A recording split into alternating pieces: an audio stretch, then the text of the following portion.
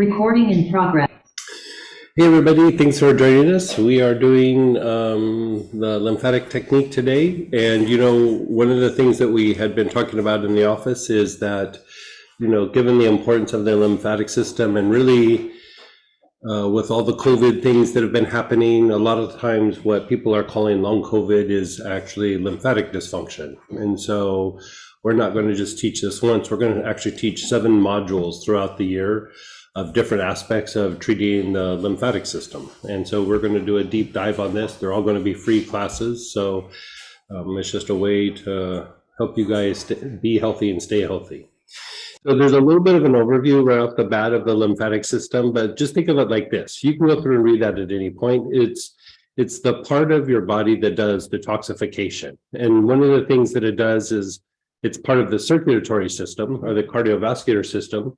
When the blood is returning to the heart, like sometimes there's like excess fluid that gets like dumped off or left behind in some of the tissues. And one of the things that the lymphatic system does is it goes through and it picks up this excess fluid and processes it and, gets rid of it. And so there's that component. Another thing that the lymphatic system does is it carries hormones to the target sites. So the glands might generate the hormones, but if the delivery system is not functioning well, then part of dysfunction in the endocrine system is not always the function of the gland. It can be actually the function of the lymphatic system. And keep in mind that when we talk about the endocrine system, part of our mental faculties are the endocrine system functioning through the brain or through the nervous system. So not only does this cause disruptions in bodily function, but it actually can start to cause cognitive function problems. So, it makes your mind like kind of fuzzy thinking or like kind of sluggish. You might not be able to cognitively process things too much. And eventually it turns to brain fatigue, which is a whole nother ball of wax, right? So there's that component. But one of the other things that it does is it just goes through and helps detoxify the body. And your ability to process inflammation and get rid of inflammation and just like, if there's uric acid in the system or lactic acid from exercise or reduction of oxygen, it helps to clean that up. But it also just helps the body be able to defend itself against viruses, bacteria, fungi, things of this nature. So when it starts to not function properly, it can actually cause substantial immune-related issues. Now, in psychology or in esoteric properties or principles, part of what the lymphatic system does is it helps us to displace lower vibrational energies, right? So if you're praying, if you're meditating, if you're doing some sort of ceremony, energy comes in, like higher energy comes in, and unless it can displace that lower vibrational energy, there's a reduction of energy that can come in, or it comes in and you get really impacted, right? So eventually what could happen is it could actually even cause a little bit of depression because of that impaction. So it's not necessarily a treatment for depression, but it can be something that you do for prevention for that. When we have thought forms that have been generated out of trauma, out of fear, out of stress, part of how we break that down both mentally and physically is through lymphatic function, right? So, all day yesterday we were talking about trauma and just the effects of trauma and what it does. One of the things that trauma impacts the most is the lymphatic system. And so a lot of times when you look at somebody who's gone through a substantial traumatic event, within a short amount of time, they usually start to have issues with immunity. Like, they start to get sick a little bit more often. They can't shake it off. They're sicker for longer periods of time. The body starts to ache. Anytime the body aches, like just is achy in places, that is lymphatic stagnation, like bottom line. Doesn't matter how it got there, it is lymphatic stagnation. Sharp pain is neurological pain. Achiness is a lymphatic issue, right?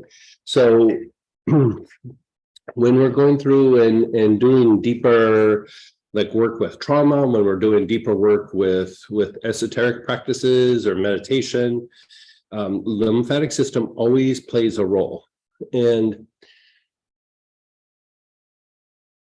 you could say that if the lymphatic system is stagnant, it's harder for lower emotions to move up and become higher emotions. And you know, when we have lower emotions, you know, they're just drives from your physiology to help you thrive in the environment. And then eventually what happens is they move up and they start to activate the heart, right? And so the more that we can be non-reactive to this aspect, the more that it moves up and is actually a benefit. It activates the heart. When it's stuck, it turns into anger, it turns into irritation, turns into frustration, turns into resentment, it turns into all of these things because it's lingered in those lower centers for too long, right? So the ability to be non-reactive is important so that those lower emotions, which we all generate, right? They're a byproduct of stress, right? As we generate them, if we can be non-reactive, they actually turn into a bigger heart, a more resilient heart. When they don't, we just get stuck in lower emotions. We start to get triggered. We start to get reactive. Now, here's the interesting thing. When we talk about being non-reactive, when the lymphatic system is stagnant, when there's poor movement in the lymphatic system, part of what it does is it overactivates the sensory nerves in your body, which means instead of getting, say, 1 unit of sensory nerve impulse to the brain every minute, you're getting maybe 10 or even 20, right? So you're getting way more information going to the brain that the brain has to process or can't process and then starts dumping it in places. So what happens over a period of time is the body starts to get overwhelmed, right? And then eventually it produces brain fatigue, right? So you look at conditions like chronic fatigue syndrome and fibromyalgia, those are lymphatic issues, right? The nerves are firing too fast, too much information is going to the brain, and then eventually it produces brain fatigue. So those conditions are not only lymphatic issues, they're also brain fatigue issues. Another big brain fatigue issue is post-traumatic stress disorder or PTSD. So with these things, anything that's trauma related is going to impact your lymphatic system. Anything that is excessive amounts of stress impacts the lymphatic system. If you've been sick or there's lots of allergies, it's cold and flu season, lymphatic issue. If there's a bunch of inflammation in the body or you've injured something, lymphatic issue. If you have cardiovascular issues, lymphatic issue. Like, you know, whatever you're talking about, the lymphatic system is kind of woven through all the systems in the body and affects the psyche. And so with this, proper treatment, like it makes you more healthy, it makes you more resilient, but it also makes you feel a little bit better emotionally, and it makes you a little bit clearer in the mind. It gives you a little bit more clarity of purpose, right? And so good lymphatic work is something that needs to be done kind of constantly and consistently. You know, like you go through and you treat and you go, oh, I feel so good. You forget about it for a while. After a while, you need a little bit of a tune-up. It's not just like a kind of a one-time thing. It's just like anything. It's you charge your cell phone from time to time. You just got to go through and treat the lymphatic system from time to time. So, you know, we're going to do a series of classes to kind of support you guys in this process, and at the same time, be giving you some instruction on how to treat it more efficiently and more properly. So at the top, it says the lymphatic system. Let's just blow by that and go to segment B where it says lymphatic congestion. And you can kind of see some of the symptoms that might arise out of poor lymphatic function. And they're highlighted in red. Letty is awesome, by the way. Letty's the one that makes the booklets. So she laid this out perfectly. So swelling and edema, anytime there's swelling and edema, you have a lymphatic issue. If there's a lot of fatigue or you feel really super lethargic, you know, basically you're tired and it's hard to get up and going, Around the office, I have this thing when I'm feeling this way where I wake up and I go, I don't want to go to school today, like a little kid. Yeah, part of me is still a little kid, but frequent infections, if you find that you're starting to get sick on getting sick once in a season, okay, but like if you got sick like 3 or 4 times or something, I mean, the curveball here is COVID, like but still, if your immunity and your lymphatic system is strong, there should be a diminished tendency to get sick. Skin problems, rashes, itches, eczema, things like this, joint pain and stiffness, fuzzy thinking. This is, by the time it gets fuzzy thinking, you just like, oh God, I just can't brain today. Like I can't think, right? By the time it's like that, it's starting to be substantial stagnation in the lymphatic system. Don't feel good about yourself or don't feel good about the world, like poor sense of well-being. A lot of times that's more physiological than psychological. And then inability to go inward, like dream time, inner world, anything like that is actually still tied to lymphatic function.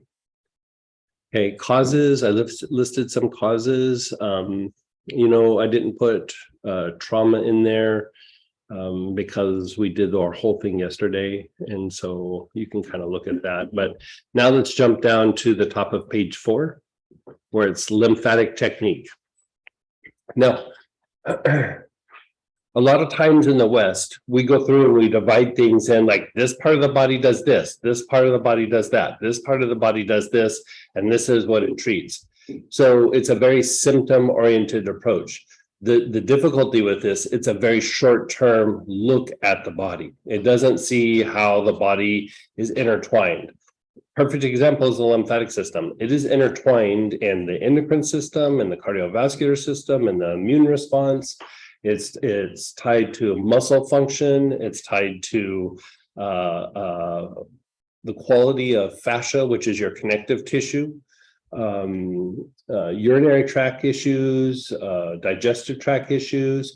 I mean, a lot of times what people call food sensitivities and food allergies is lymphatic stagnation in the gut, plain and simple. That's usually what it is. And so lymphatic system is impacting practically every system in the body, including your psyche, right? Including your psyche.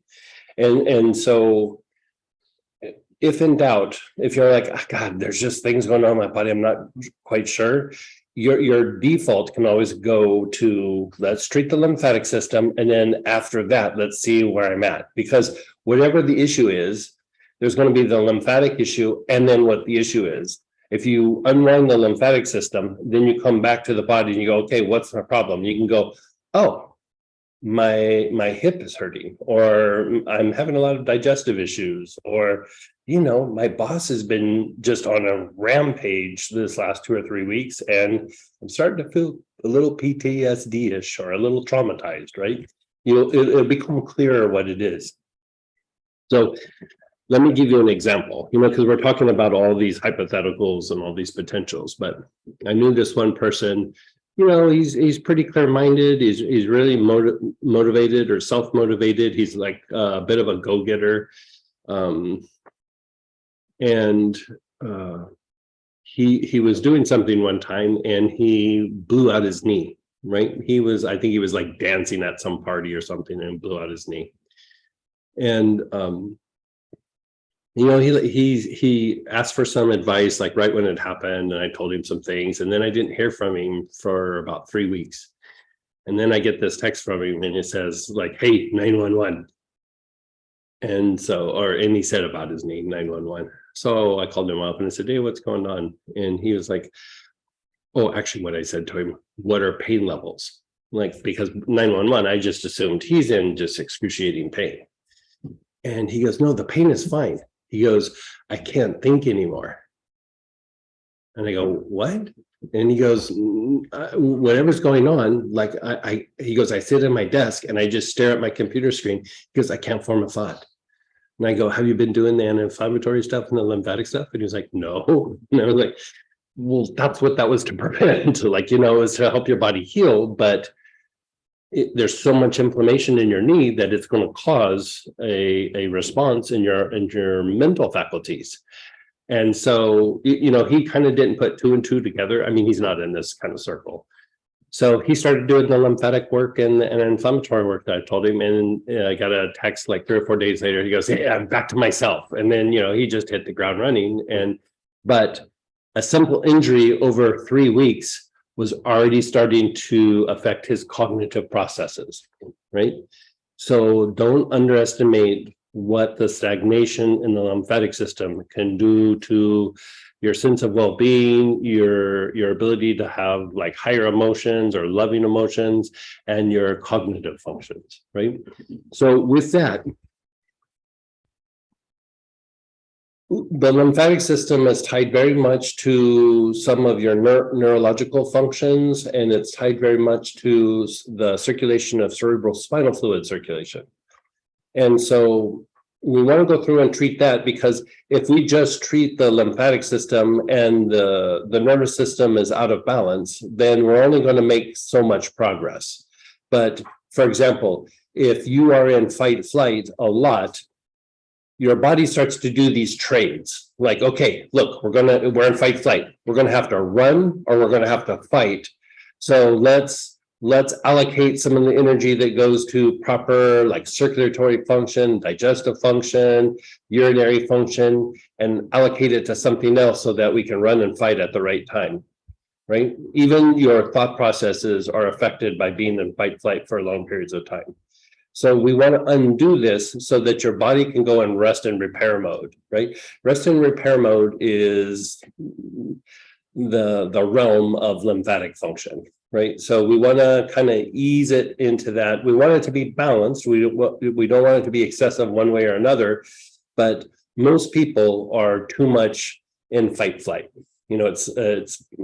It's sympathetic nervous system activity versus parasympathetic nervous system activity, right? So when we have a difficult time going into rest and repair, it's too much of the other. Those two systems kind of balance each other, or those two divisions in the nervous system. And so if one becomes excessive, then the other one becomes diminished, right?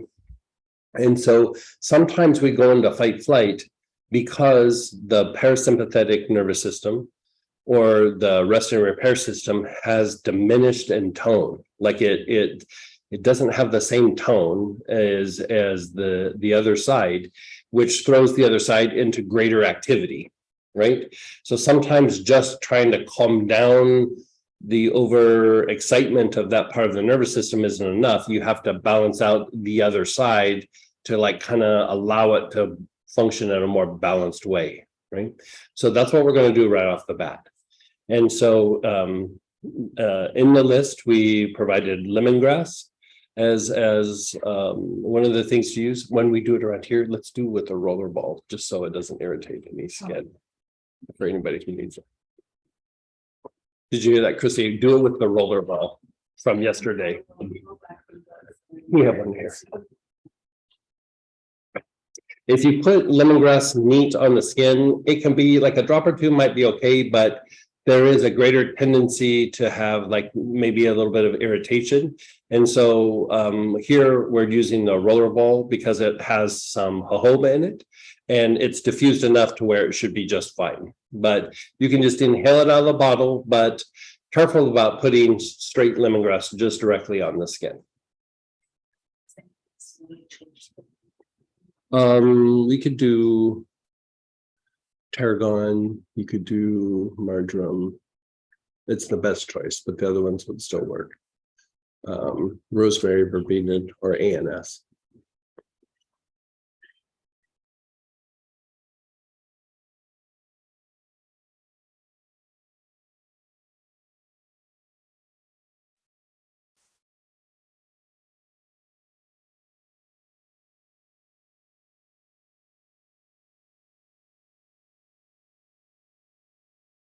Okay, so first off, just take some long, slow, deep breaths with it. You're just going to take some long, slow, deep breaths.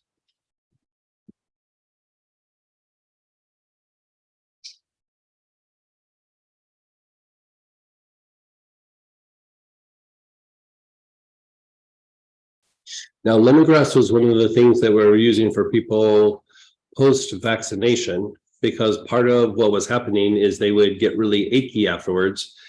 And yes, it was a little bit of a disruption in lymphatic function, but it was a disruption because it threw off the autonomic nervous system. It's actually very common with vaccines.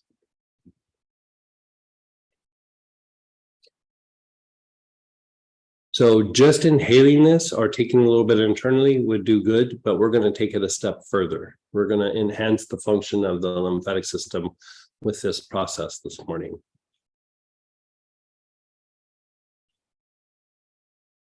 Okay, so lemongrass by its nature balances out the two sides of this part of the nervous system. It balances it out, right? And so just inhaling it will do it, but we want to take it a step further and accelerate this process by utilizing this pattern. So in the under the autonomic function down below, it says wisdom of the heart pattern. It basically is heart, forehead, back head. We're going to do this, but that has an impact on the sympathetic part of the nervous system or the fight flight, right? Then when you reverse it and you come back the other direction, it has an impact on the parasympathetic part of the nervous system or your rest and repair mode, right? So going back and forth, actually, you're balancing out this part of the nervous system. Now, to take it a step further, there is an esoteric aspect to this.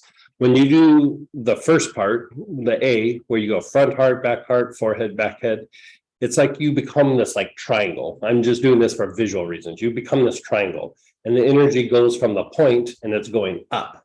So you're releasing tension, you're releasing stress, you're even releasing some of the negative thoughts that might be floating through your mind by going through and doing this. You're releasing the negative energies or the lower vibrational energies that are in the body and they're being displaced, right? Then when you come through and you do it in reverse, you become the triangle, but upside down, right? So this is driving energy down into the body, and what you're driving in is soul energy. So again, you're raising the vibration of the body, and you're further displacing lower vibrational energies, right? So this step that we're about to do could be a deep healing process that you do. This actually could even be tied to a spiritual practice. You know, if you do this back and forth, your ability to have expansion in meditation or in ceremony is heightened, and your ability to psychologically let go of things also becomes heightened. Basically, you become like the upper aspects become like a Star of David. Energy is going up, energy is coming down, right? And so it helps your body regulate to a much quicker degree, and it calms a lot of things down going in your body. You know, we have kinds of agitation in our body that stimulate emotions and thought processes and cause health issues, and we're not aware that these aspects are agitated. So your mind wants to go, well, it was probably this and this happened and this person said this and this person said that. Your body doesn't see it that way. The body is just like it's a light switch. Either it's on or it's off. The story doesn't matter. So you go back to, I'm needing to process my boss at work has been yelling at me and I'm just really upset. Emotionally, mentally, you do need to process that, right? But physiologically, you just need to turn the light switches off. That's all that needs to happen. Like think about, like, you've had times where you've gone through and you've processed through something. You go, okay, I've worked through this thing with my boss being such a weirdo, right? I've worked through it and still there's some symptoms left. The light switches or the switches in your body haven't been flipped yet. Just because you psychologically processed it did not mean you physiologically processed it. So this is tied more to your physiological processing. So going back to what we did yesterday, you go through and you release a lot of trauma. That's good. but still your body has to kick off that lower vibrational energy and those influences or that agitation in some of the body. It needs to calm down the nervous system. It needs to clean up the soft tissue and the fascia. And so to take trauma healing deeper, the next thing that you progressively do is you treat the lymphatic system. This also offsets the issues that come up with fatigue, poor immunity, when somebody's had a substantial trauma. And so we're going to go through and we're going to do this pattern, and we're going to go at this pattern kind of hard, because if you nail this, the rest of the day just gets super easy, right? If you don't do this, you really have to work hard at the things we're going to do the rest of the day. We want to make it easy, right? We want to be able to sit and watch a movie while we're doing this, not have to sit and be like super focused, right? So keep inhaling the lemongrass for just a couple more, like another minute or so, and then we'll break into the pattern. You're just taking long, slow, deep breaths.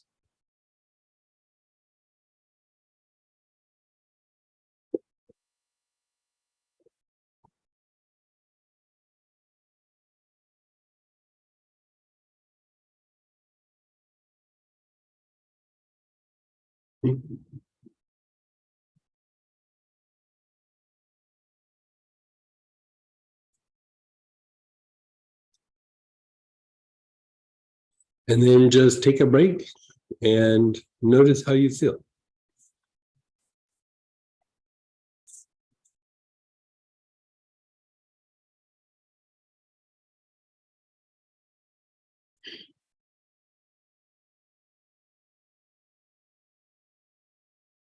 Notice your body, notice your emotions, notice your mind.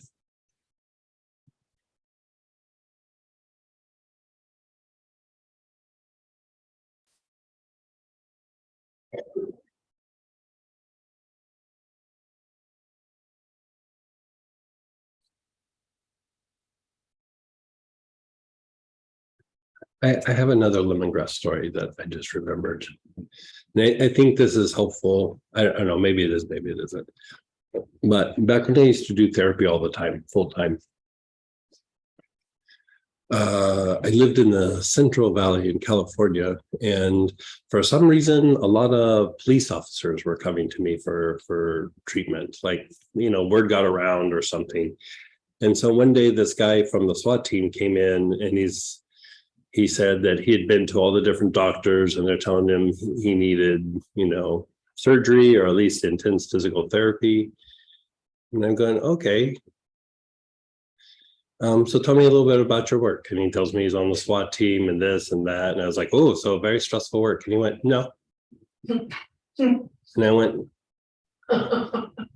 being on the SWAT team is not stressful? He goes, no. And I go, okay. Well, I kind of shook that one off. And then I was like, okay, tell me stress levels over like the last week, and then maybe over the last month. He goes, there's no stress. And I was like, okay. Have you guys had calls? And he goes, yeah. Okay. Don't know how that worked, but okay. I'm trying to think this out, huh. And then I go, so in the last week or two, no stress. And he's like, no. And so, I'm kind of preparing the things that I'm going to do and everything. And he's sitting there and his sleeves are up. And I go, what's with all the abrasions on your forearm? Because they looked fresh. And he goes, well, yesterday I was trying to get a perp. I was crawling on the roof. The roof caved in, fell down. I had to wrestle the guy, get the gun from him. And, everybody came in and we got him cuffed and everything. But in the fall, I got all these abrasions. And, I think he said he punched me in the ribs or something. And I went, okay. No stress though, right? And he goes, no. I was like, okay. So now I'm cracking up, because I was like, this guy is completely detached from his feelings when it comes to this, but he probably needs it to be that way to be able to perform. So I get it. So, he's laying on the table, and I put several drops of lemongrass on his wrist. and was turning around and preparing like what I was going to do for the healing session. And then I turned back around and he's already up and like starting to walk out the door. And I'm like, where are you going? And he goes, well, we're done, right? And I go, we haven't even started. Like we haven't. And he goes, but I feel so much better. Like I don't have any back pain. I don't have any pain. And so his back pain was because his autonomic nervous system was in such an imbalance that, he was just always in fight flight mode, but that felt normal to him. Like that was not abnormal at all. Like resting probably felt a little abnormal to him. But as soon as I put the lemongrass on, it starts to balance out that part of the nervous system. His back pain went away. And so I was like, well, I can do a session. He went, no need. I go, how about if I give you some of the lemongrass to take home? And he goes, yeah, that would be great. And never saw him again. I asked buddies around, he was like, yeah, his pain's gone. Like he is fine. He is like, he's back to his old self again. And I was like, all it was an imbalance in the autonomic nervous system. And so my point being that I always refer to this as being in the monkey cage too long.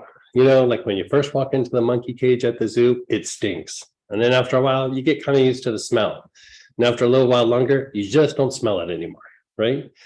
So sometimes with fight flight, we've been in the monkey cage too long, right? We don't recognize that like I'm in fight flight.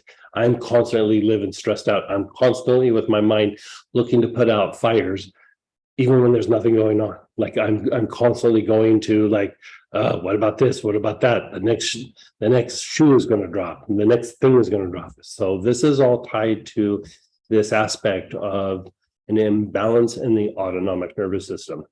In the US, we don't talk about the imbalance with this particular system very much. In Europe, this is a big topic when it comes to healing because it's tied to a lot of digestive function. It's tied to the brain fatigue. It's tied to stress levels. And so they have regular conversations about this. It's one of the first things that you check. And if this is out, anything else you do for the body is not going to be as effective. So even this part could be the beginning of any sort of healing process for any health issue. But here we're doing lymphatic system, but bad back, bad knee, bad, whatever it is, your liver's not working right, whatever is going on, you could always come back to this and it will always have an impact, right? And so we did inhalations. Now let's start doing the pattern. But before we do that, think of something that's stressful or bothers you. Think of something like, my boss has been a weirdo these last few weeks, or it's been crazy at the office, or, there's some conflict in the house, or the news is really upsetting me. It doesn't have to be personal. Sometimes it's just, witnessing the things that are going on in the world. So just reflect on them and just check in with them. How do they feel? Or here's when it's even a little bit worse than it is. You're a little bit numb to it. You're just like, I'm just kind of shutting down because it's too overwhelming. That is still fight flight because it's fight, flight, and freeze. And that's a manifestation of the freeze aspect. You're just kind of freezing your interaction, emotional, mental activity, and even some of your physiology. So just take a moment.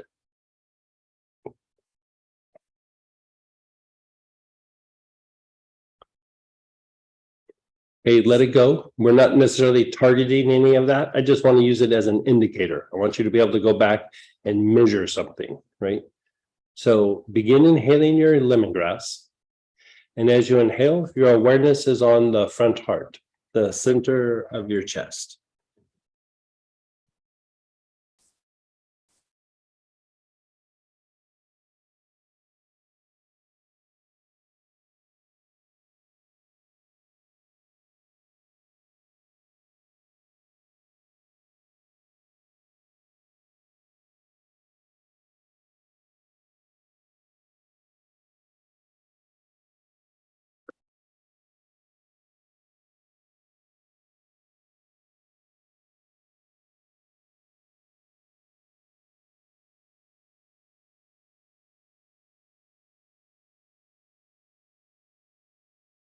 Then move your awareness to the back heart, which is between your shoulder blades. You're taking long, slow, deep breaths. You're inhaling through the nose. You're exhaling through the mouth. Keep taking long, slow, deep breaths with the lemongrass.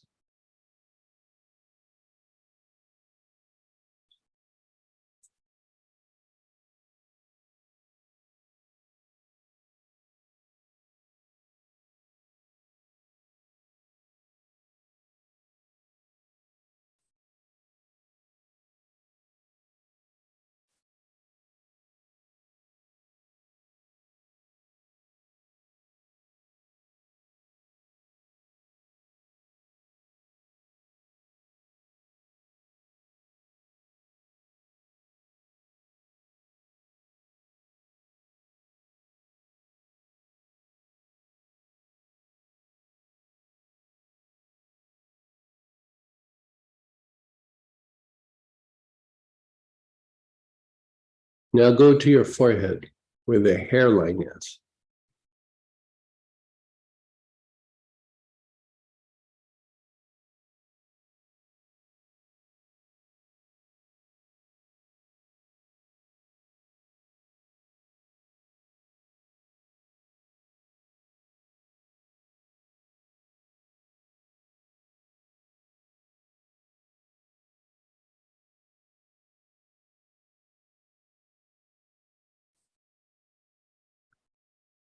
You're taking long, slow, deep breaths in through the nose, out through the mouth.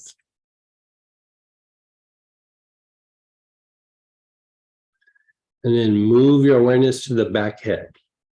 The back head is opposite the eyebrows, but on the back side.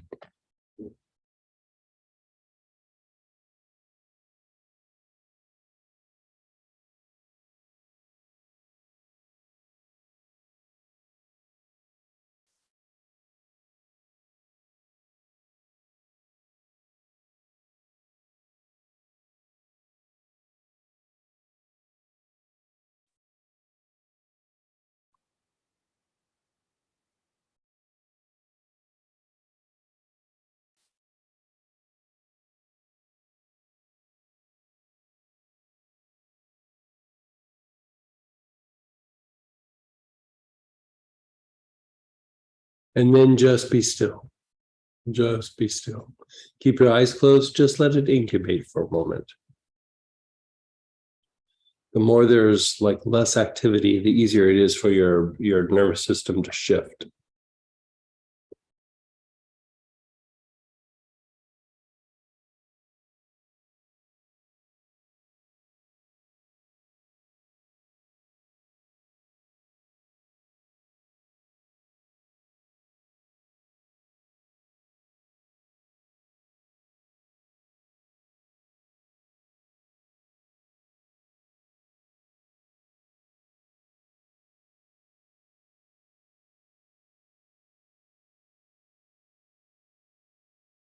Notice how that felt different compared to just smelling the lemongrass in the beginning. Felt like it goes a little bit deeper, yeah. Now begin inhaling again, and your awareness is on the back head, right where you left off.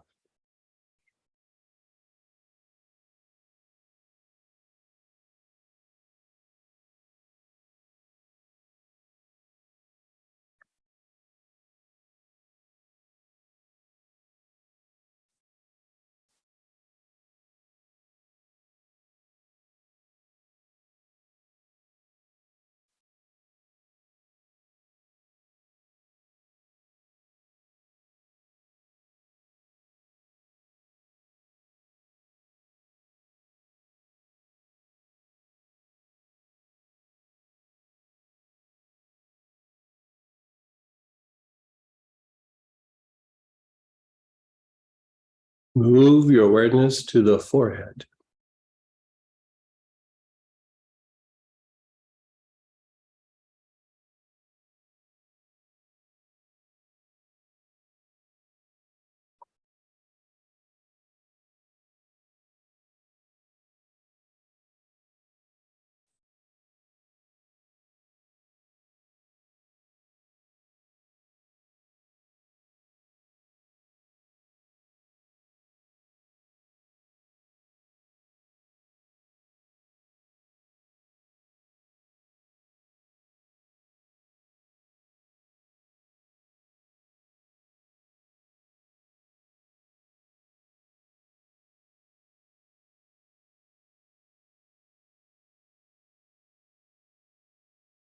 Go to the back heart, the area between your shoulder blades. You're taking long, slow, deep breaths. Inhaling the lemongrass through the nose, exhaling through the mouth.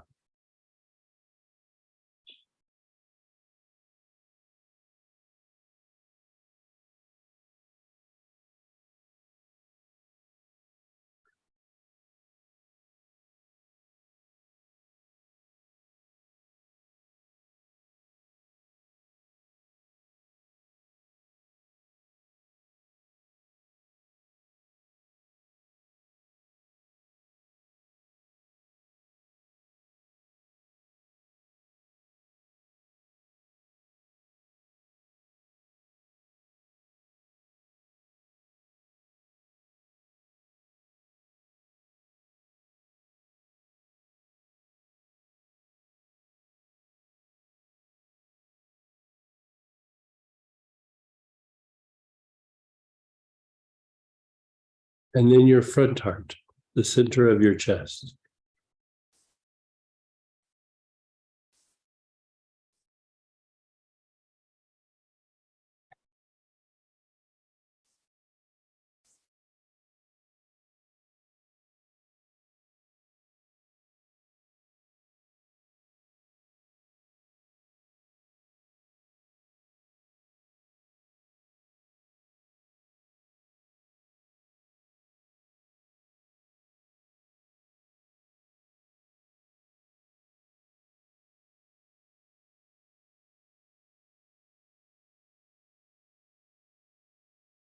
And then just let go. Let go of everything.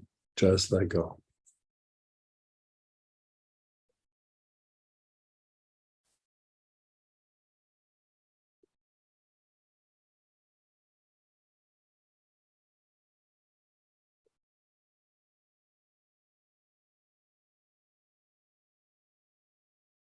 Just be still.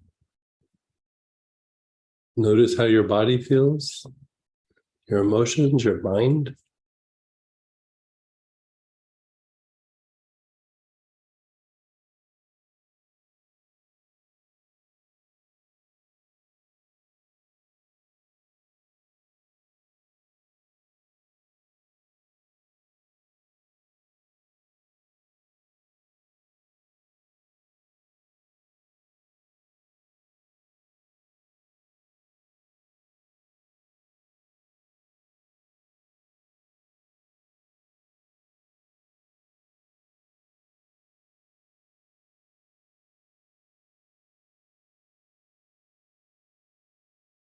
Again, begin inhaling. Your awareness is on the front heart.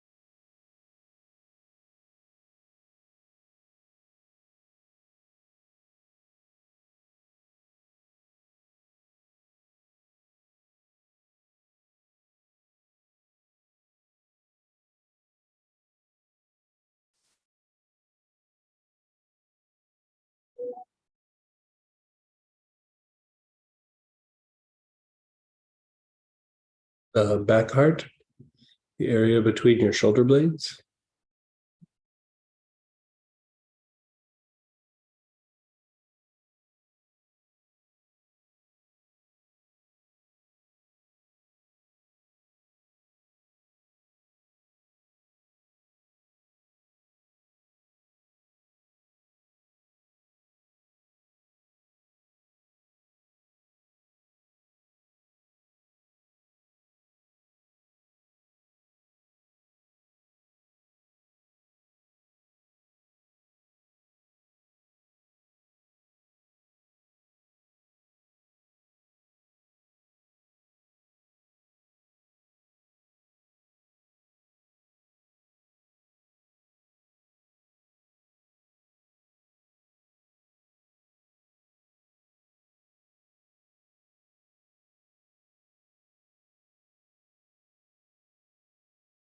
the forehead.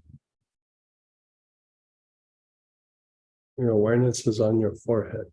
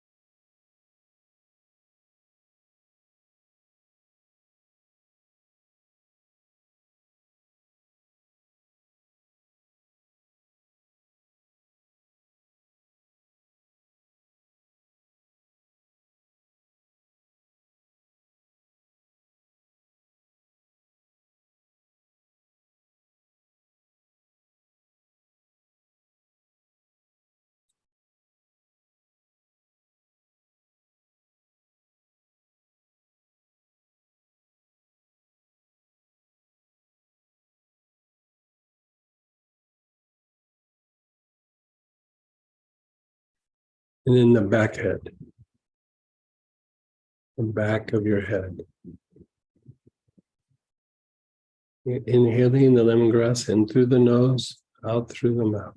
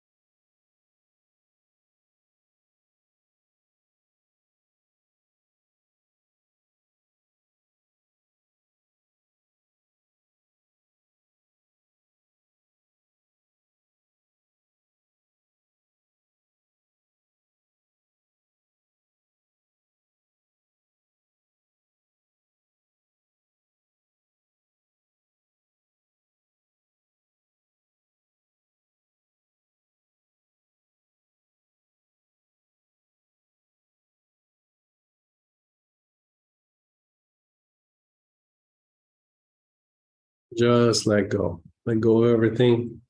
Just let go.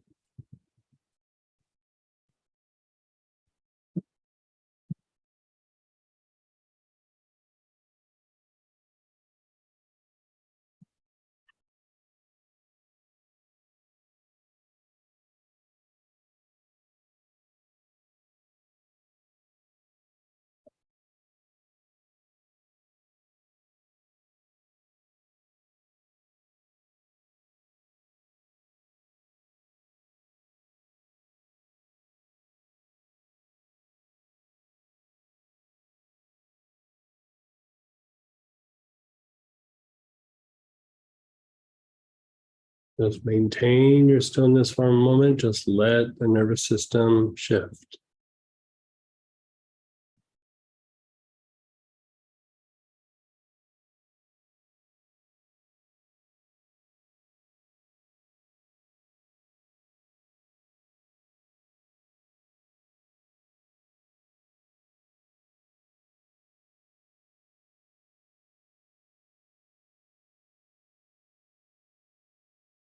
And begin inhaling again. Your awareness is on your back head.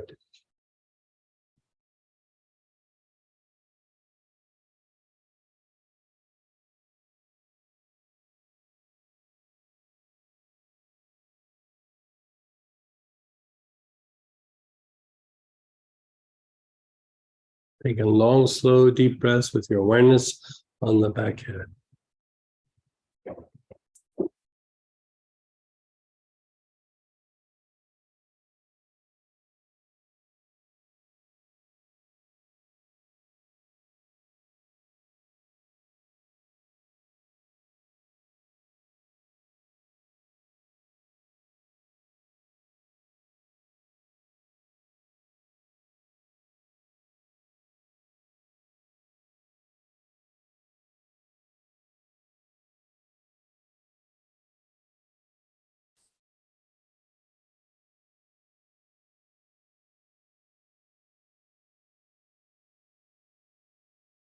And now move your awareness to the forehead.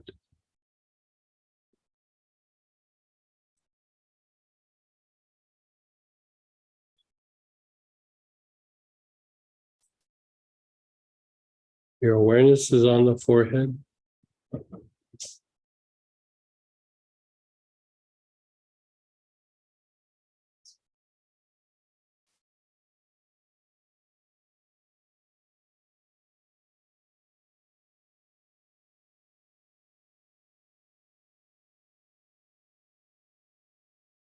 Long, slow, deep breath with your awareness on the forehead.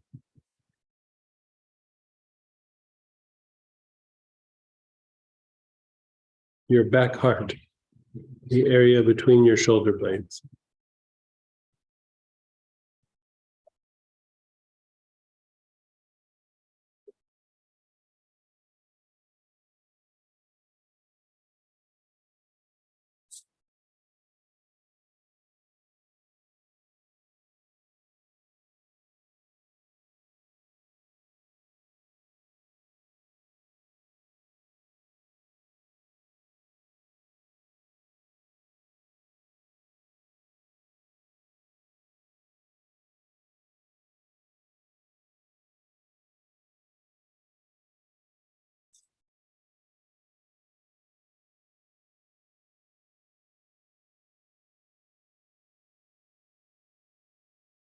Move your awareness to the back head.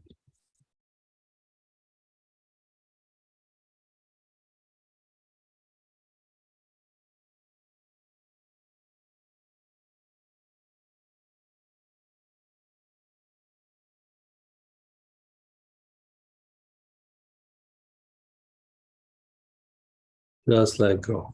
Just let go of everything, just like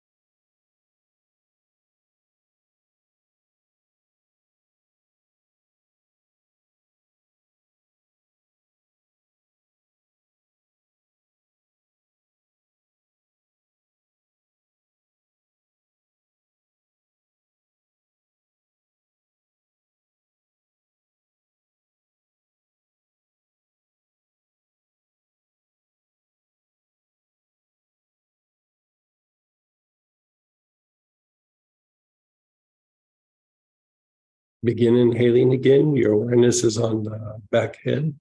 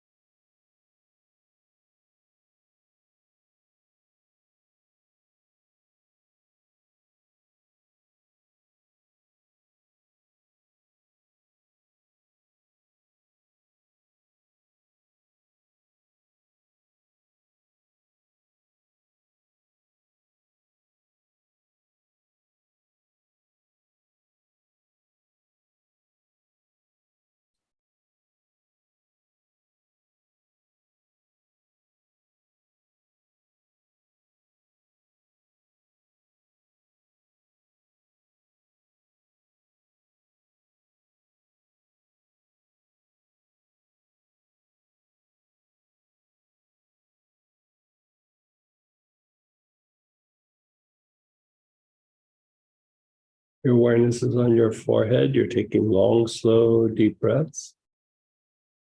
Inhaling the lemongrass with your awareness on the forehead.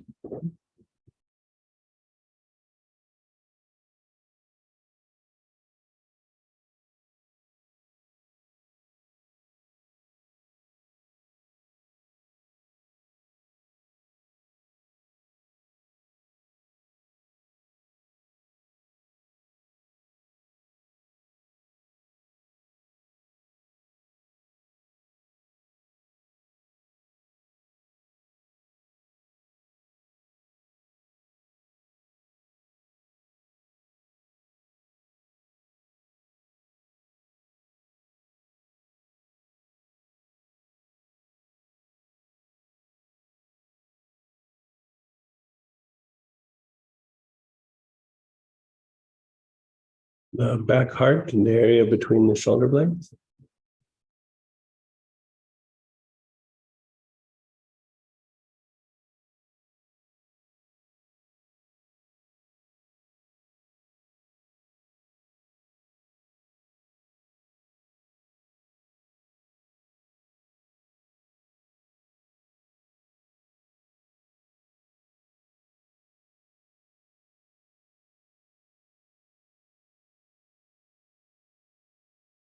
And your front heart.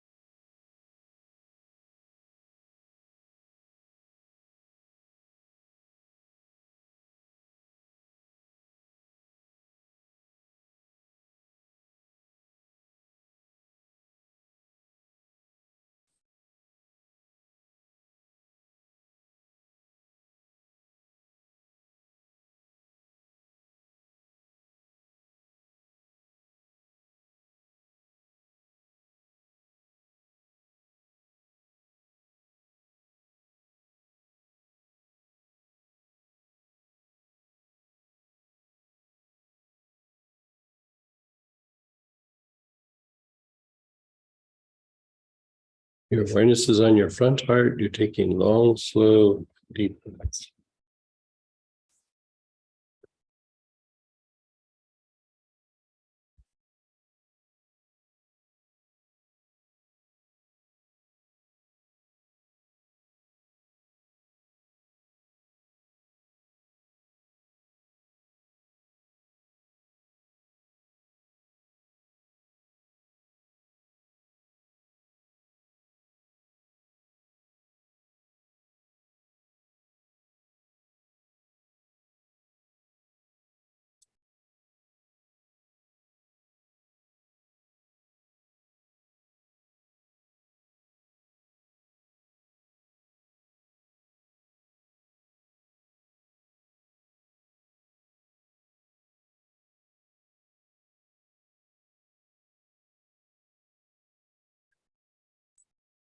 Just let go. Just let go for a moment.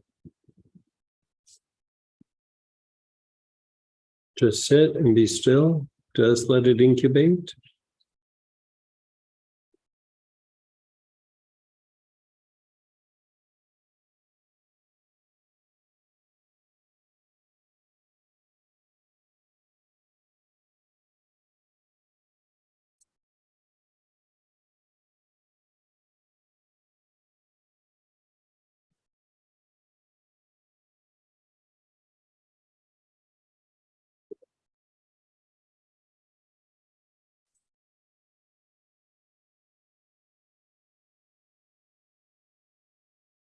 Notice how you feel. Notice your body, your emotions, your mind.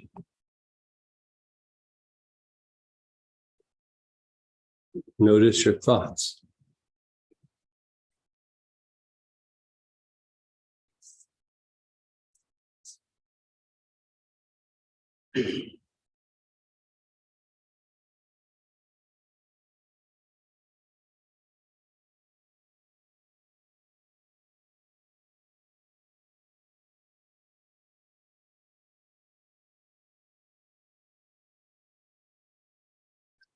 Now, let's do a little exploration with lemongrass, and let's do a little exploration of how things impact us, right?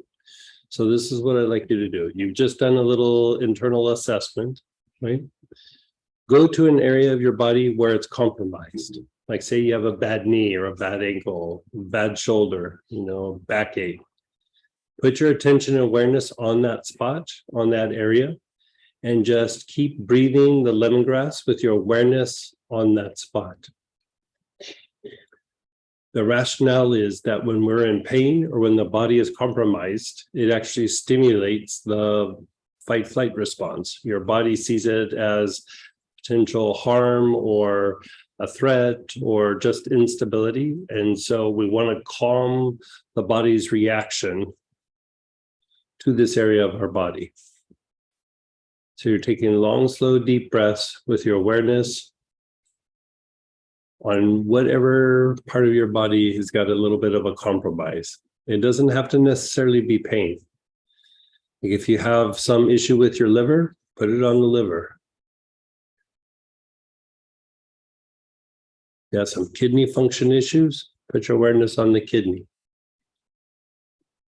You're having chest and bronchial issues, or you have a potential to have that kind of consistently, put your awareness on your lungs.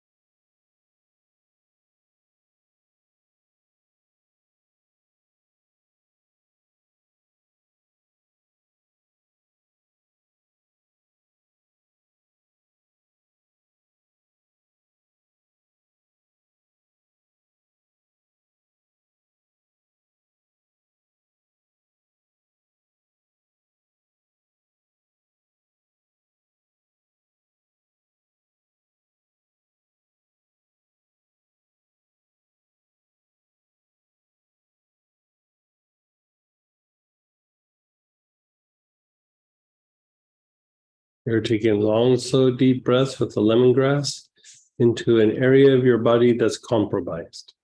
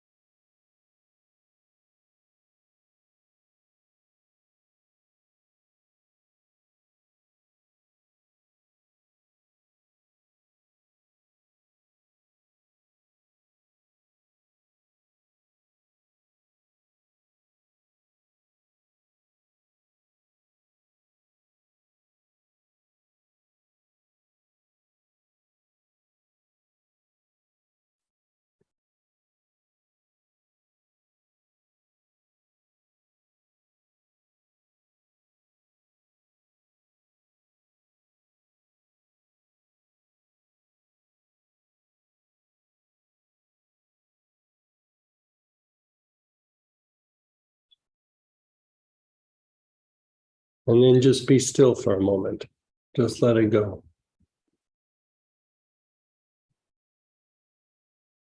How's that making your body feel, your emotions, your mind?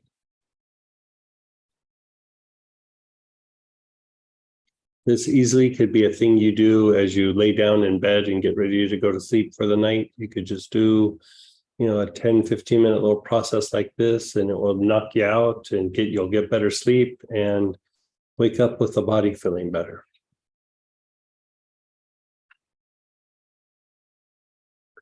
Check in with a different body part. Same thing. Begin inhaling. Inhale to another area of your body where there's tension or stiffness, dysfunction, the area is degenerating, whatever it is. It's been injured.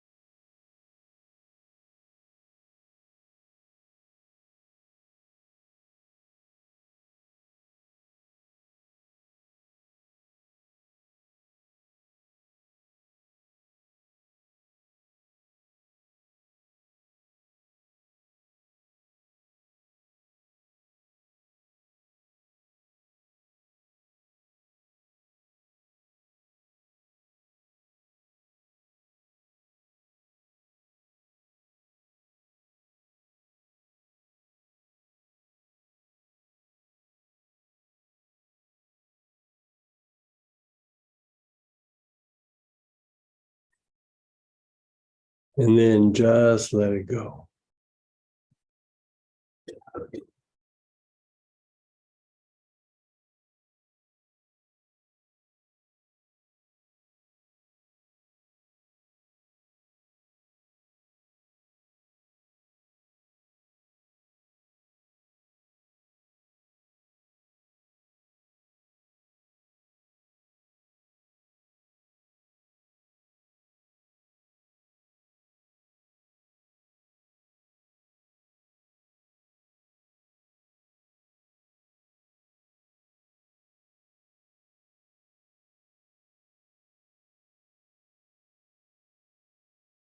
Now,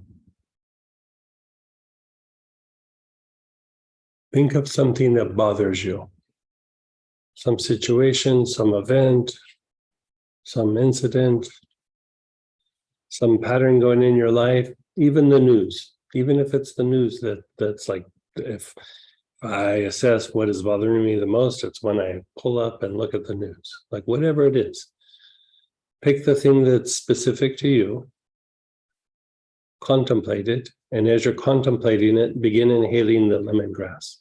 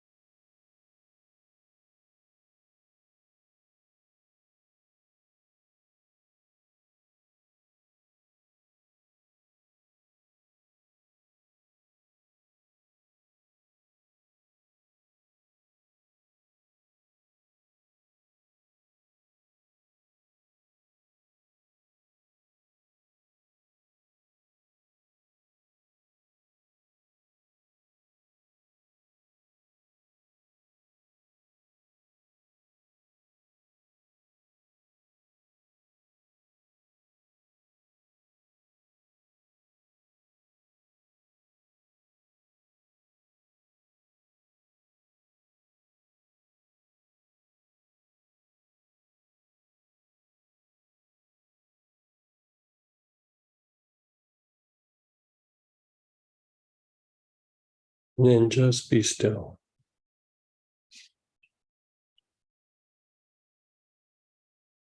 Notice your body, your emotions, your mind.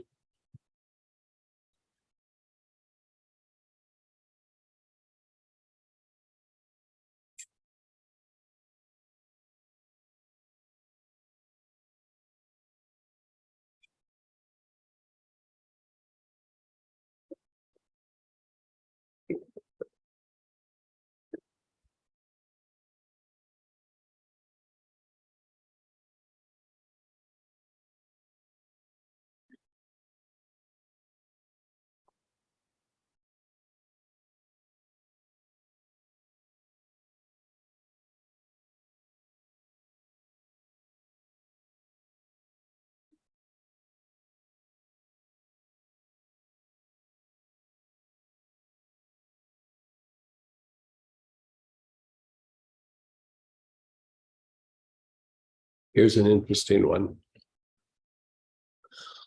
Contemplate either money or your finances. Even if they're good, still big source of stress sometimes. They don't even have to be bad. They can just be what's going on with the economy. What about this? What about that?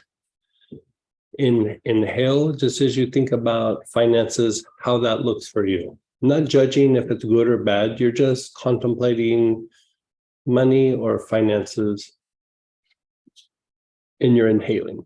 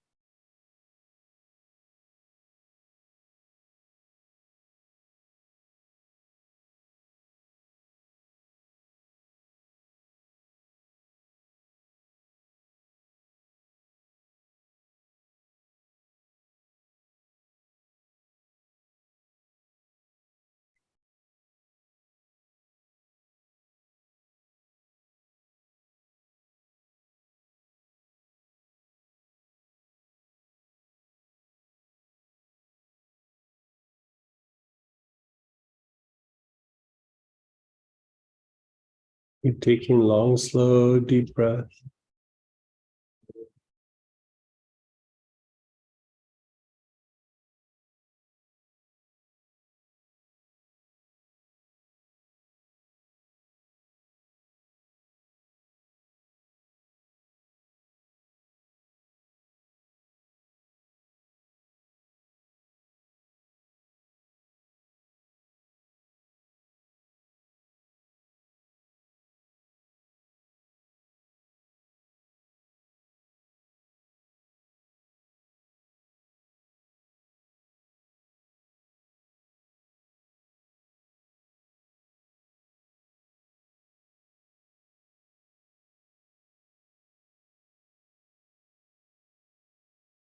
And then just let it go. Just be still.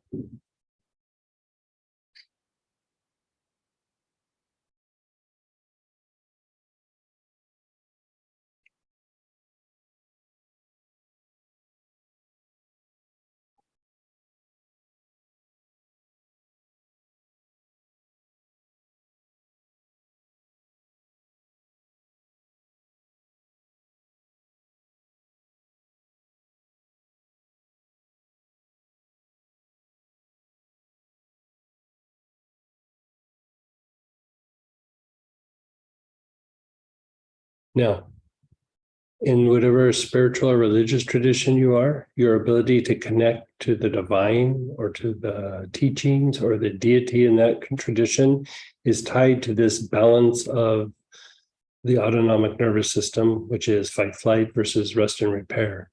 You could say your ability to physicalize the blessings that come through whatever the tradition is tied to this. And if you don't have a religious or a spiritual tradition, just think of something that you care about very deeply, like whatever it is. You know, it doesn't always have to be about a practice. So whatever it is, contemplate it. And then again, begin inhaling the lemongrass.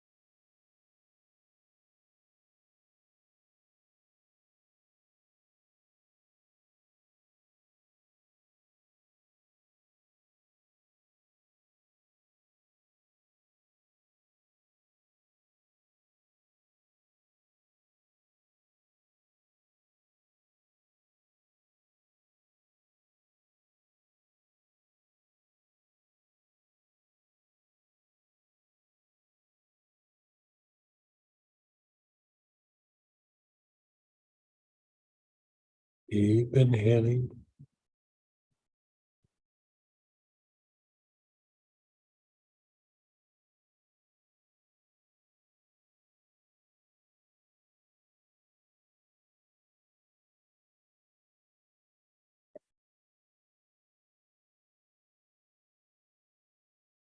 And then just let go.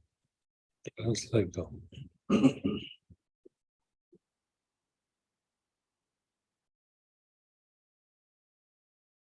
Now, with everything that we've been doing, just check in with your body. Where do you feel a tension in your body? Where do you feel a little something, a clamping down, a clenching? Even if it's a little bit of an ache or pain, whatever it is. It's not so much about addressing the ache or the pain, but it's reducing the stress response to that stimuli. Wherever that is in your body, go ahead and begin inhaling.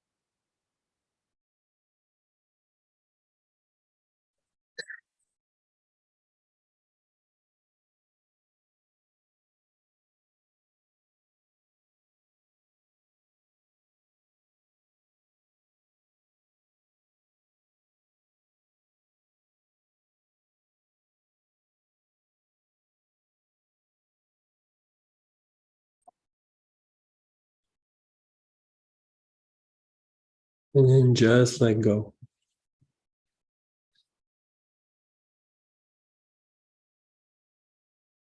Just be still for a moment. Just be still.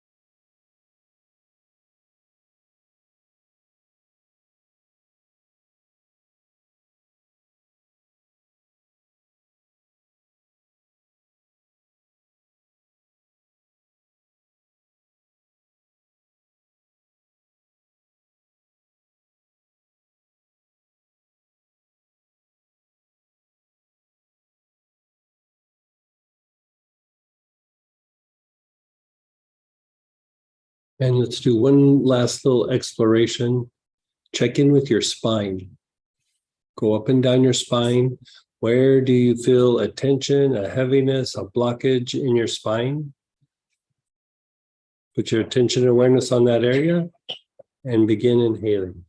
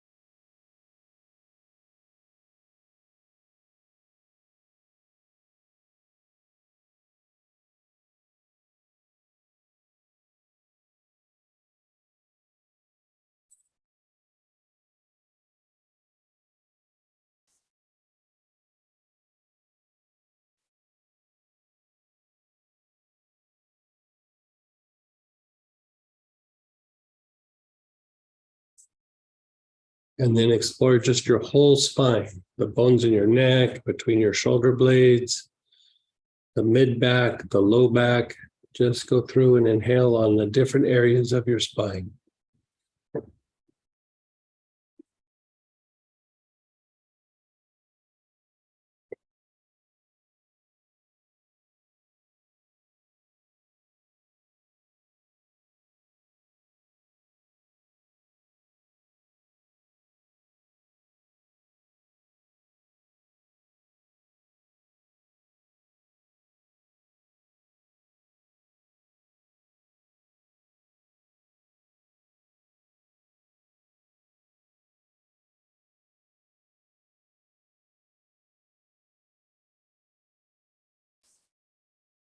And then just let it go.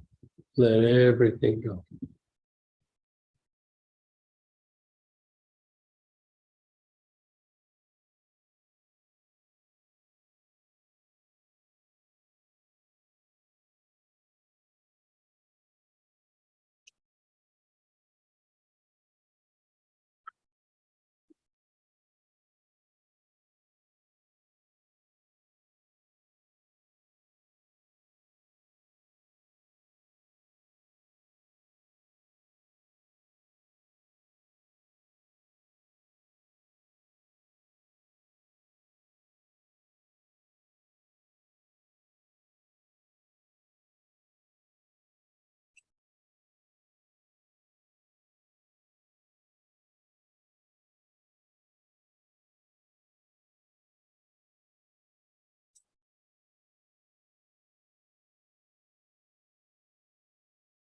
And then let's just cycle through this one more time.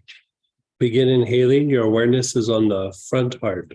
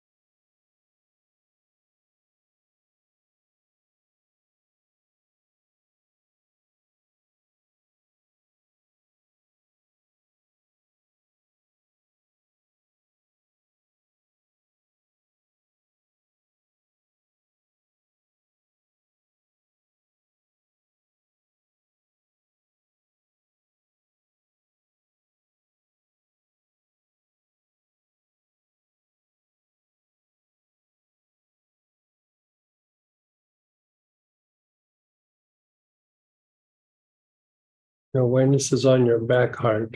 Long, slow, deep breaths with your awareness between the shoulder blades.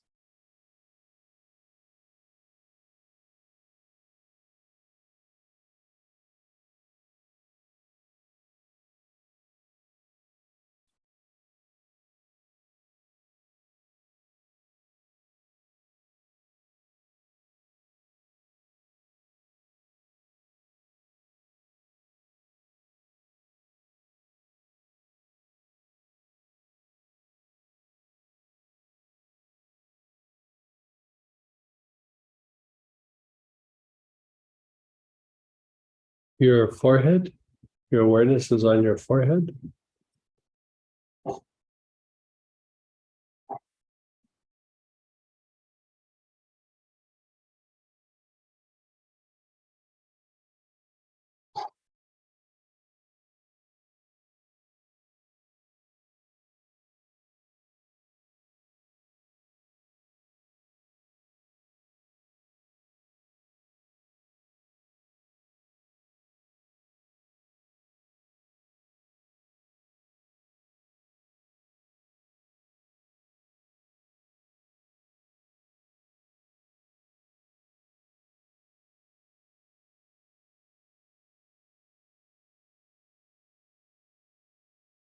And then the back head.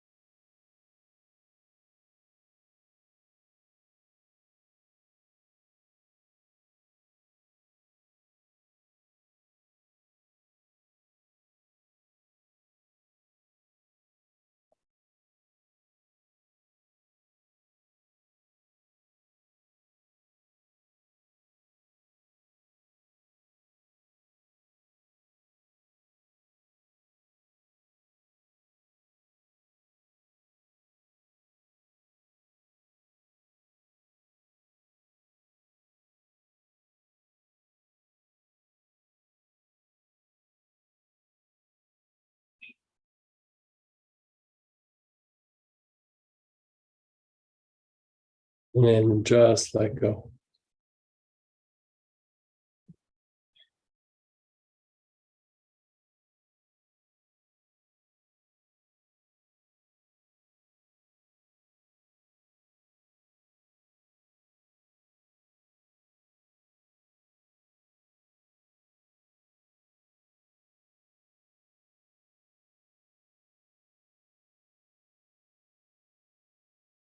And then again, begin inhaling your back head.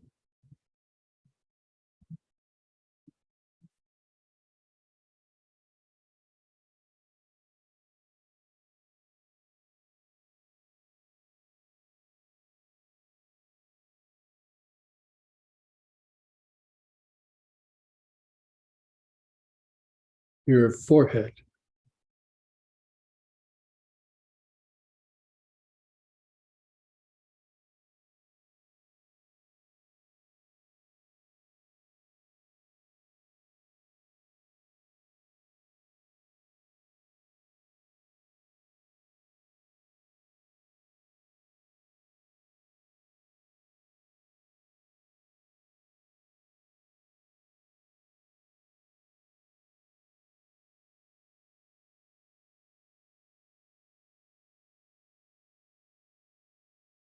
Your back heart, the area between your shoulder blades.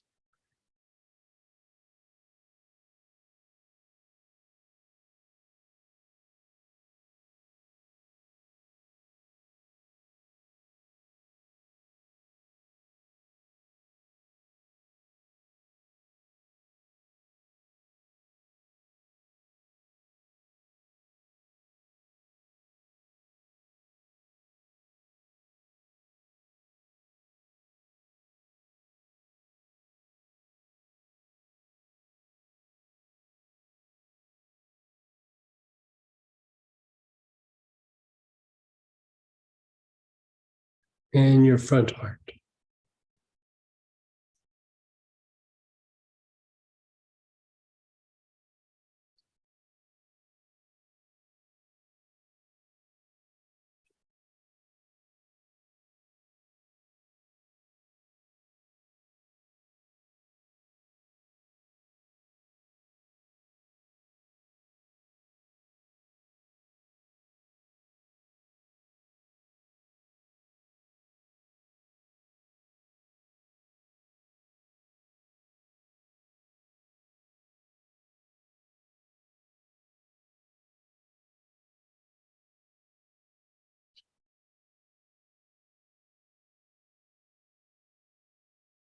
Then just let go.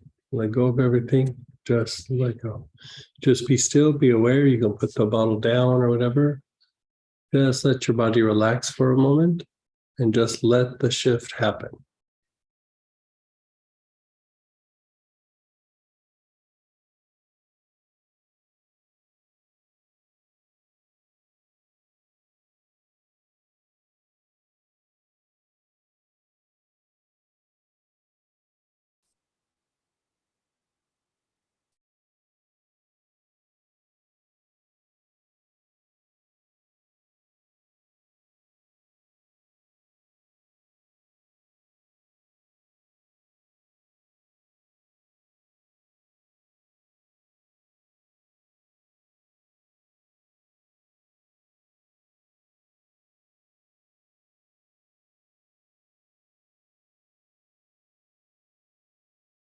Check in with your body. How does your body feel?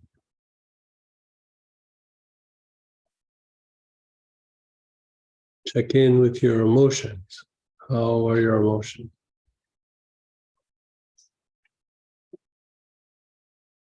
Your mind and your thoughts.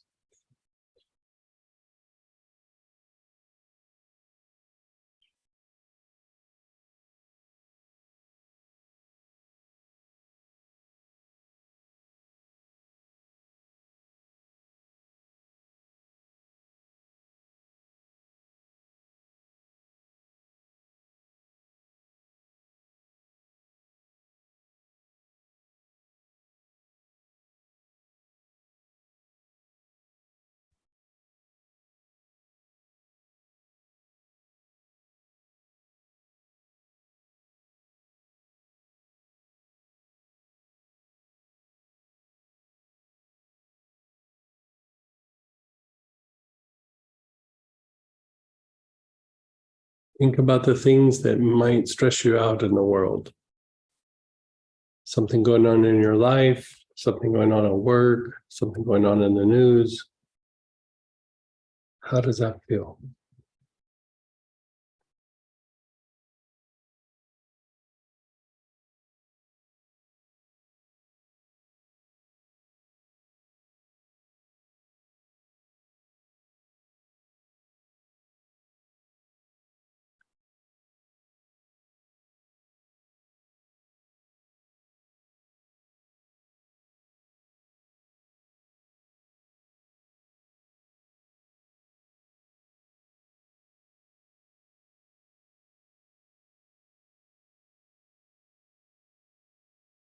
Okay, we're going to take a break before we do the cerebrospinal fluid aspect. That was probably the most intense thing we'll do today. The rest is going to be, we'll be working stuff, but not quite as intensely as that.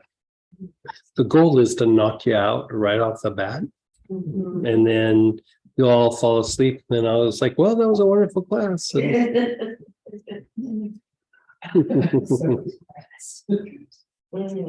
Okay, so we're going to take a break. We'll take about a 15-minute break or so. How about we'll just come back straight up on the hour and we'll do the cerebral spinal fluid circulation, and then we'll break for lunch, and then we'll go into the lymphatic treatment after lunch. So see you in about 15 minutes.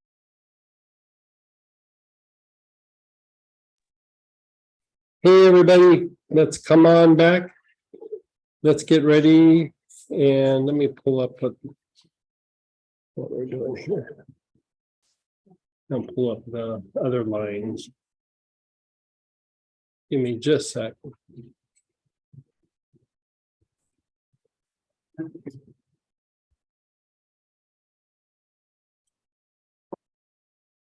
Okay, so we are going to work on the cerebrospinal fluid circulation. And you could say that this has, this is a debated thing. That's why I was like, you could say that this is tied to the lymphatic rhythm through the body. Some people say yes, some people say no. It's a debated thing in like some of the osteopathic circles and things like this. But, for me, if it can clinically produce a result, then I'm just like, I'm in. I don't need to know all the dirty little details. And so with this, you're going to use, we have marked here spike lavender or healing elixir, and healing elixir was made specifically for that. But in the flyer that we put out, we gave you some other choices, because this is a free class, you're kind of drawing upon the oils or the kits that you have. And so again, I'm just going to cover these again. So spike lavender, obviously, Cape snowbush, helichrysum, the healing elixir, the three wise men, or from the mystic vibration class, you could use the violet healer blend. The top one is actually spike, the two listed, the spike lavender or the healing elixir. Yeah, spike lavender actually in medical aromatherapy, which is, it's in a lot of different places in Europe, but there's this one particular physician from back in the day that he was a physician, so he would do medical tests, use the oils, and then go through and do tests just to make sure of the efficacy. And so a lot of his information was based on not just his experiences, but actually a lot of medical testing. And so the hard thing is it's all in French. But the one that he used for cerebrospinal fluid circulation is actually spike lavender.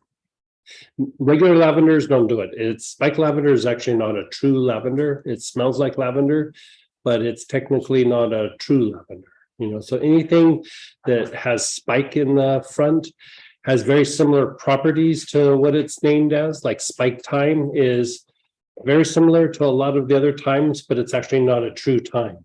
And so what happens sometimes is they're hybrids, or they've evolved in something a little bit different, depending on the environment and the way things evolve, they become something different. It's referred to as chemotypes, and it's this whole big complicated thing. But bottom line is, try to make a choice within that, and we'll go from there. And everybody, we're good? Okay.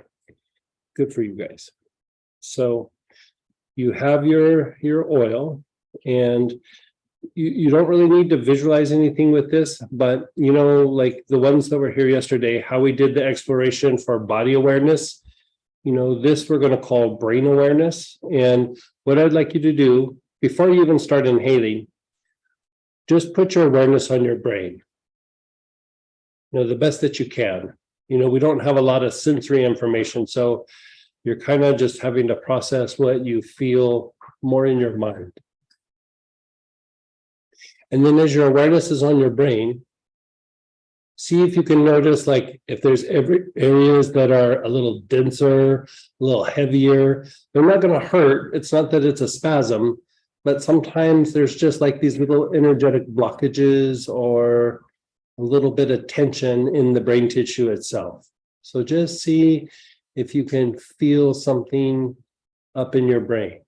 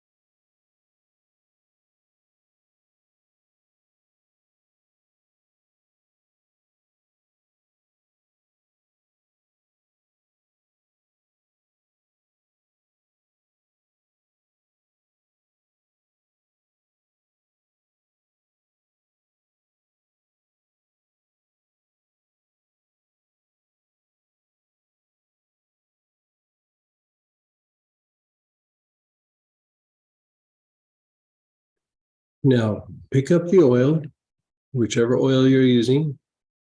In the booklet, we're using spike lavender, but use whatever you're using. And inhale into that specific spot in your brain that you kind of identified.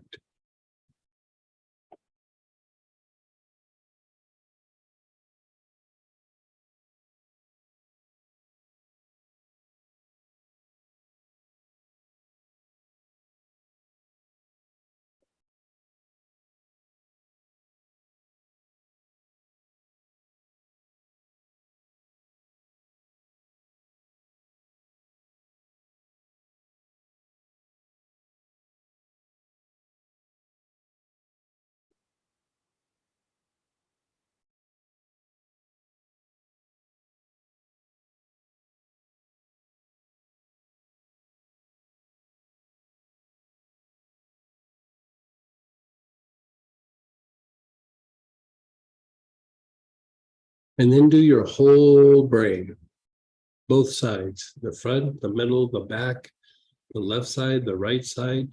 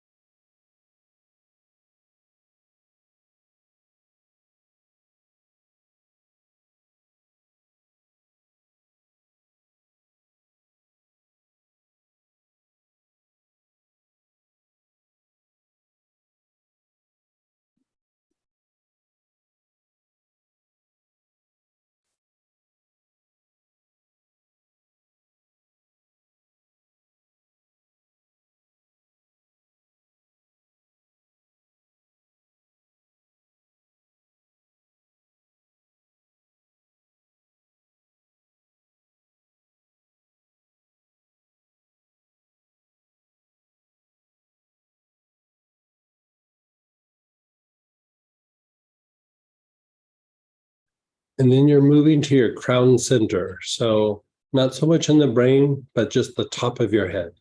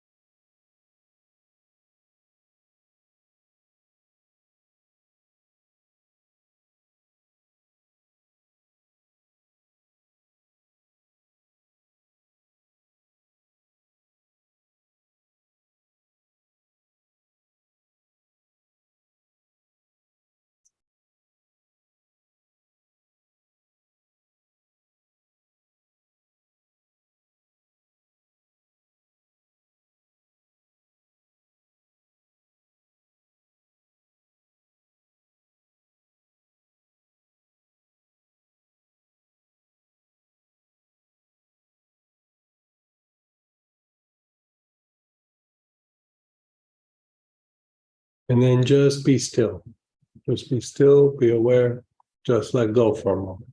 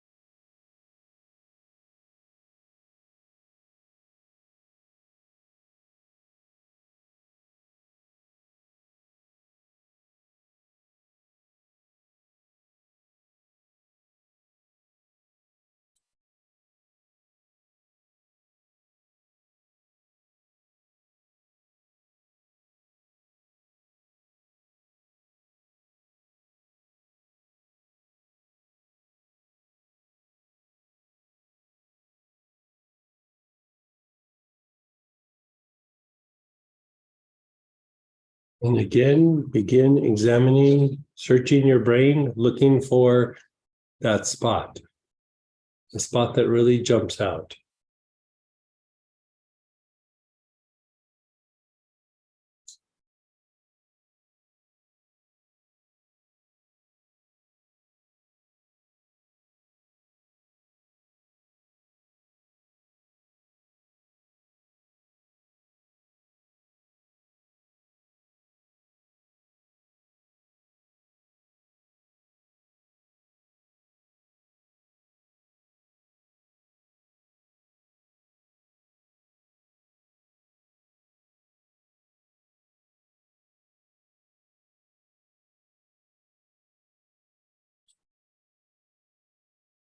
Begin inhaling your oil into that area.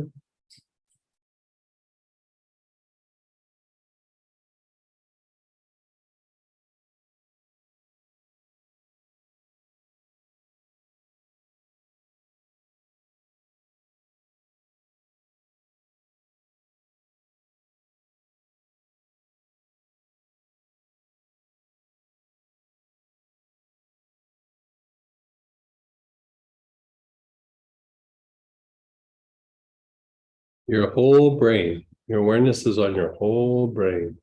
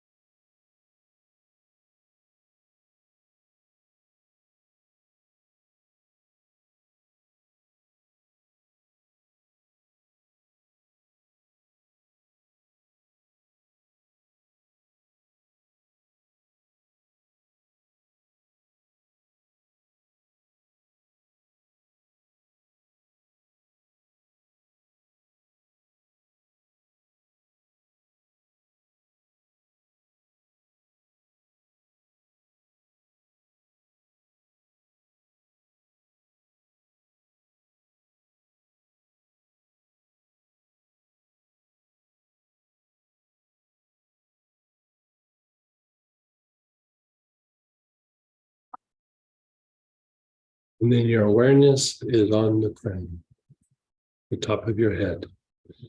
Let go of the brain and just go to the top of the head. Take long, slow, deep breaths.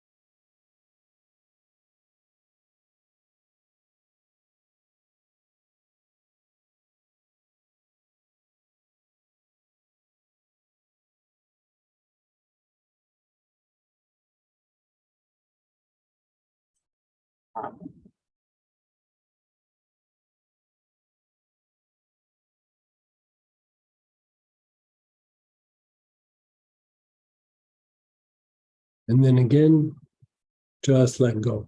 Let go of everything. Just let go.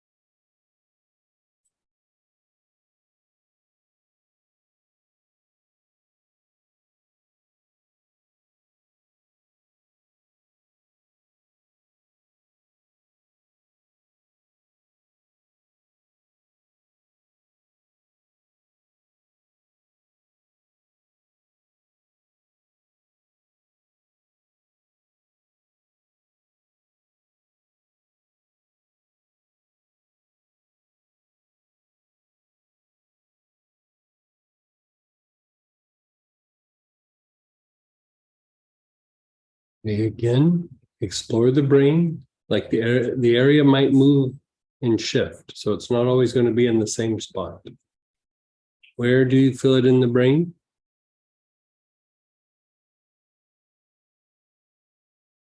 And then begin inhaling.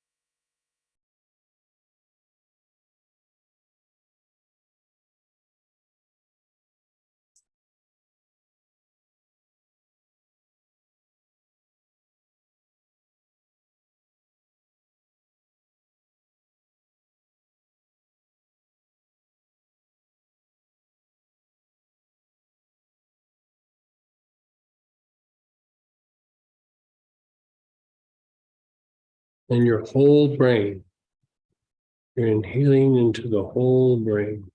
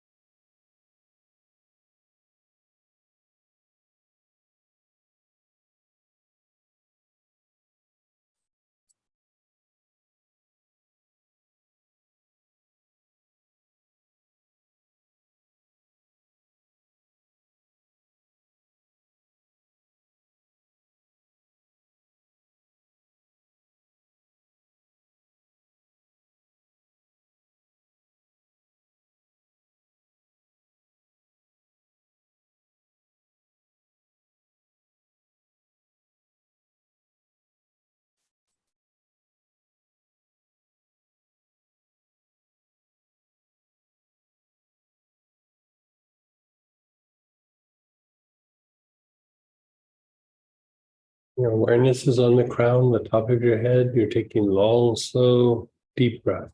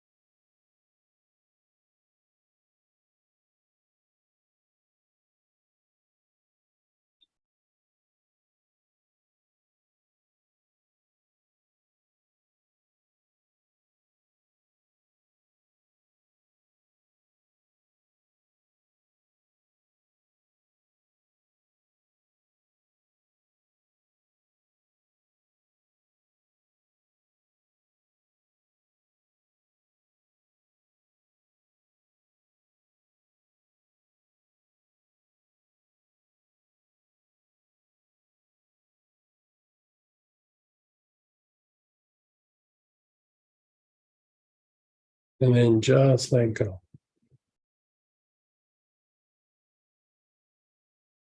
Check in with your body.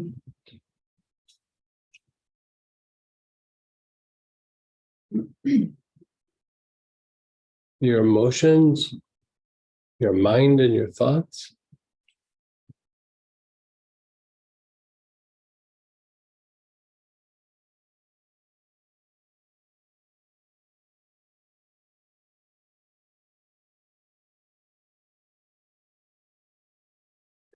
Cerebrospinal fluid circulation is not just up in the brain, it actually affects the nerves throughout the whole body. So the effects of the circulation, be it that it's overstimulated or depleted or not functioning as strong as it should.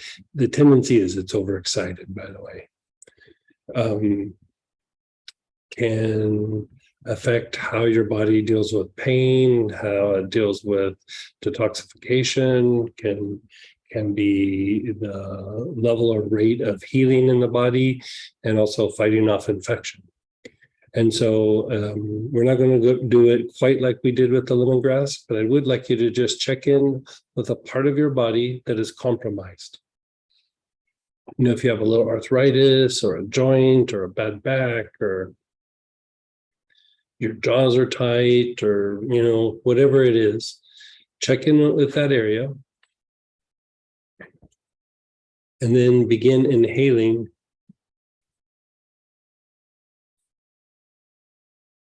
with your awareness on that area of your body.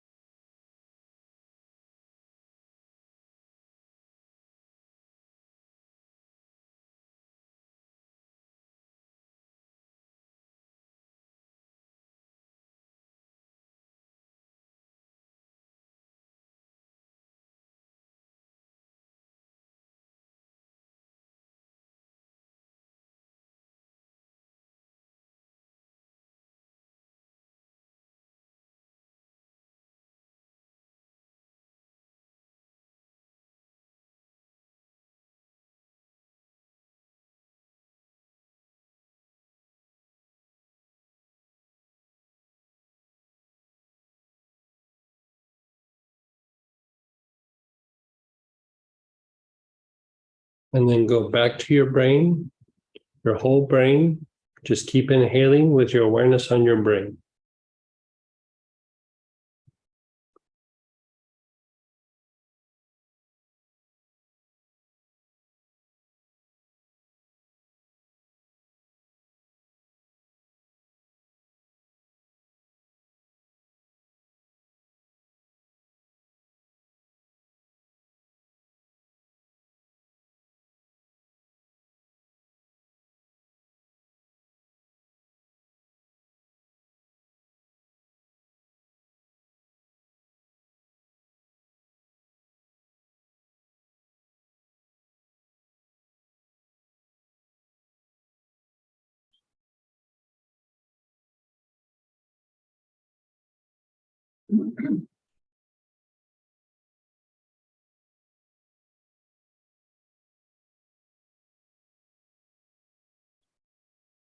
Then your awareness is on your crown, the top of your head.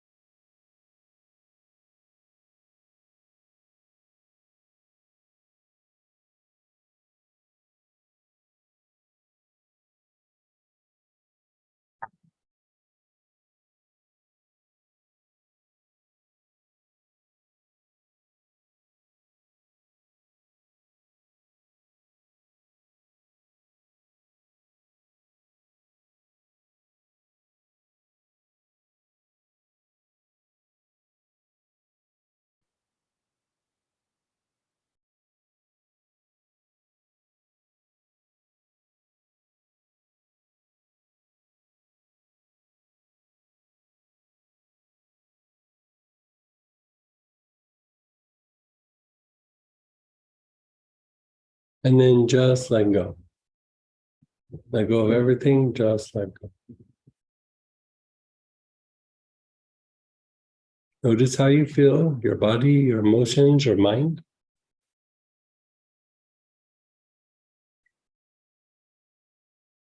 So we are going to break for lunch like a few minutes before the hour, just because I have the Stara session that I need to do on another stream. So I usually do that on our lunch break, and we still have a little bit of time. So let's do a little bit of sharing experiences and asking questions based on the processes we've done this morning, or anything associated with this class, kind of. At the end of the day, we can do other questions, but for right now, let's keep it to this class. But you can unmute yourself or type in, or anybody here just kind of give a heads up. Go ahead, Barbara. Hey, Barbara. Hey there. My temples got pretty agitated with that last piece. It's a cerebrospinal fluid issue. Yes. They feel better now, but there's still some congestion on the right, going down into my right jaw. But it was pretty This almost sounds a little bit counterintuitive, but I'd be very curious to see if, like, maybe just take like 30 seconds or a minute. And what oil were you using, by the way? The spike lavender. Spike lavender. Put your awareness on the temples themselves. The temples do have a little bit of an impact on the cerebrospinal fluid circulation, but part of what's happening is, it's upgrading the nervous system. I mean, that's how the nervous system refines itself, is partially through cerebrospinal fluid circulation. And it's probably hitting a little bit of the prefrontal cortex for you. And so any time that you have a little bit of a shift in the prefrontal cortex, especially when it's expelling things out, it can be a little bit uncomfortable in the temples. That's why, like, when we work it in some of the other classes, I don't work it super intense, because I've given myself really bad headaches by, energetically or with oils getting in there and working it. And that part of the nervous system, you could just say, is not a very flexible part of your nervous system.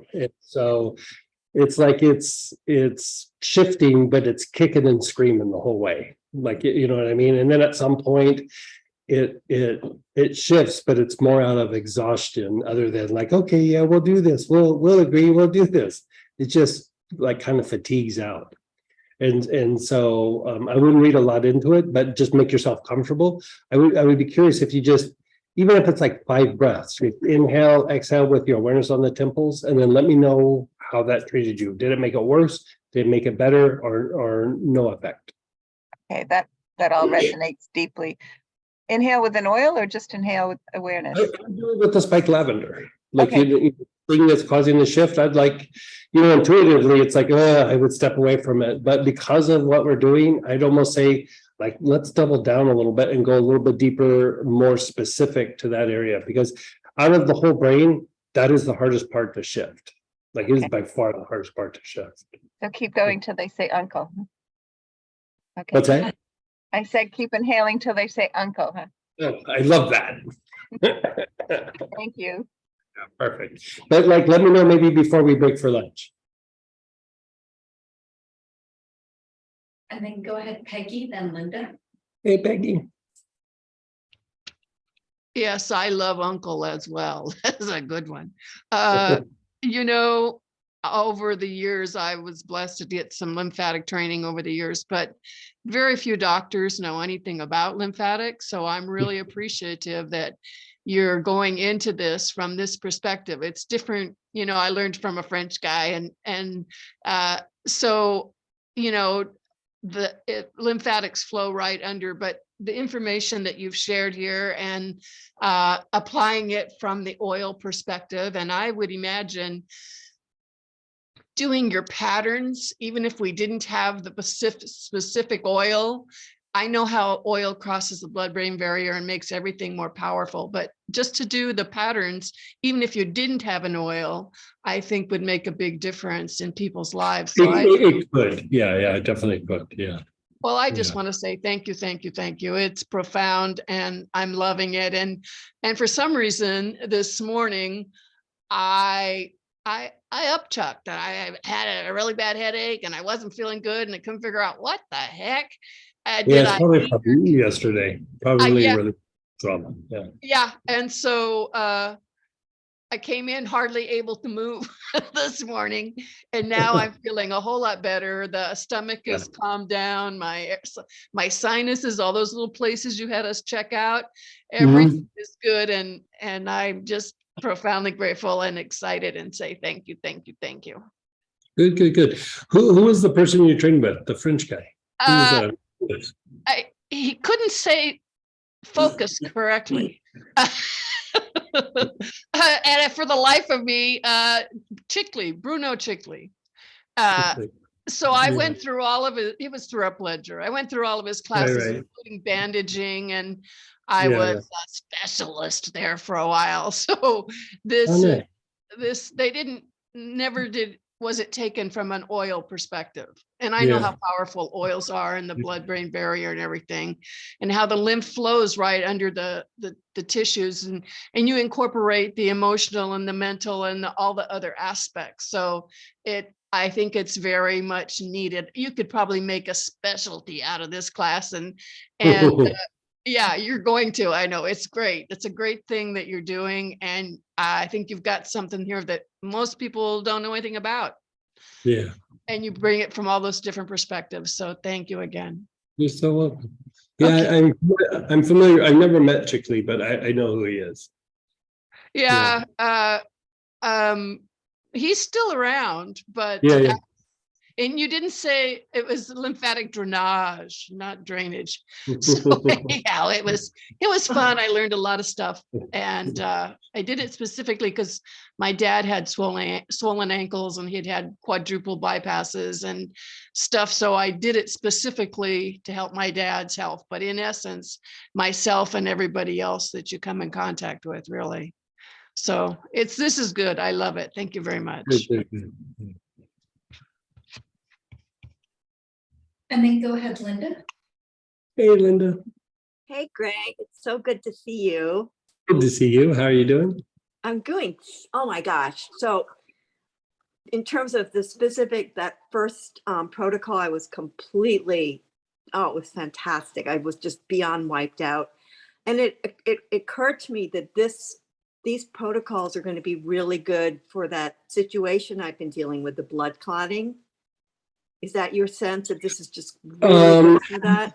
Yeah, especially the first part, and then use helichrysum or Yara for anything blood clot related. Yeah. I mean, I am on a blood thinner, but it's I'm not having any side effects.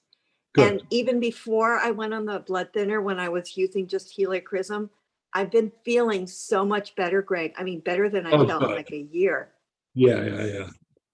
Okay, so the lymphatic blood clots make you feel pretty crappy. Well, I didn't know. I forgot how good it was to feel this good. Yeah. Good for you. All right, but I think the lymphatic is a big piece of it too. Yeah. Good. Okay. Thank you. Anybody here? Oh yeah. So I have four questions. First of all, with the lemongrass protocol and the triangles, do you consider the various triangles, an opening and closing? Opening and closing, like in a way, it's like, so she's asking, like, going back to the protocol with the lemongrass and the autonomic function, is the triangles opening and closing.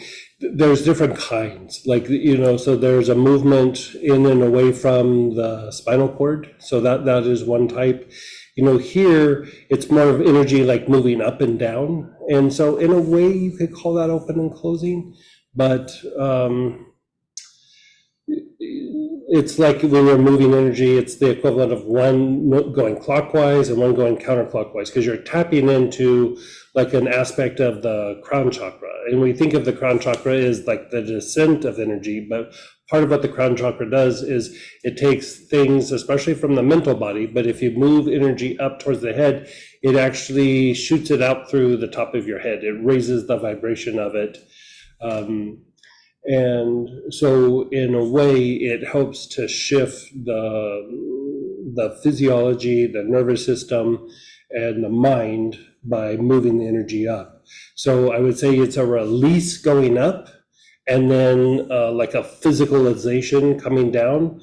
So, I mean, you could use the term opening and closing with that. You know what I mean? Like it would kind of depend on the tradition and the terminology, because it's a lot of times we're all saying kind of very similar things, but it's just different fingers pointing towards the moon.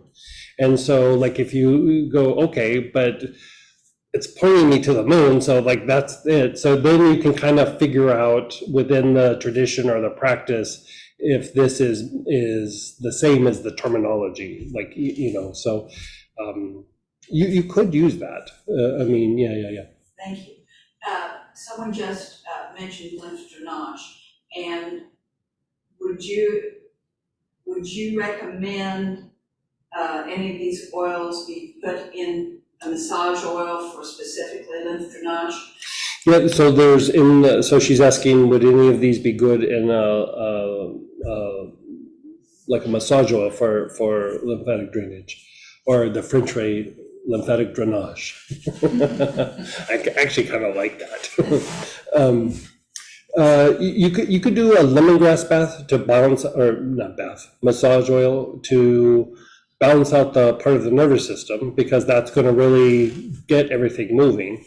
But if you are just looking for straight up like lymphatic function, is that lymphatic blend is kind of a good general lymphatic tonic. Like it helps to detoxify, it helps undo the impacted lymph nodes, it helps with circulation, it helps reducing the viscosity of the lymph, it helps the lymph not accumulate or stagnate in particular areas, and it helps the body get rid of the lymph, the excess like fluid and material via the kidneys and things. So that's a good like general one. If it's real super deep, like when it gets close to the bone, like sometimes people will say, it's not so much that my body's achy, but my bones are achy, right?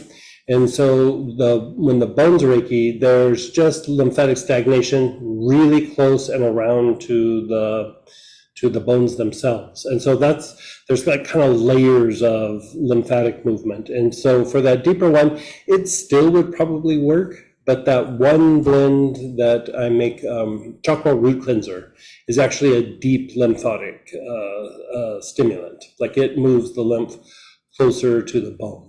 And so sometimes you see that in inflammatory conditions, people going through chemo, like, you see it like it's usually when something's a little bit more serious, or the lymph is just super, super stagnant. And so it just, you kind of get everything moving, you get it moving in the skin, you get it moving a little bit deeper, you open up the lymph nodes, and sometimes the only thing left is that really deep level of impaction that's close to the bone. And so sometimes you need to still go through and treat that.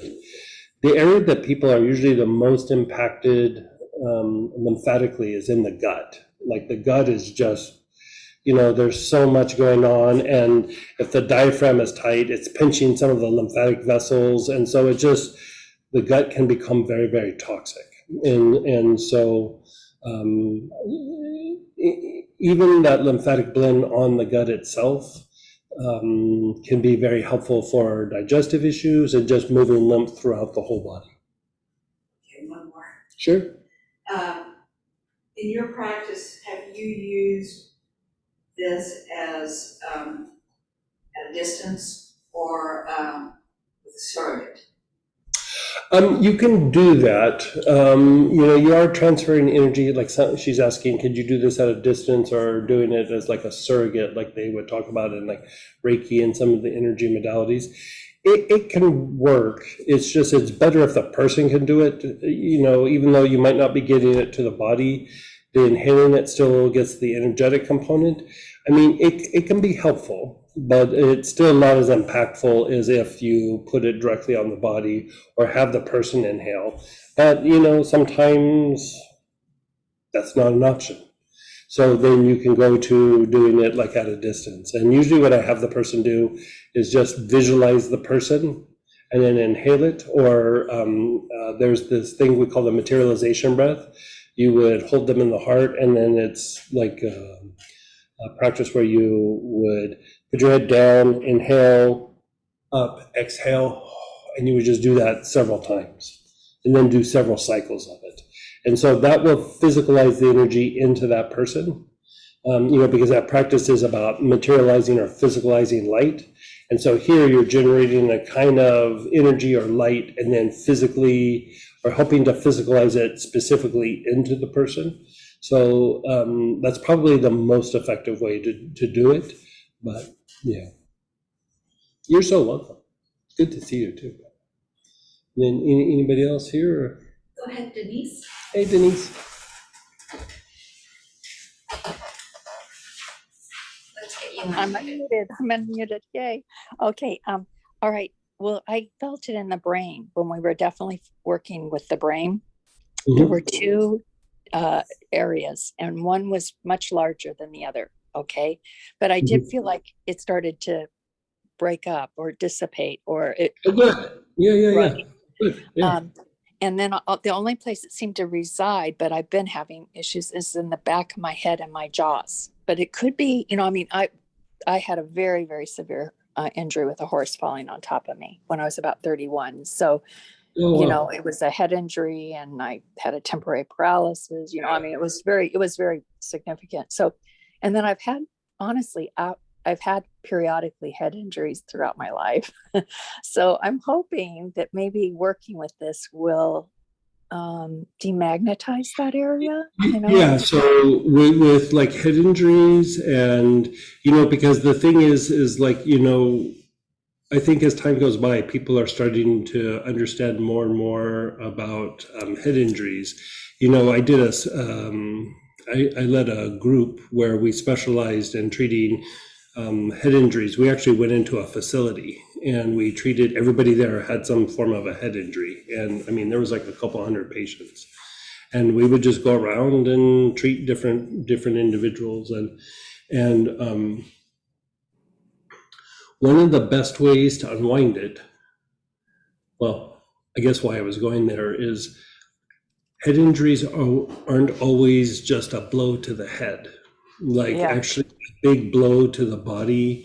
You look at football players, there's the best example. It's not always that they're getting pounded in the head, but somebody runs at them and hits them with their shoulder and their torso, still causes a bunch of sloshing around up in the brain, right? So brain injuries can actually, or head injuries can actually be different parts of the body, but it jarred the body so much that it actually caused a little bit of a brain injury. And so with that, I would actually use helichrysum for the brain, and like doing the same process, but with helichrysum. And for brain injuries, how we were talking about with Barbara about doing the temples, do the temples, but also do the ears. And the reason to do the ears is, when you're sitting there and you're trying to visualize the brain, you're getting a lot of the brain, but you're not getting that bottom component of the brain. And with head injuries, sometimes that's part of the shifting or the movement. And the best way to access that is actually through the ear canals. Like if you go through and just inhale, putting your awareness on the ears, you'll actually be impacting that lower part of the brain. And you can unwind it even more so that way.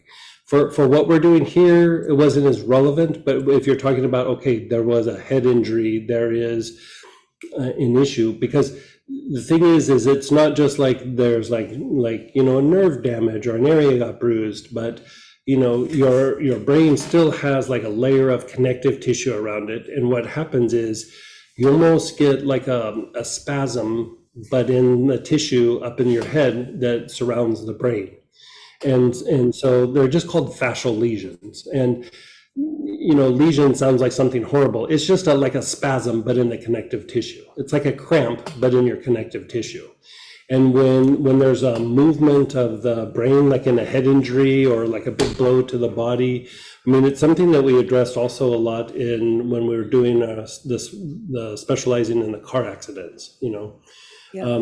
Most people would say like, oh, I didn't hit my head or everything. We'd go through and evaluate them. Almost everybody had some form of brain lesion. And so, you know, there's different ways of unwinding it. There's a lot of manual therapies that can go through and unwind it.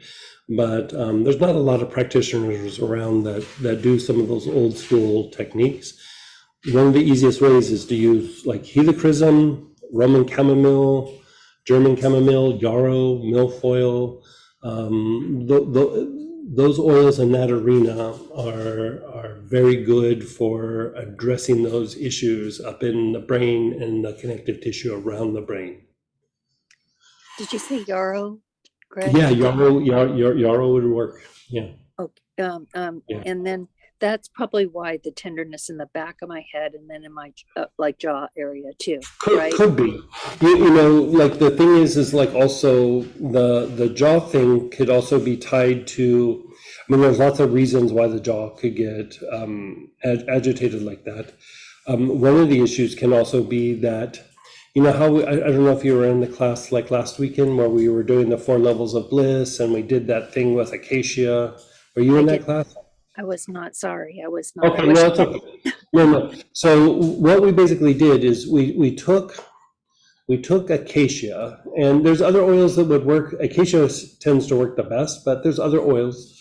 And we went back and forth between the sex chakra and the Ming Men, which is the low back, and then we did them together, right? And so part of what that is, I mean, when we think sex chakra, we just think like, okay, you know, sex organs and sexual function, but part of it is that is the lowest part of the emotional body, right? Kabbalistically, if you go from the heart is the highest part, you go through all the centers, when you get to the sex chakra, that is the lowest. So that is the part that is like more responses and like when you get triggered. And so what happens when you have had an injury, even if a decade or 2 decades has gone by, the body still is in a agitated state due to the injury. And so the tendency is that certain processes in the body get triggered much more easily because of the injury. And so one of the ways to go through and calm it down is you go back and forth between the sex and the Ming Men, and then you do them together. And then the byproduct is it actually releases things in the jaw, right? Oh. The jaw is actually tied to the throat. It's like an offshoot of the throat. And so it just is tied to this like instinctive responses that happen in the body. And you're just, like we talked about at the beginning, you're just going through, it's like going through the house and turning all the light switches off. You just kind of go through and start visiting these aspects that are a byproduct of a traumatic event. And here we're talking about physical trauma. Like it's not even like somebody hurt your feelings. It's like, boom, you fell off the horse, you hit the ground, you had an injury. And so the body, you know, then goes into this state to like try to prevent that from happening again. But then it also tailspins a little bit because of the nature of the injury. So by going through and unwinding sex, Ming Men, and then together, and then go up to the jaws and do it, a lot of times you can unwind a lot of tension in the jaws by going through and doing that. Yeah. Okay. There's some other oils that you can use, and I don't remember them off the top of my head, so I'll look it up. But you know, acacia is an expensive oil. That's why I'm saying, like, I'll give you options. If you want a little tiny small amount, we can do that. And, you know, because you're just doing it through inhalation. It's not like you need to apply it to the body. I mean, I do it from time to time, but I'll find you some options as well, so that, you know, maybe you already have something and you can start doing it immediately and just see how it makes you feel. Oh, that sounds great. That would be really Yeah. great. Thank you. Yeah, Is it an old injury? Actually, he Yeah. fell on top of me. Okay. Oh. Yeah, he That's, rolled over all of me. intense. I broke Yeah. his fall. Okay. Thank you so Well, much. when we come back from lunch, I'll have the options for you. Excellent. Have a great lunch. Thank you. Okay, thank you, thank you. We do have someone's in chat, but maybe check in with Barbara. Oh, Barbara, are you there?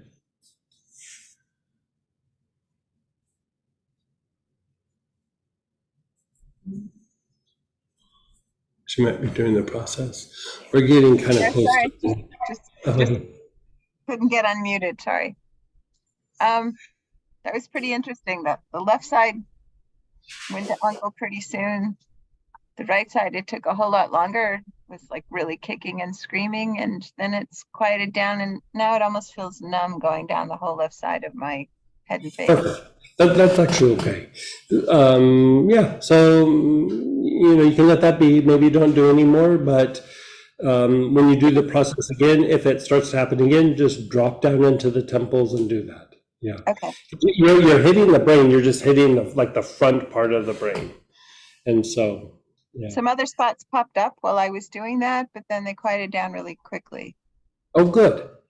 Yeah, I mean, we're shifting the brain, like neurologically, we're shifting the brain. So it's a little bit to be expected, but Thank you. you're so welcome. So we're going to take a break for lunch. I just need to jump in to do the Astara thing here in just a couple of minutes.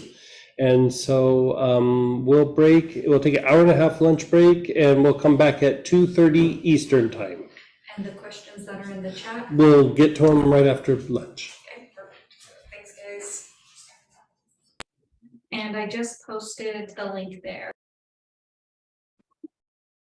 Hey, everybody. Thanks for coming back, and let's start doing this unwinding that we keep talking about. Right? So actually, I think we were going to do Q&A for a little bit because we didn't finish it up. Yes. Oh, guys, I want to apologize. I just shut down my other Zoom. So if you had a private Zoom question for me, if you wouldn't mind retyping it in, just send it over to Plant Prana right now, and I'll be able to get it that way to him. So my apologies on that. And then if you have any questions, you can raise your hand, you can unmute yourself still. So we'll keep going that way as well. Go ahead, Maya. Hey, Hi, Greg. Hi, Sam. How are you? hey, how's Houston these days? It's in the 80s. It's very not wintry at all. Don't tell the people in California. It's in the 80s. It's crazy. Can't believe that. So thank you for this class, Greg and Sam. This is really, really great. Good. Yeah, thank you. So my question to you, you know, we keep referring back to the lymphatic situation being affected by a stressor, or even when doing the routines, to put your attention on a compromised part of the body or something. So can that also be in reference to a life situation, like Yes. Like all of the above. Like, so actually, it's not so much about like increasing the lymphatic function, but what we're doing, especially with like with the lemongrass, is you're reducing the potential for getting triggered with fight flight because of an ache or a pain, and you know, a degenerative part of the body, you know, something that's compromised. But it also can be, you know, a situation at work, or you're having a little difficulty with a partner, or like you and a family member are having a little disagreement about, you know, whatever, like fill in the blank. Sometimes they're external, sometimes they're internal, but the direct response to pain in the body is that within a short amount of time, your body goes into a fight-flight response. And if you think about, for the ones that did the pain class way back in the day, right?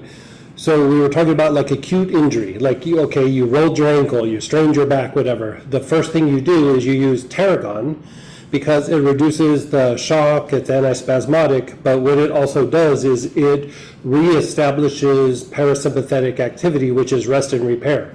Your body is going into fight and flight in that injury, and so you're trying to pull it out of that fight-flight response so that your body doesn't keep tail spinning. And so we have this with not just like physical injuries, but like yesterday we spent the day talking about trauma. Traumatic events can do this, stresses can do this, even if you're pushing for a deadline, and you achieve your deadline, there's still a substantial amount of stress that goes along with that, especially the closer you get to the deadline.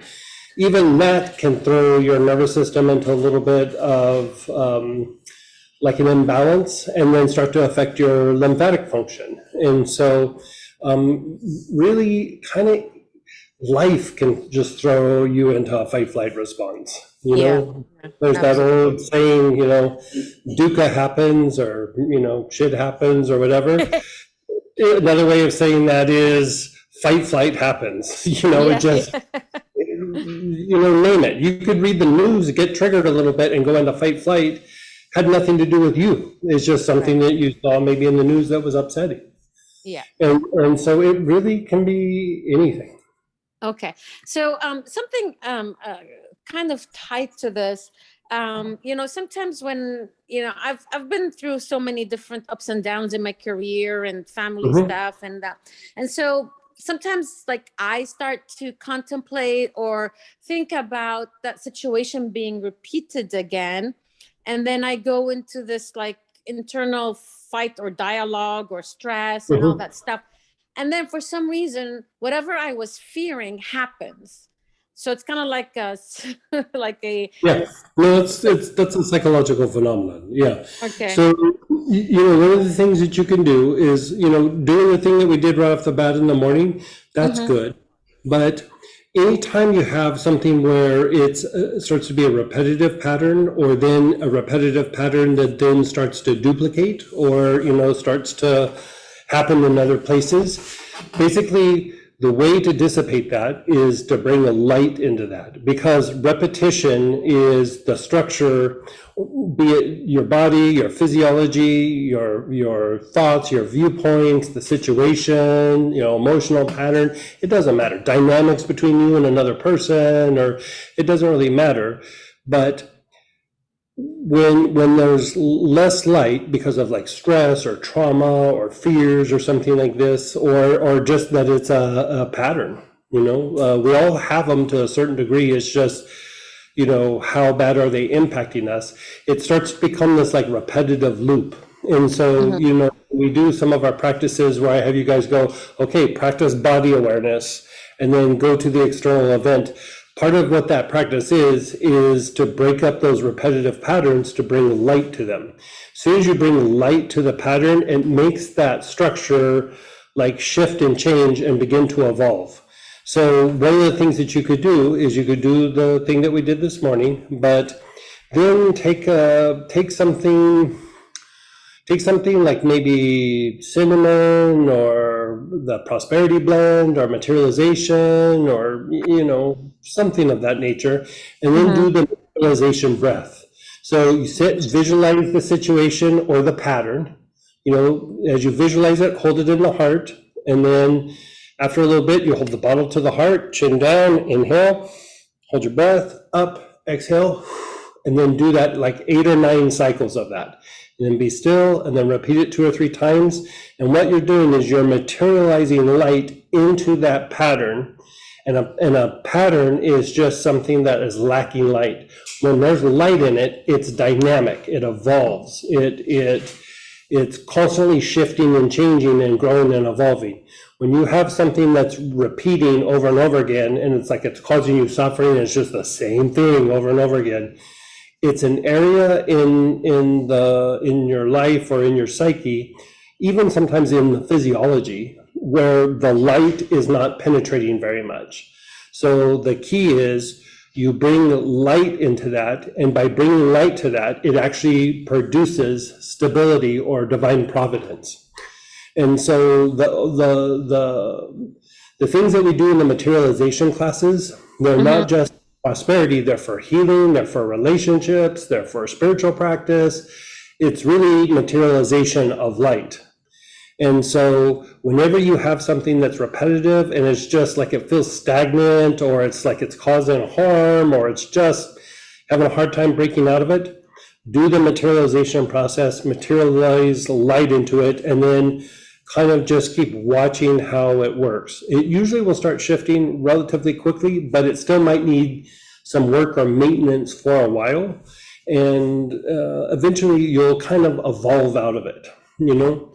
And so sometimes the issue might be that there's a tendency that you don't necessarily need to make it go away, but you need to temper it. So it's not on like running amok. You know, it's like something that's good. Like, for example, like say you're aloof, you know, you don't have this issue. I'm just saying, like, say you're aloof, right?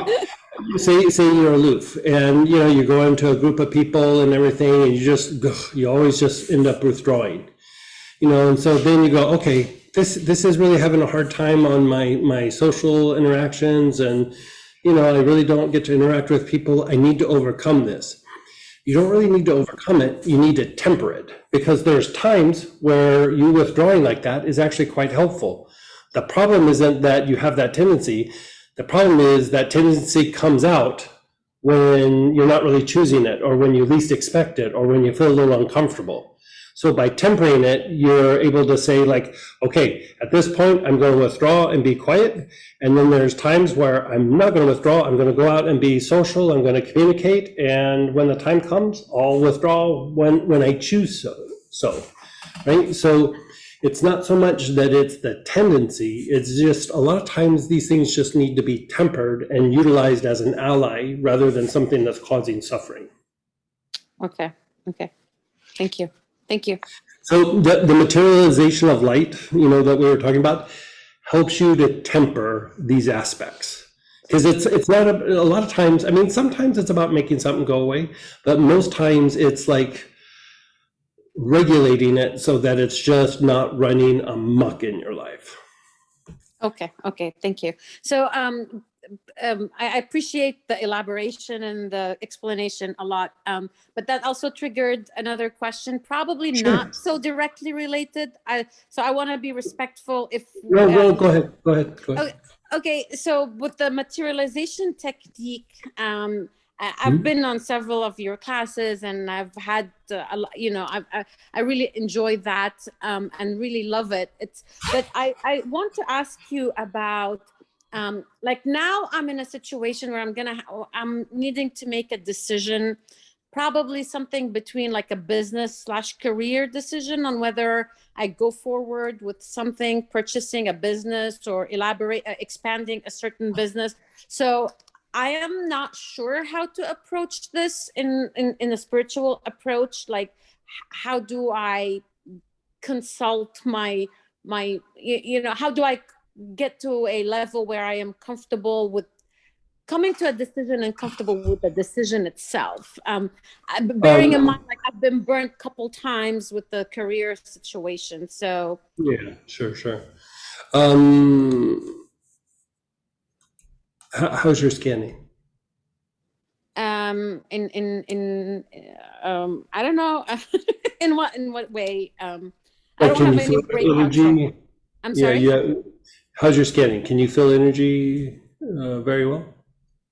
Yeah. So when you're looking at a situation, scan your spiritual cord, scan your basic, scan your main men, right? Like feel them energetically. Okay. Then you think about, okay, if I buy a 7-Eleven, you know, whatever it is, I'm just making something up. Mm-hmm. Then scan your spiritual cord, scan your main men, and your basic. If it's a bad choice, the main men will get bigger, the basic will get smaller, and the spiritual cord will get smaller. If it's good for you, it will get bigger at the cord, will get bigger at the basic, and the main men will stay regulated. Yeah, okay, I did understand that that's what you meant. I like in terms of sensitivity, I'm not very good with that. So like in terms of when I scan myself. Send me an email, you can scan it for you. Perfect, Send me thank an email. Yeah, I perfect. appreciate that. Thank you. Thank you. You're so welcome. Go ahead, Dorothy. Hey, Miss Dorothy. Let's get you unmuted. There you go. Hi. Whoop. Hey, Dorothy. Hi. I have two daughters, and they can be pretty high strung. If they got a problem, they always call me. And well, not always, but a lot of times. And I sometimes have some energy, with that, but that's not particularly what I was going to say. One of them has been diagnosed with Hashimoto's, and they're and a hypothyroid along with it. And there was someone here, Kelly, also asked for you to I don't know whether that got in there. She said you had to redo your questions, but I don't know if that one. This is in the chat. But yeah, someone reposted it for us. I didn't understand that. So, but the other question was, yesterday you mentioned that trauma, stress, and the lymphatic system had a substantial impact on autoimmune disorders. Would you please speak more about that and how to better regulate an autoimmune disorder such as Hashimoto's thyroiditis causing low thyroid function? Yeah, it's not a quick fix. It's everything that we did yesterday and then everything we're doing today would be part of the treatment. And then for thyroid issues, you would use clove internally for anything where the thyroid needs to be balanced, or if there's an autoimmune issue with the thyroid. The other issue is that the thymus is usually unregulated in the autoimmune issues, and the thymus is tied to regulating your immune response and keeping it from attacking the body. Because an autoimmune response just means that the immune system has been so agitated that it starts to attack the body. And it doesn't attack the whole body, it usually attacks like an area, a system, or a piece of anatomy, some sort of function in the body. And so with that, you want to do things to regulate the thymus. And one oil that's very good and that's inexpensive is Moroccan thyme. It's very good for regulating the thymus, and it also has an anti-inflammatory effect. Almost all autoimmune issues are inflammatory in nature, and so you're always wanting to reduce some of the inflammation. The other oil that is good, but it's a little bit pricey, is Melissa. And Melissa probably works a little bit better than the Moroccan thyme, but it's like 5 or 6 times the price, or it might even be more.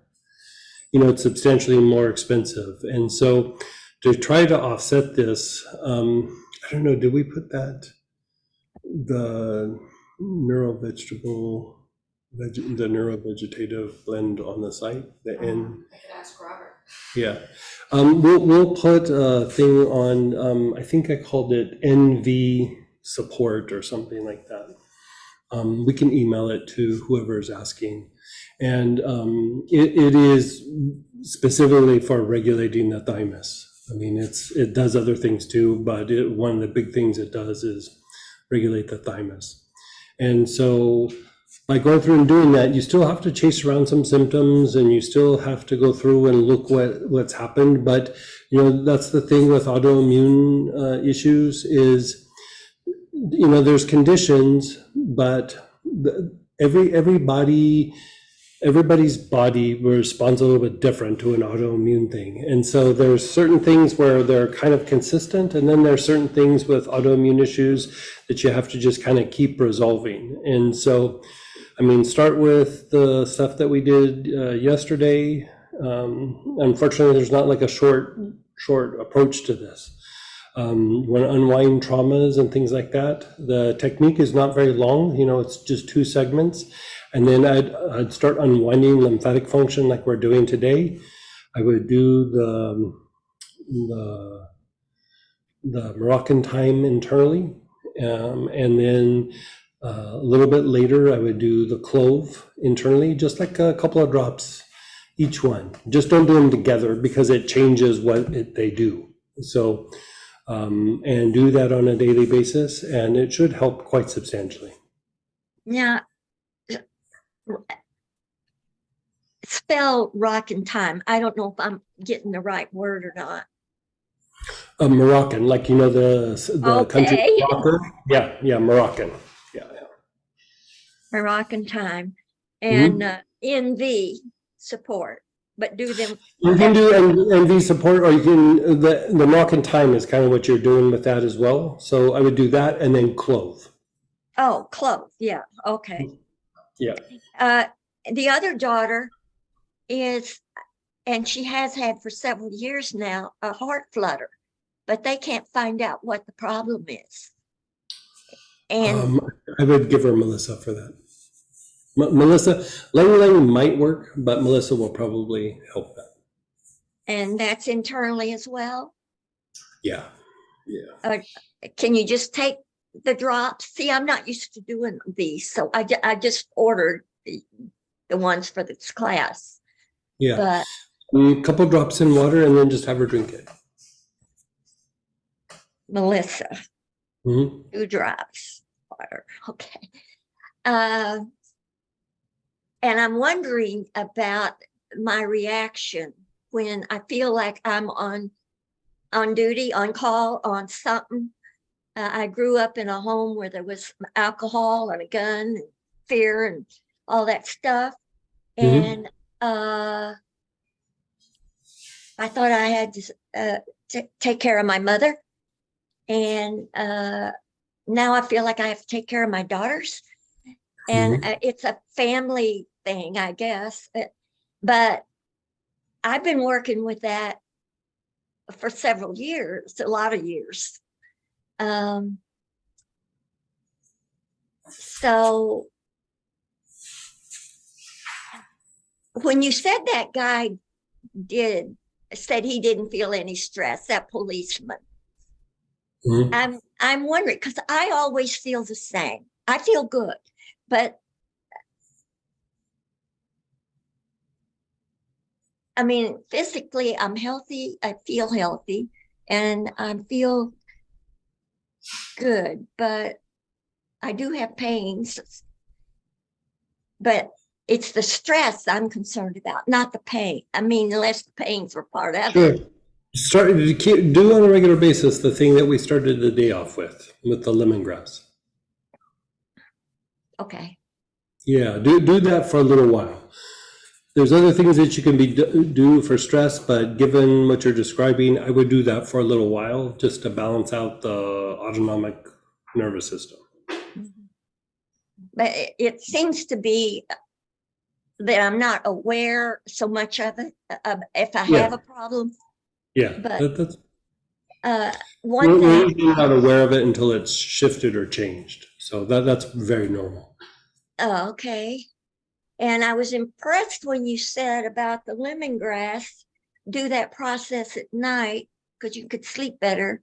Because I've been diagnosed with sleep apnea, and I wear an oral mouthpiece at night. And that seems to be helping a lot better than the other thing that I had to put all those the CPAP or the automatic, you know, all that stuff. Been through all of it. But I'm going to do that lemongrass at night and see if I remember my dreams better. That's what I want. That's a spiritual thing that I want to know, you know, sometimes I wake up sweating and I know I cleared something, but I don't know what it was. But anyway, all right, I'll let go. Thank you for your help.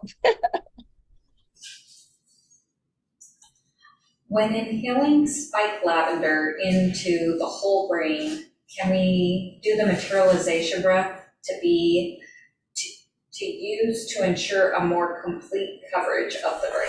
I would actually just inhale it into the brain. Like if you start doing like the materialization breath, other things start happening and it's not targeting what we're shooting for. So, yeah. Can you use lymphatic blend in a salt bath? Would it be Yeah, beneficial? oh yeah. Speaking from past experiences, oh yes. Yeah.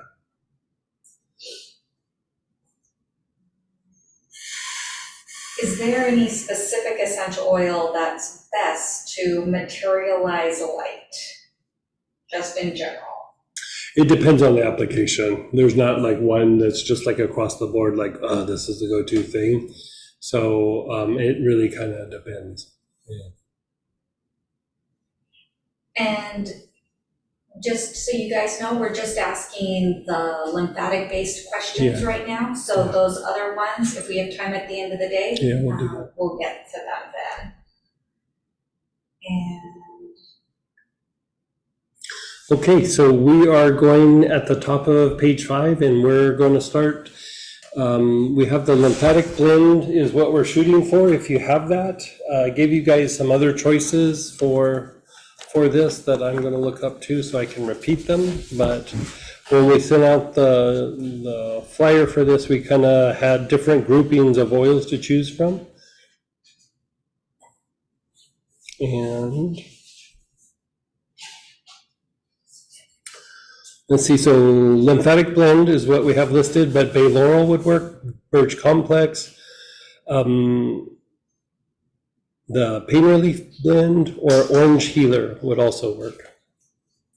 So if you don't have something like that, we'll try to find you a substitute.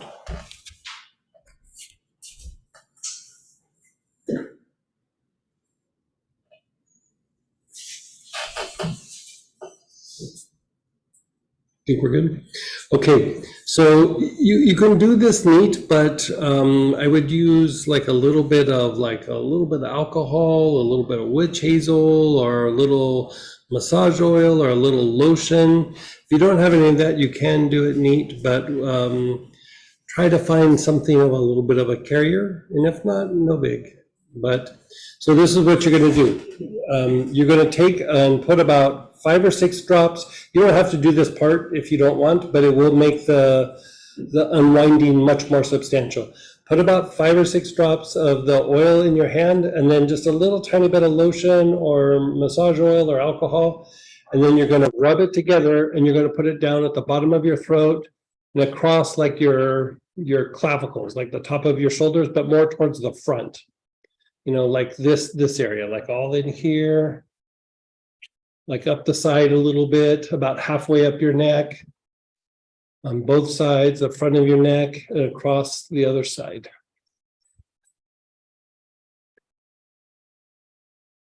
And I'll post that list of oils Greg just mentioned, unless Letty or Robert gets to it first.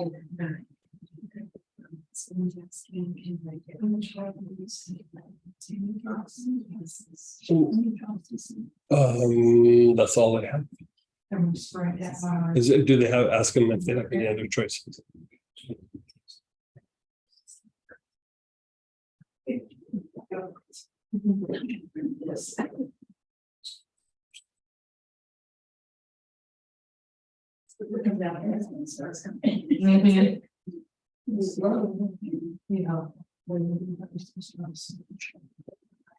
Christy, how are you feeling? It's letting up. Yeah. It's just some drama coming up from yesterday. Maybe you did some good work yesterday. Thank you.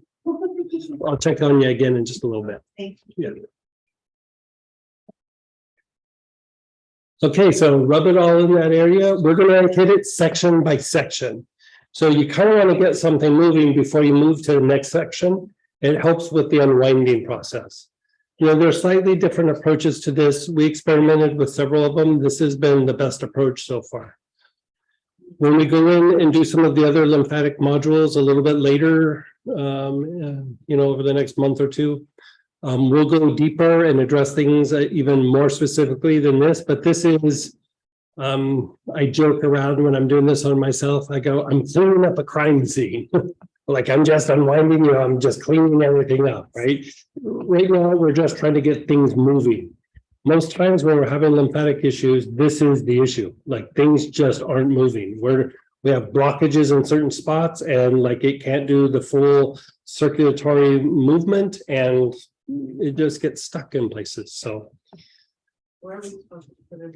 like you're putting it on like your throat area, like down low, and then like the front of your shoulder, like behind your collarbone, a little bit in front of your collarbone, like this area, like right like this, like on each side. Eventually we'll go up higher, but right now you're just hitting this one little spot.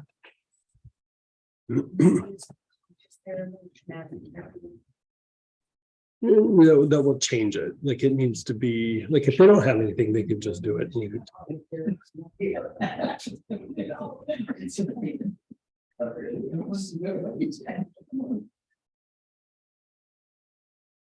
Okay, and now that you have that done, you're going to take the lymphatic blend and you're going to begin inhaling it, and your awareness is on the throat, the center of your throat.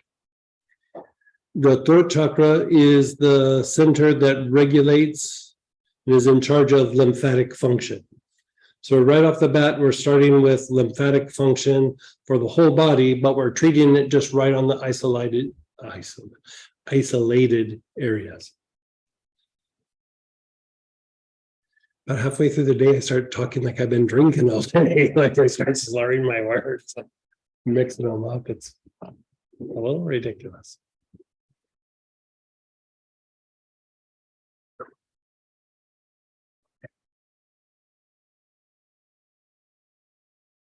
Those who got the kids. Yeah. And if you had got one of the kits for this class, we included like a little 1 ounce thing of sesame oil in it that's just a blank carrier. So if you ended up getting the kit, that's already in there for you.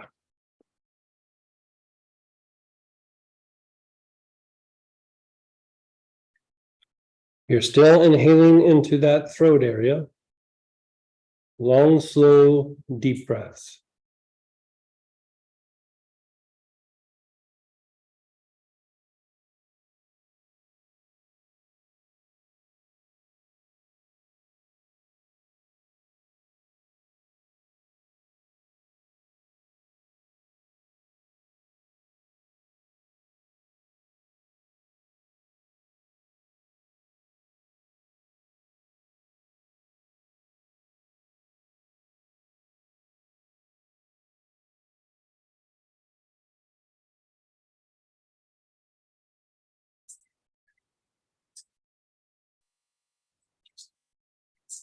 Sesame. Good.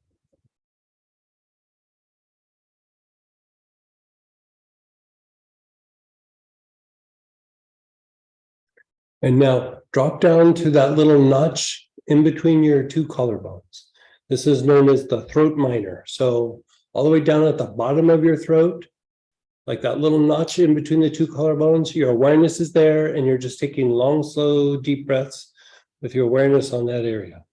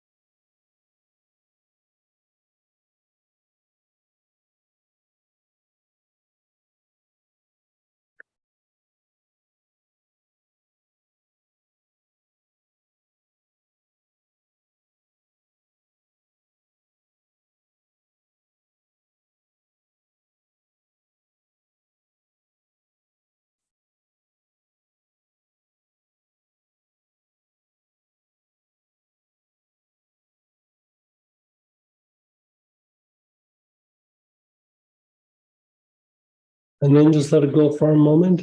Just be still.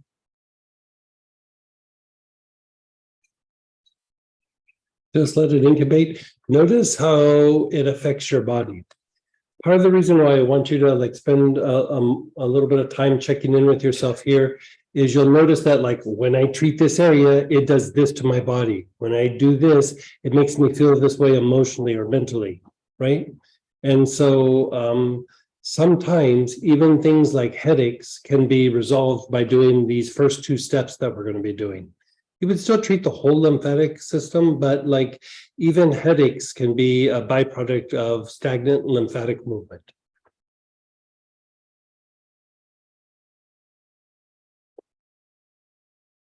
Begin inhaling again, the same oil. Your awareness is on your throat. We're repeating the process. You're taking long, slow, deep breaths with your awareness on the throat.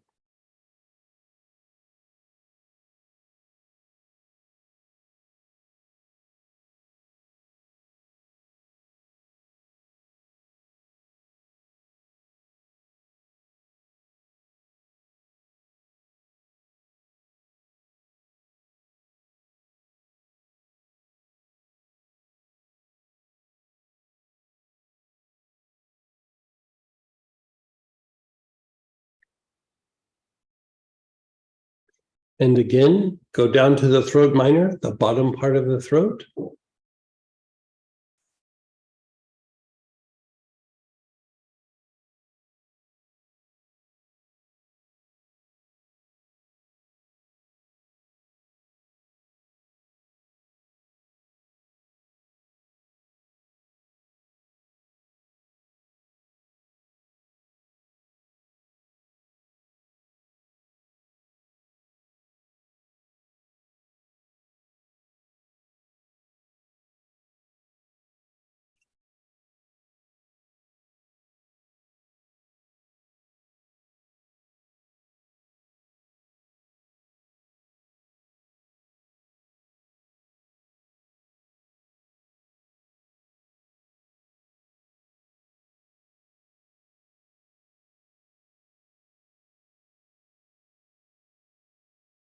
And then just let go of that for a moment. And then check in with how you feel. How does your body feel? How's your head feel? How's your neck feel? How is your mind?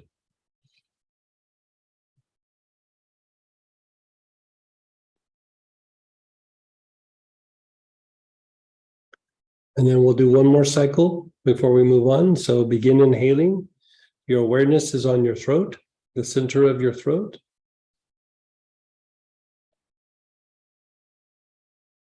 And if I wasn't clear about this, if you or somebody you know is having long COVID symptoms, turn them on to this, what we're doing today. Like, you know, it's a free thing. They can go on YouTube, they can download it, whatever, but have them go through and do this. We've tried to do things for like spot treatments for that, but I think there's times where you just have to step back and just treat the whole system. So.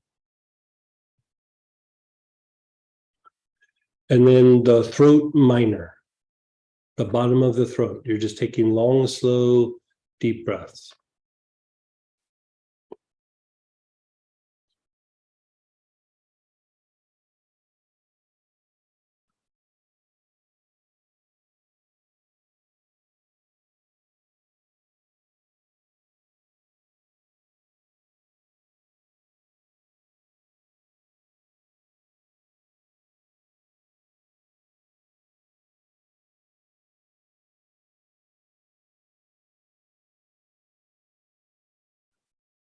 Your awareness is on your throat minor. You're taking long, slow, deep breaths.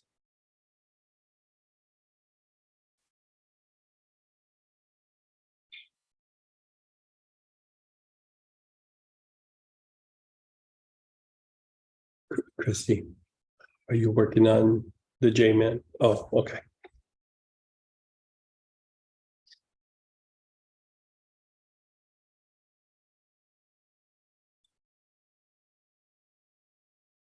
Okay, let that go.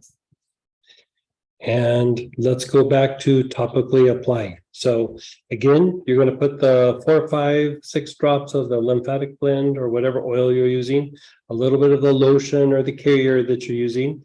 You're going to rub your hands together, and now you're going to go up around the ear and around like below your jawline. Like, so you're going to go up around the ear and then down below the jawline, like hit these areas and up around the head. If you want to go up a little bit higher, a little bit farther back in the head, but around the ear and then below the jaw. I don't know about you guys, but this feels really good to me.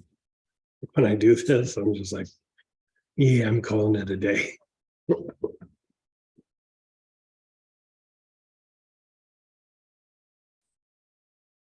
Samantha has given me a big old grin because one day I was like, I'm playing with this for the class. And it was about halfway through the workday. And I was like, I'm just going to do what we're going to do in the class. I was done for the day. Like, I was just like, I'm going to take a nap now. It's part of my work list for the day.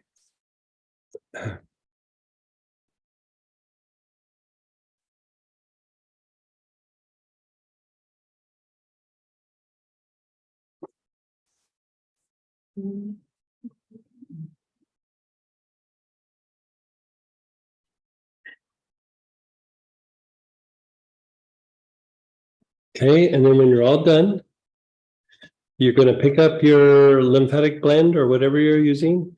You're going to begin inhaling, and you're inhaling into the jaw area where it hinges in front of the ear.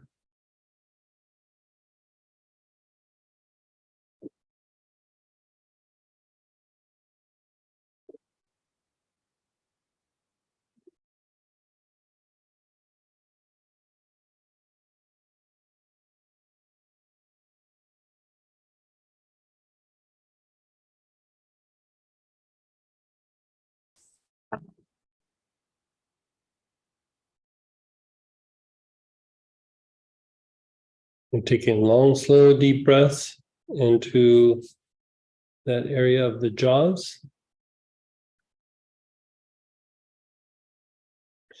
And now move to the ear area, especially the ear canal.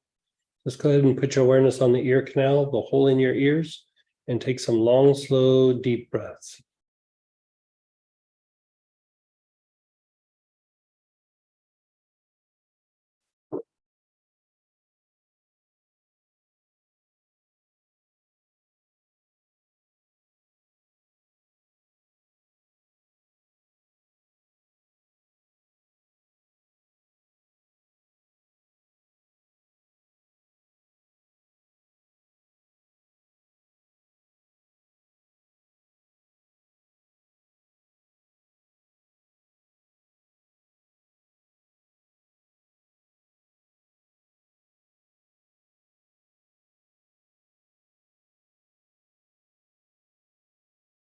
And then just let go.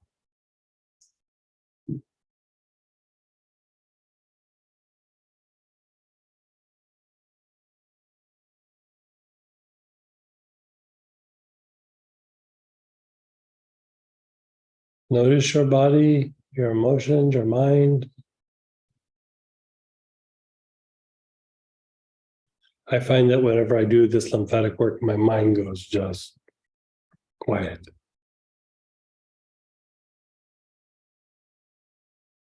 Sometimes you put your mind on silent mode. Just put your brain on silent mode. Again, begin inhaling. Your awareness is on your jaws.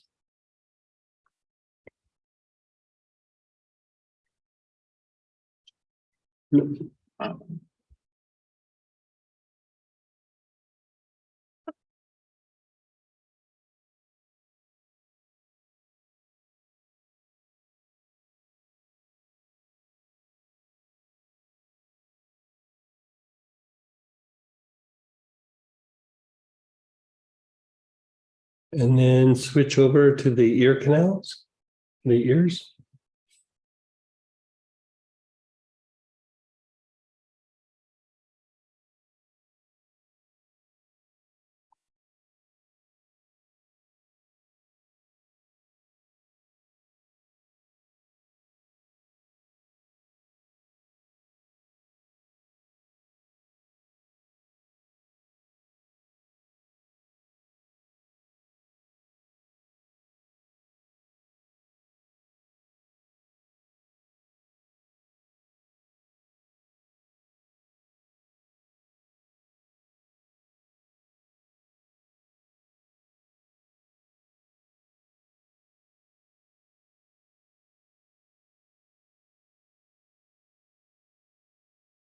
Awareness is on the ear canal. You're taking long, slow, deep breaths.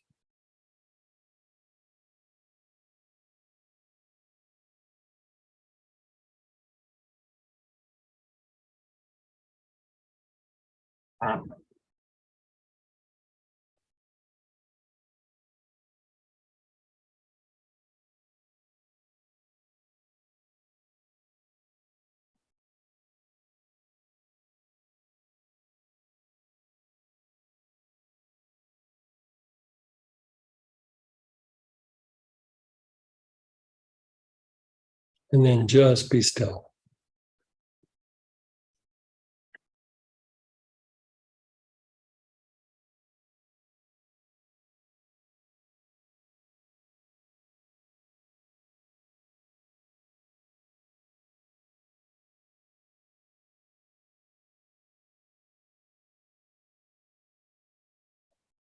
And then one more cycle.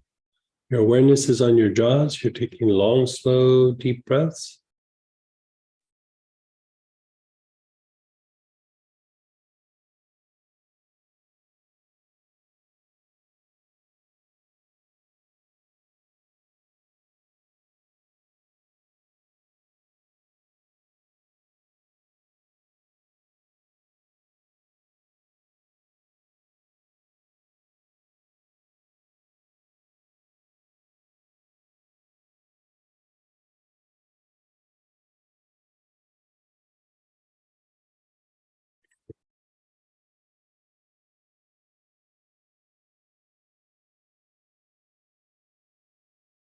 In your ear canals.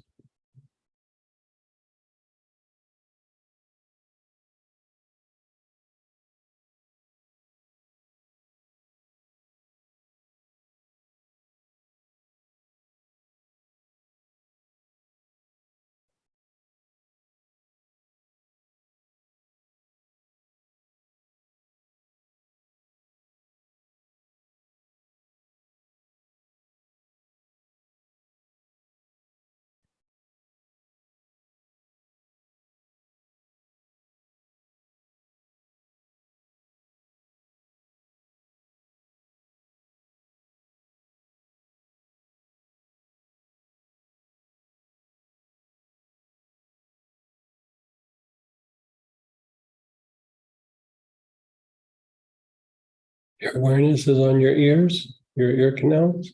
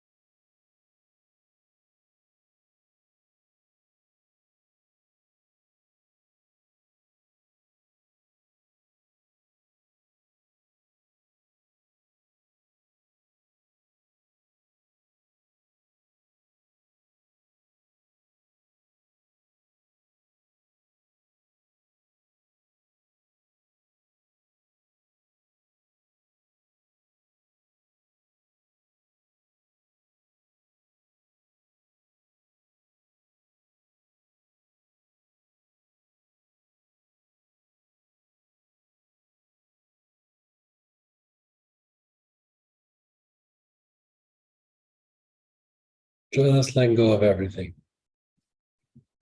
Just be still, notice how you feel.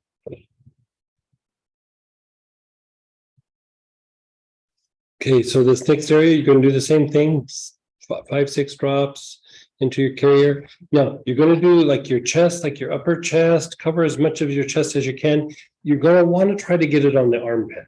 You might want to test an area just to make sure that it doesn't like burn or sting. I've never had that happen, but just make sure that you're okay with it.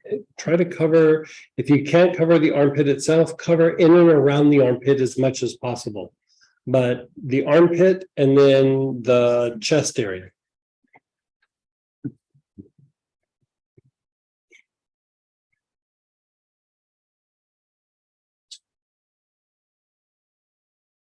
Just cover all those areas the best that you can.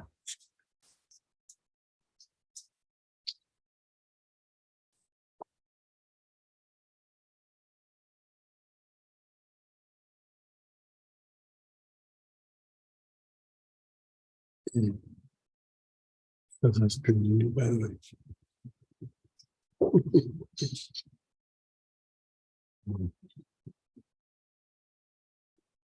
Boy, this one feels good, but like wait till we start like piling these up, or we do the second module and the third module. A couple of months in, like I think we're gonna get emails. Why didn't you teach this before?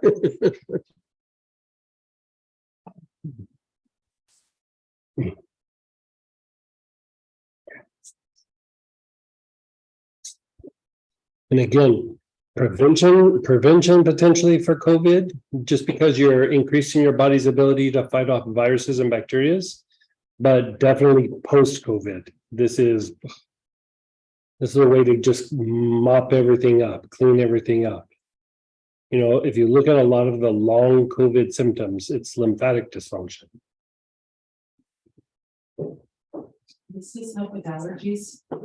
Potentially, it's not super specific to allergies, but it could, but then it would make whatever allergy treatment you're doing more effective. Okay. Yeah. Quercetin internally, is something you buy at the health food store. Three tablets, 2 to 3 times a day will usually knock out your allergies. Nice. Yeah. But my doctor increased me to 2 different meds. Yeah. I don't want to be on. Try doing that. Okay. Like I'll get you the information on break. Okay, so you've covered your chest area and your armpits. So now you're going to pull out the lymphatic blend, begin inhaling, and your awareness is simply on your armpit area, like your armpits. Long, slow, deep breaths with your awareness on the armpits themselves.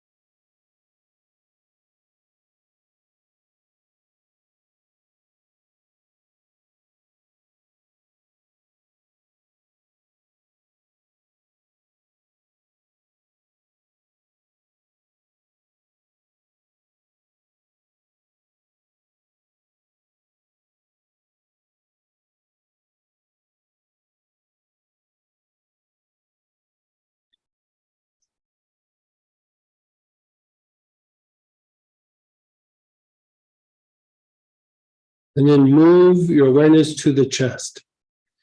You can do the heart chakra, but actually the more potent thing is just like your awareness, like body awareness, but specific to the chest area. So whichever one is easier for you to do, or you find that works for you. So either the chest area or the front heart. You're inhaling the oil as your awareness is in on these areas. Just keep inhaling in through the nose, out through the mouth.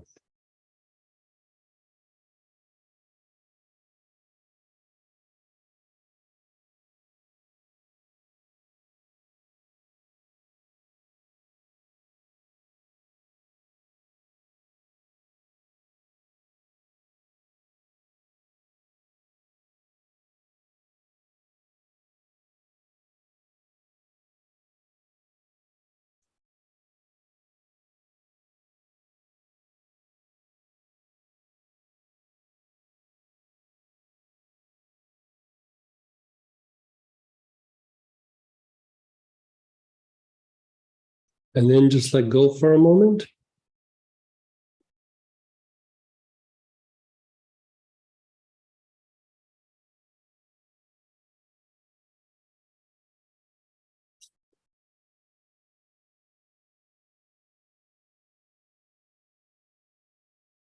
And then again, begin inhaling. Your awareness is on your armpits.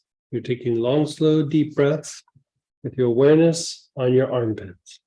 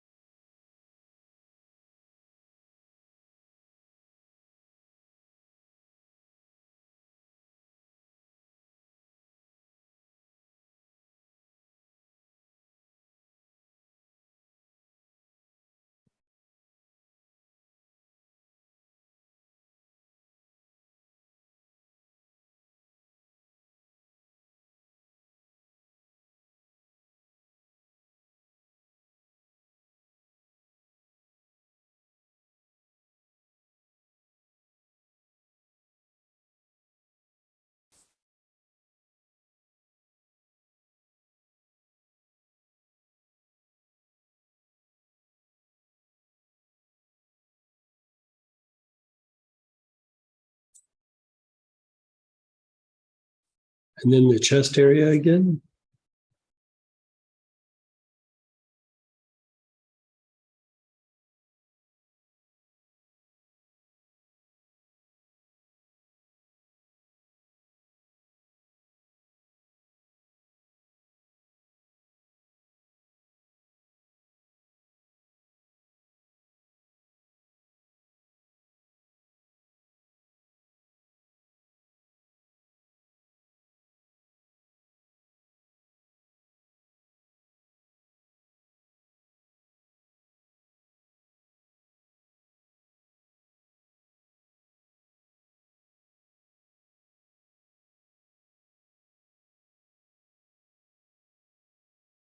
Your awareness is on the chest area.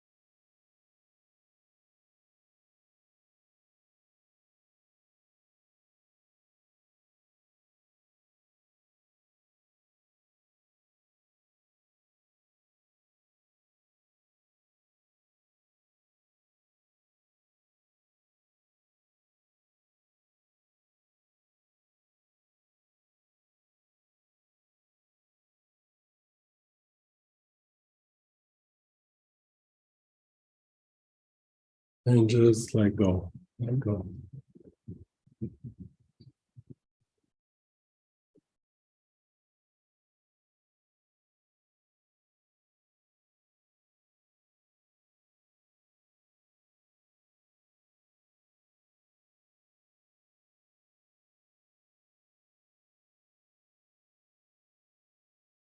And one more time. Armpits, long, slow, deep breaths.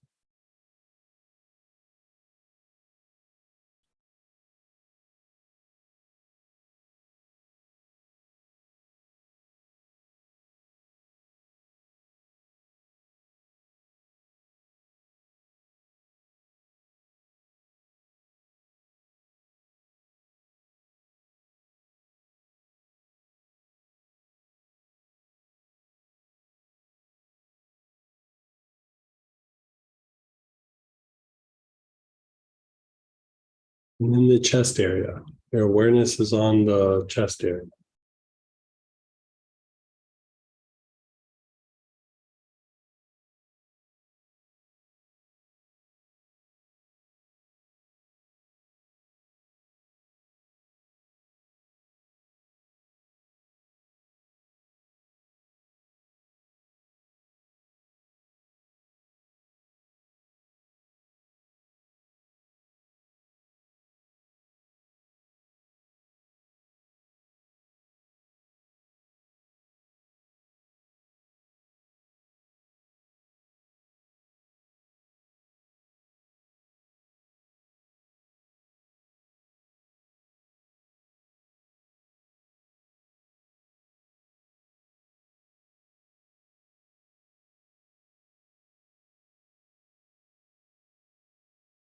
Just let go. Just let go of everything. Notice how you're feeling. Notice your body, your head, your emotions. Notice your mind and your thoughts.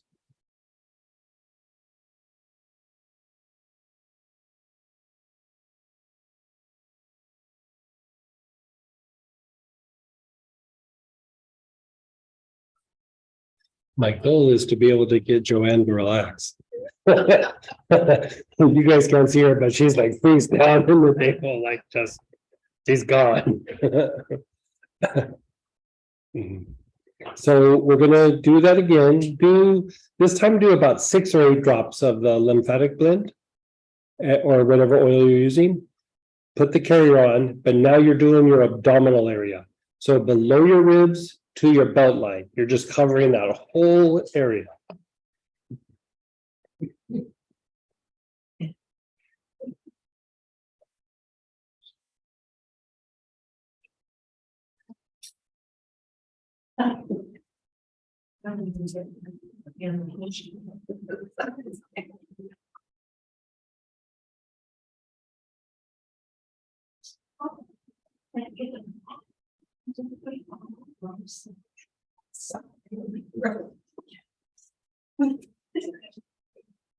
So this is for anytime like after you've been sick.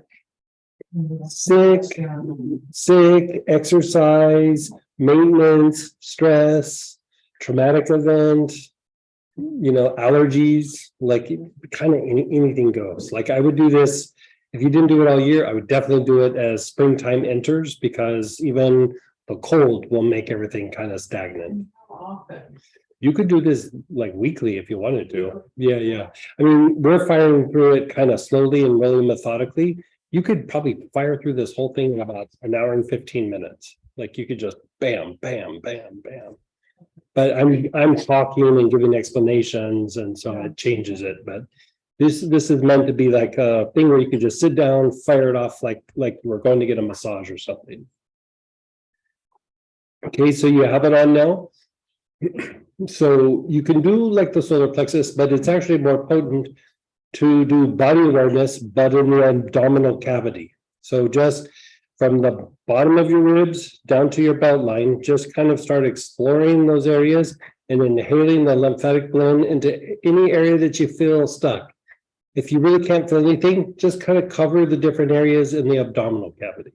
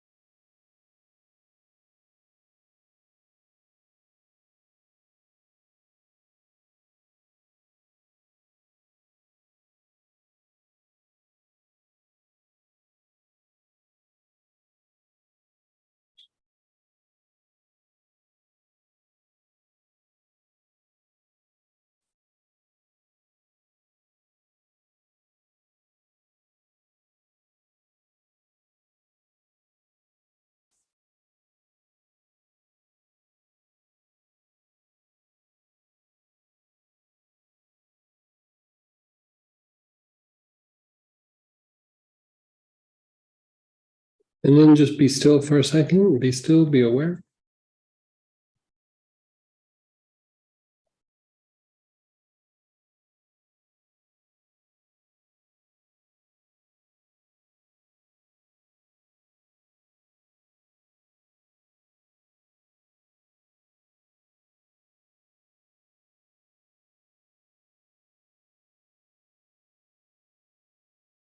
And then again, you're beginning to inhale. Whole abdominal area. find a spot. If you can't, just explore the different areas, the different regions.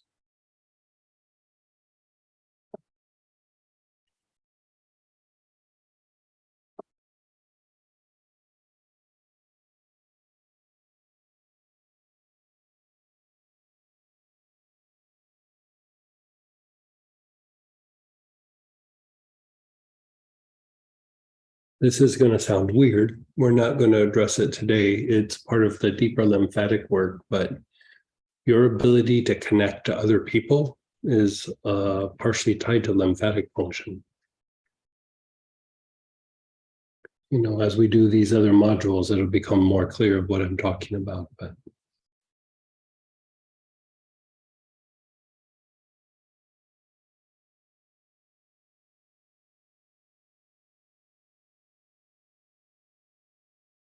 and then let go, just let go.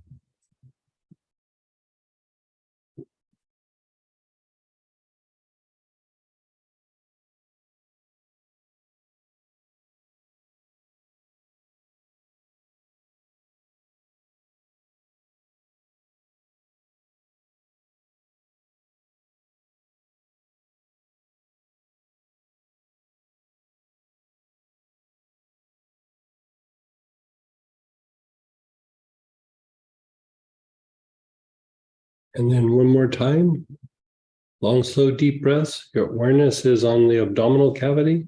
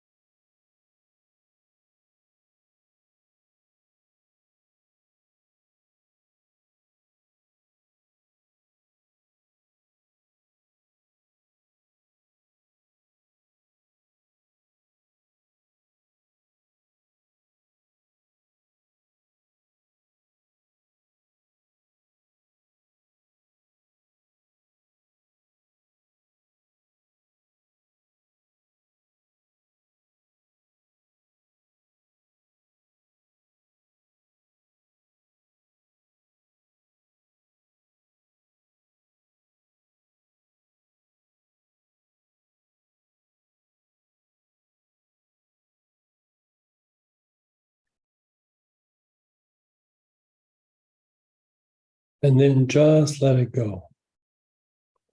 Notice how you feel. Notice your body. How is your back doing? How is your mind?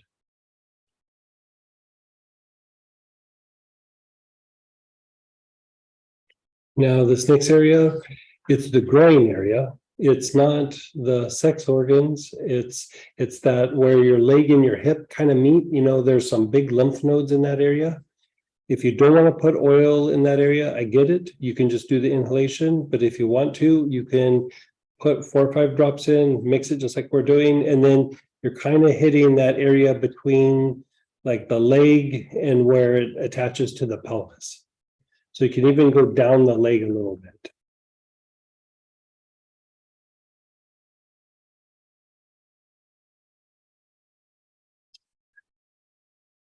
Yeah.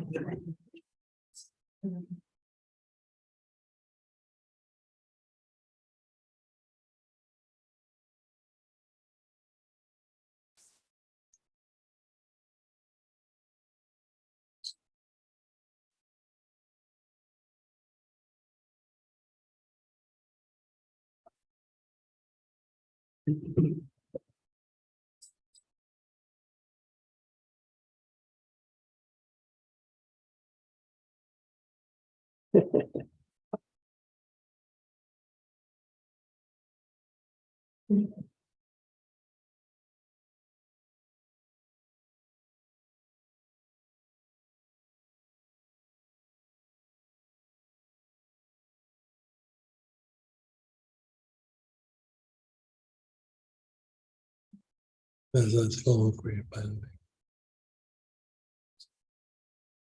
Just good, yeah. Amazing how relaxing. Yeah, physically.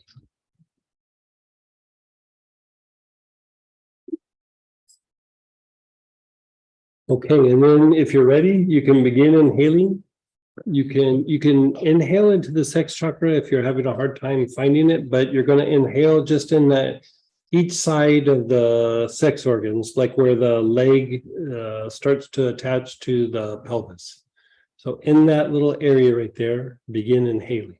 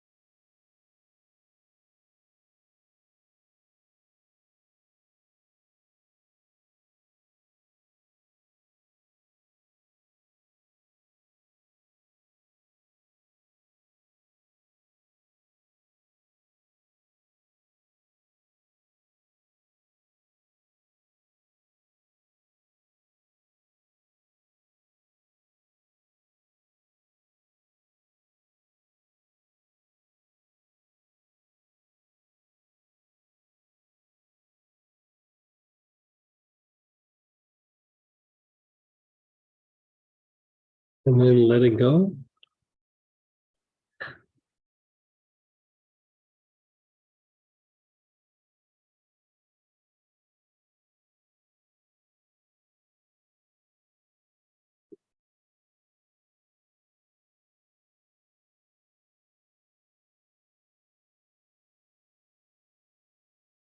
Just be still for a moment.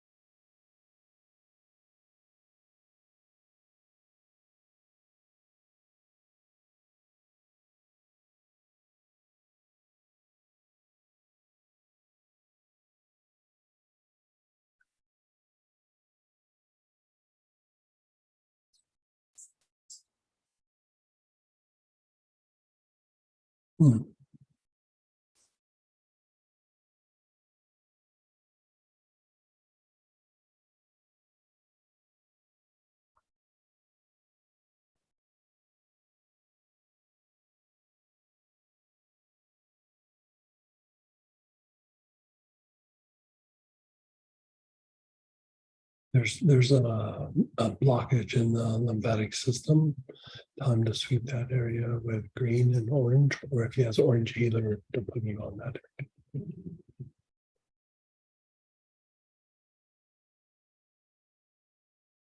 And then again, you're beginning to inhale. Your awareness is the groin area.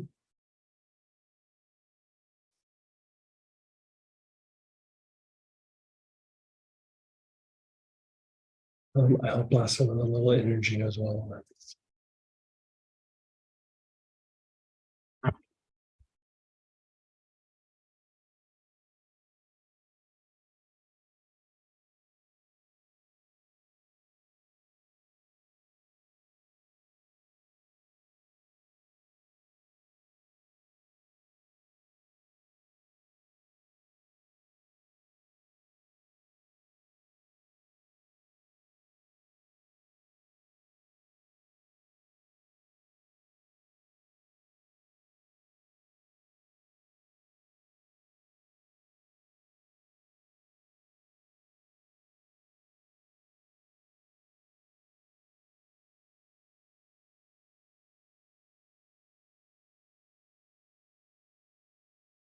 And then just let go. Let go, be still.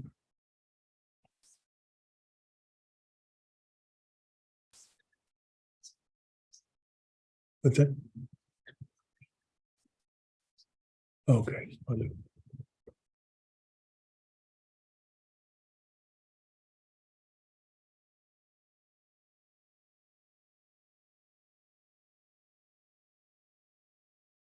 I just must have hit right side, so now it hurts.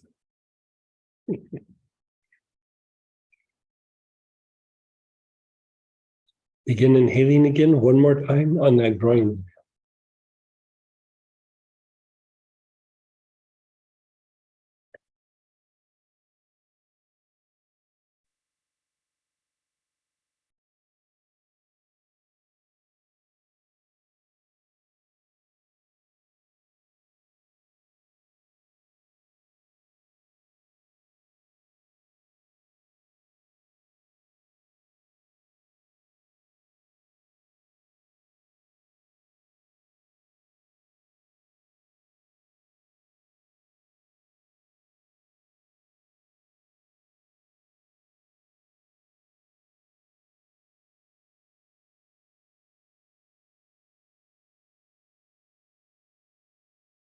And then just let go.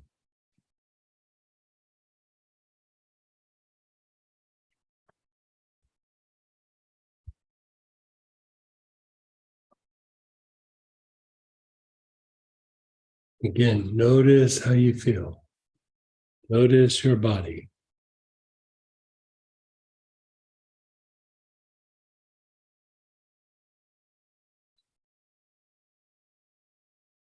Yeah, should I call this lymphatic technique spa day?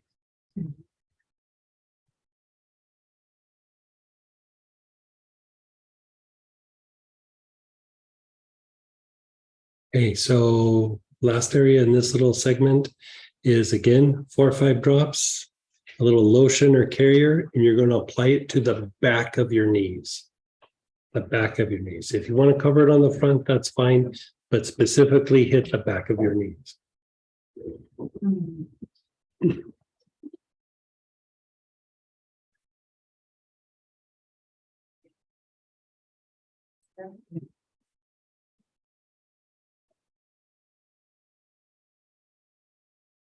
When I was young, not that this matters, but I had such stagnant lymph in the knees, like behind the knees, that it actually turned surgical.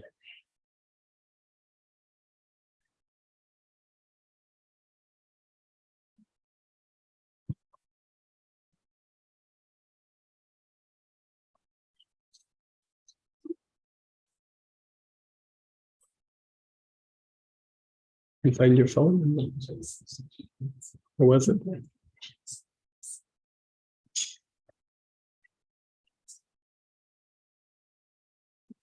That's kind of weird.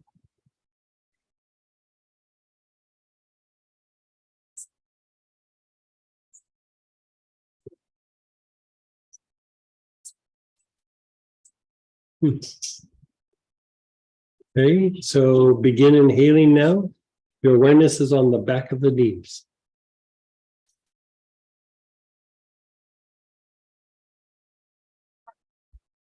Long, slow, deep breath with your awareness on the back of your knees.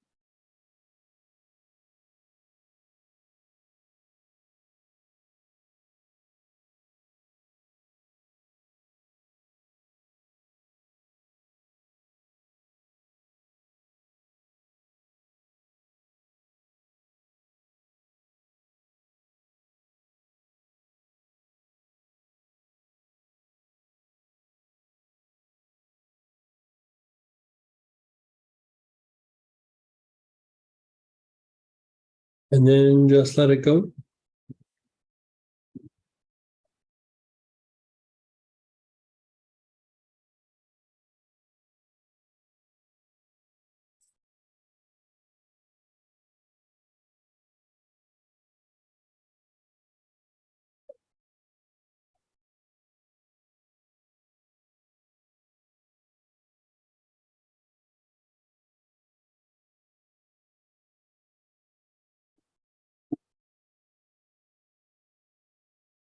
Begin inhaling again. Your awareness is on your knees, the back of your knees.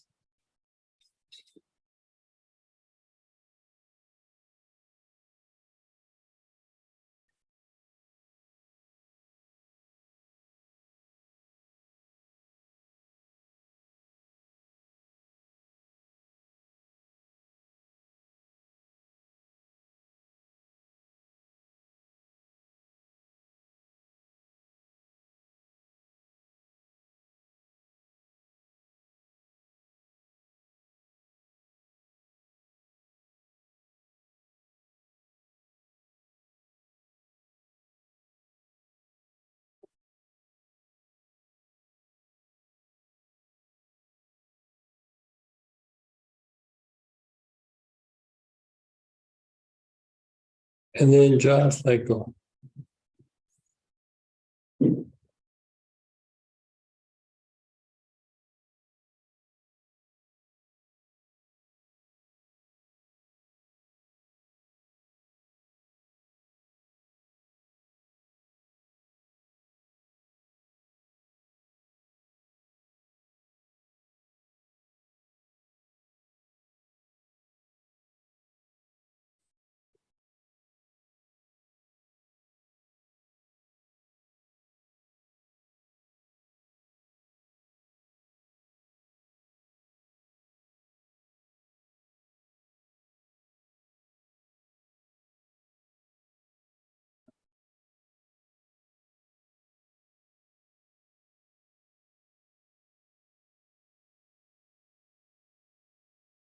Okay, go ahead and begin inhaling one more time behind the knees.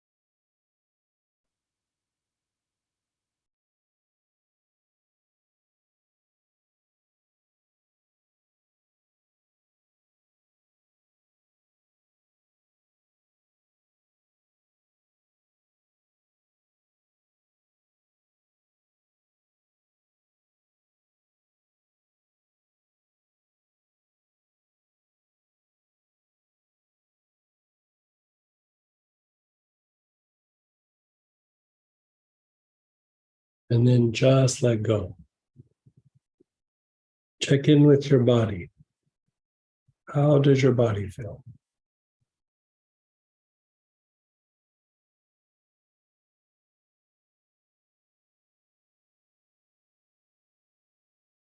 How does your mind feel?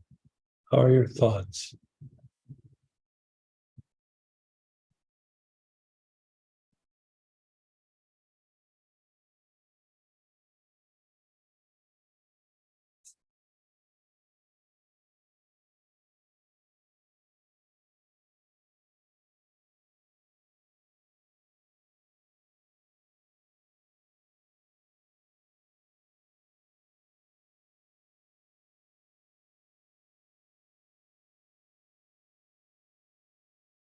Okay, we're going to take a little break and then we're going to come back and ice the cake.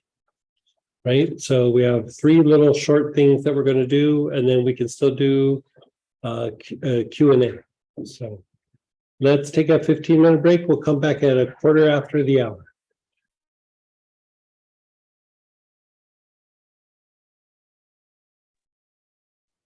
Okay, everybody, let's go ahead and come on back. And we have 3 little sections we want to kind of do.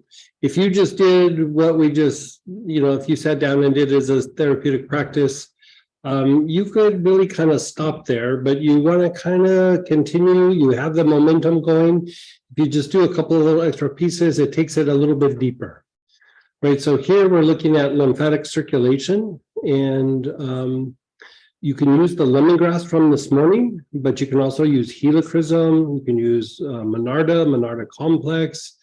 There's several things listed there, but lemongrass that you used earlier today would also still work. So we're going to be doing the body awareness technique. So your awareness is on the body.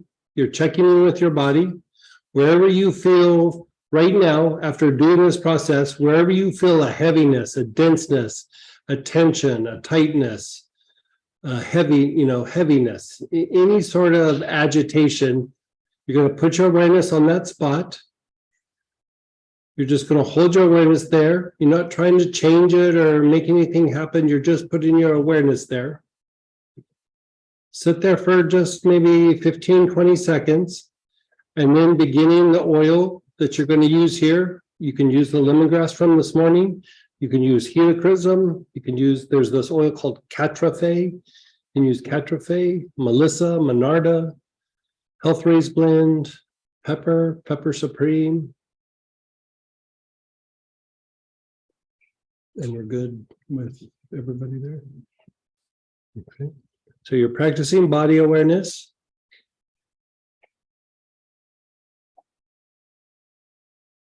And then begin inhaling into that area, in through the nose, out through the mouth.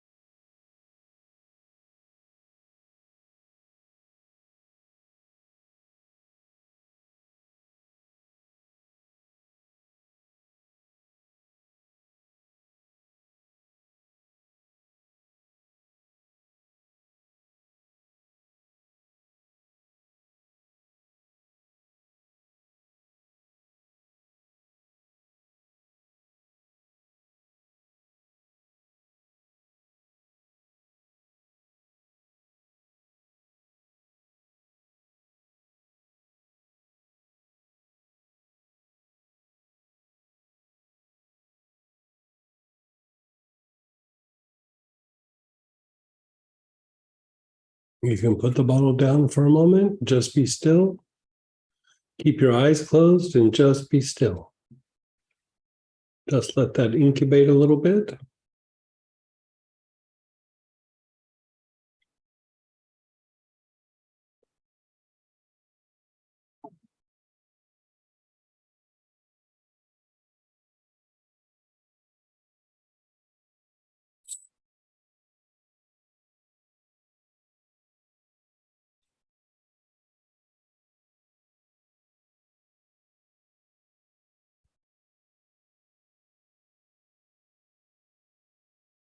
Again, check in with your body.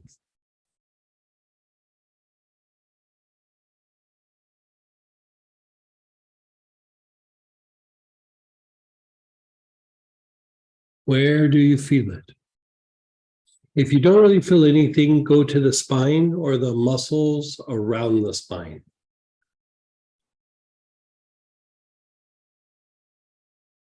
And then begin inhaling the oil into the areas.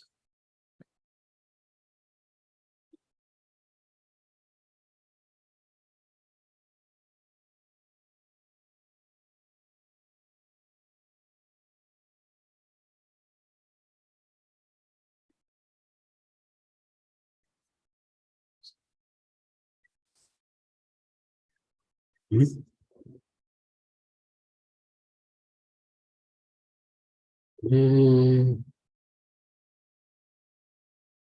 No, when do I say?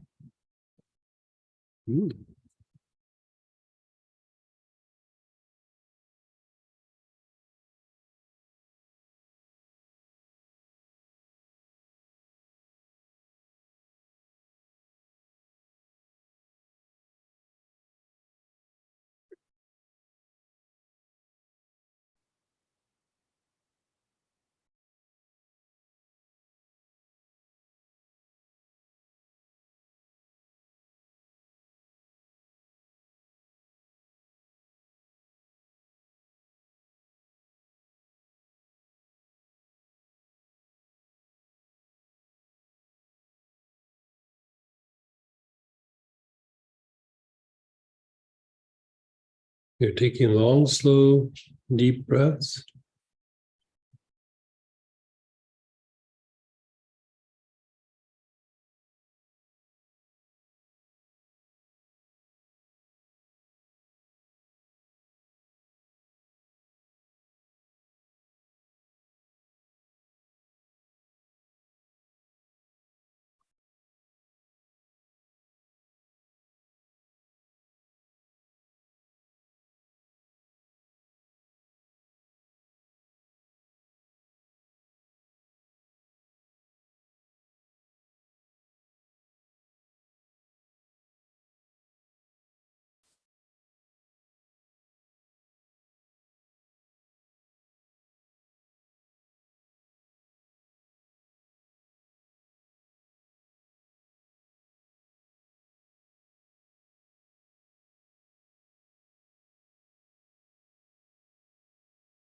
And then let it go.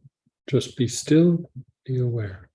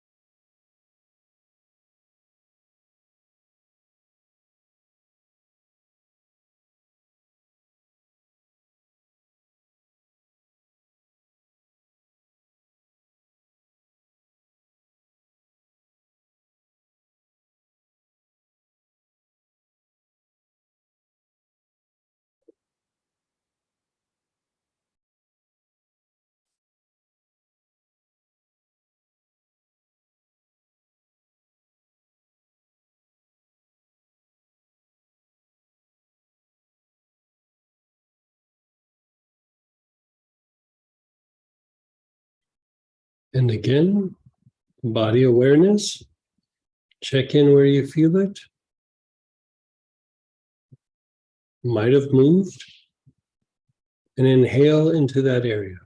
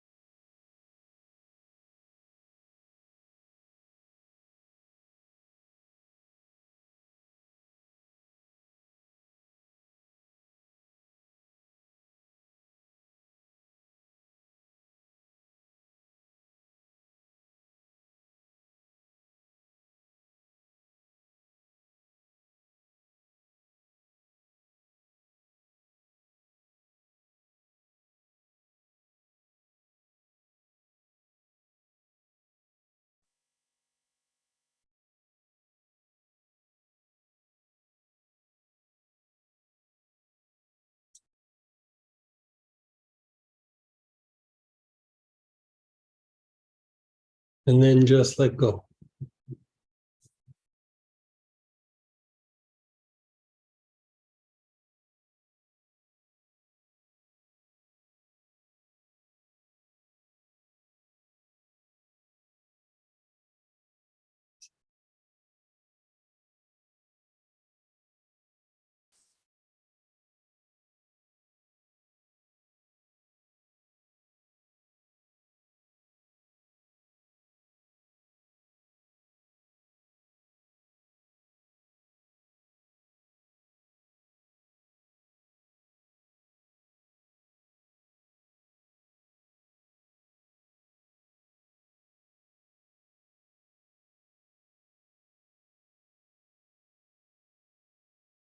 We're going to go back to body awareness, but this time let's really focus in on the gut, the abdominal cavity, like anywhere in your digestive tract. Just kind of go in wherever you feel there could be a little tension, a little uneasiness, a little heaviness. You feel a little pain, wherever that is. Explore your digestive tract area, the abdominal cavity. You're checking in with your gut, and breathe in to those areas.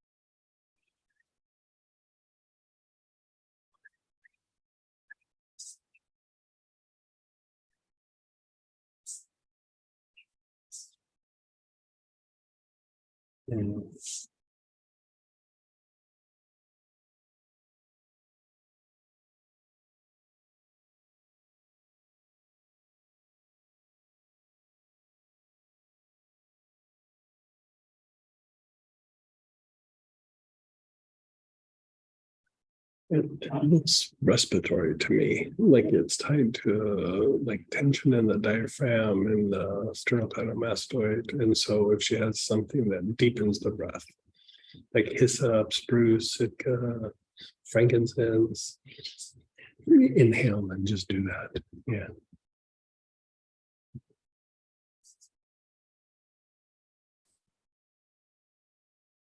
And then just be still.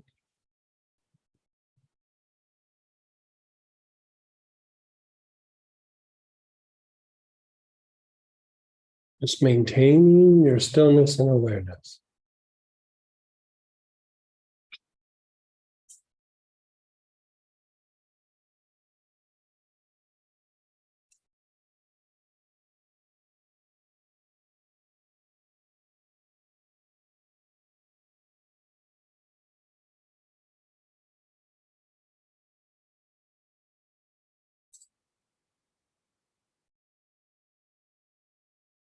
And let's go to any sort of ache or pain that you have in your body. If you're good in that area, know that we're all going to talk about you later because it's a joke. Everybody's got an ache or a pain. But if you don't have one, go to the spine.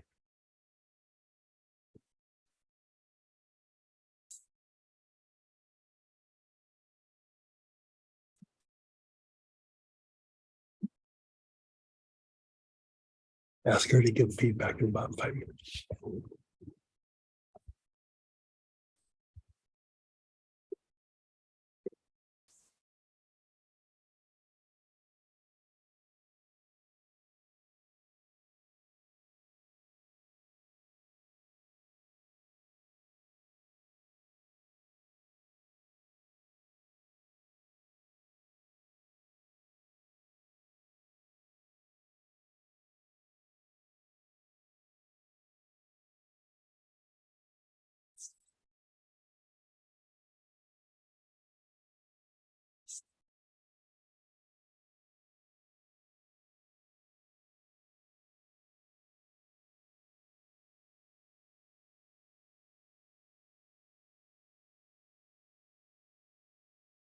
And then just let go.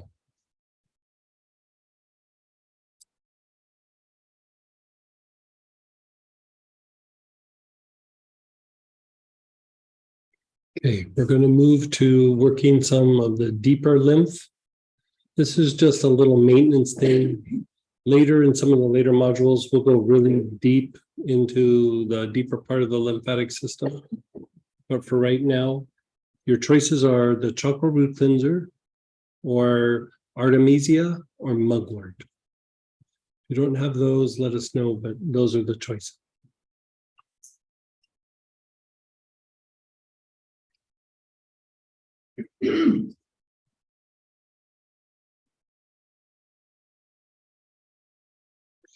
And again, you're doing body awareness, but let me just adjust this a little bit.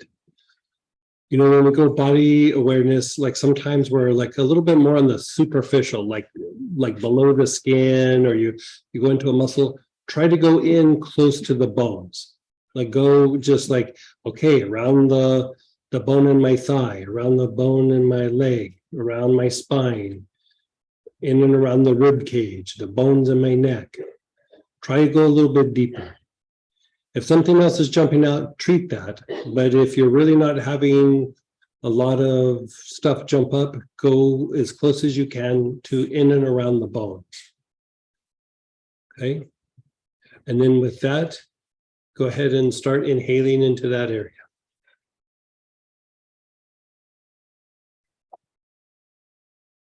Thanks.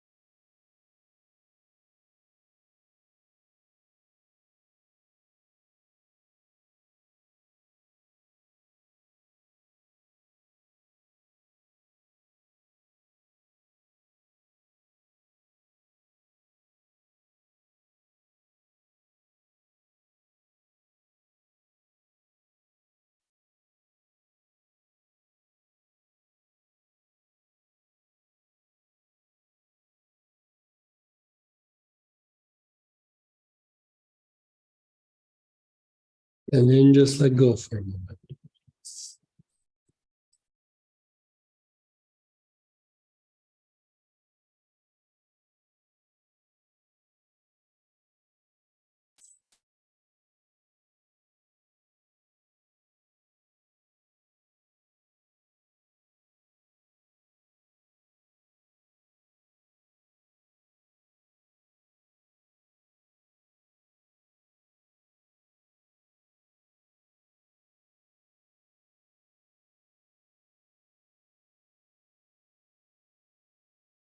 Again, check in with your body.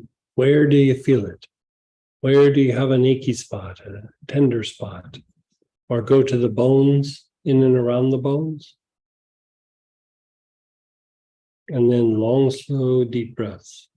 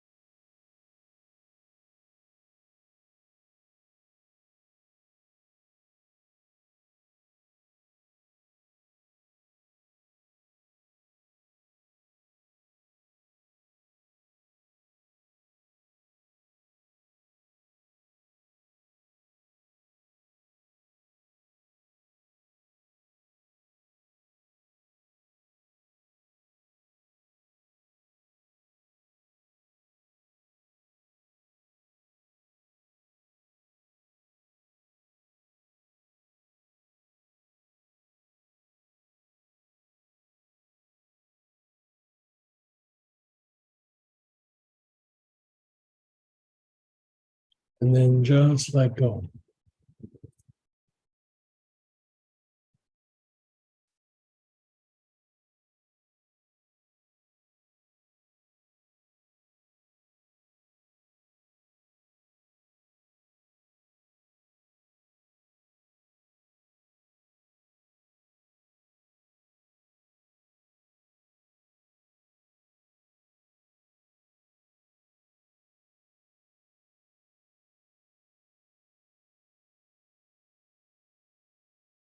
And then again, check in with your body.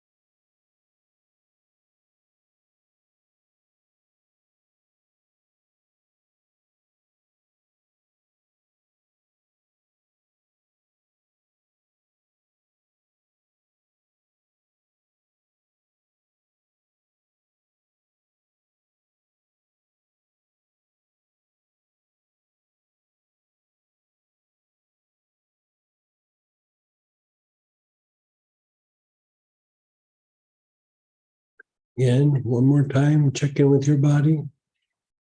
Long, slow, deep breaths.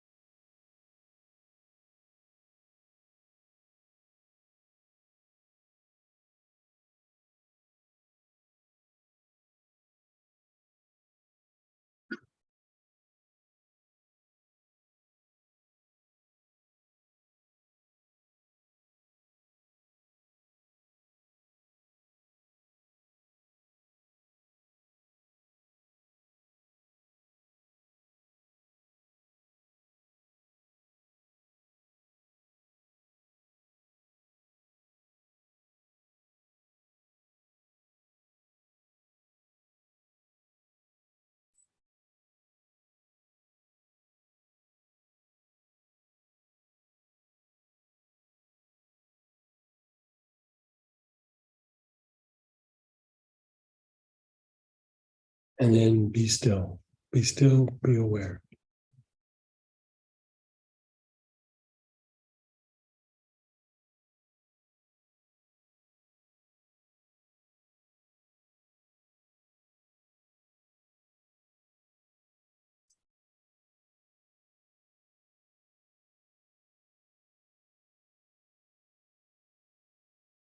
And let's do it one more time, but this time your awareness is on your spine.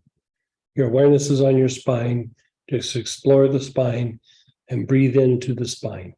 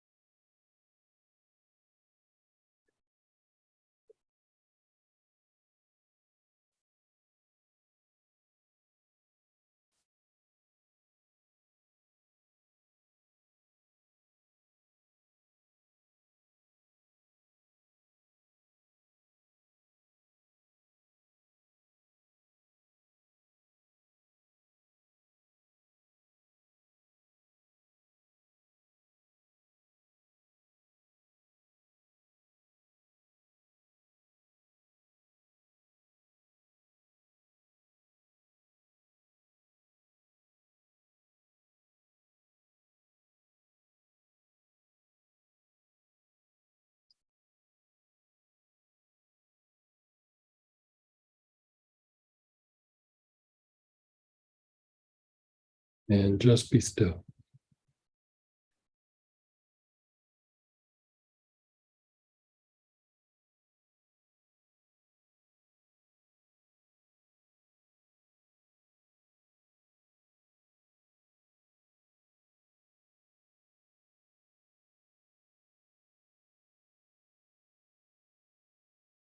And then this last aspect is just to help facilitate the displacement and to diminish stress.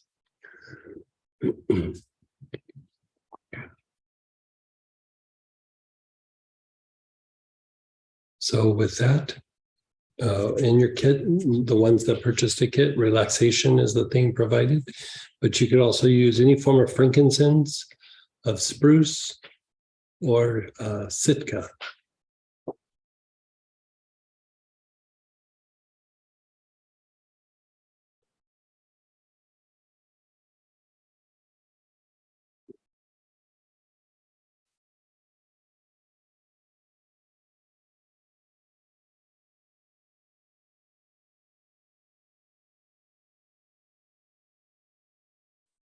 Okay, and check in with your body. Where are you feeling it? Especially here, you want to look for agitation or heaviness in a particular part of your body. And then begin inhaling, breathing it into that part of the body.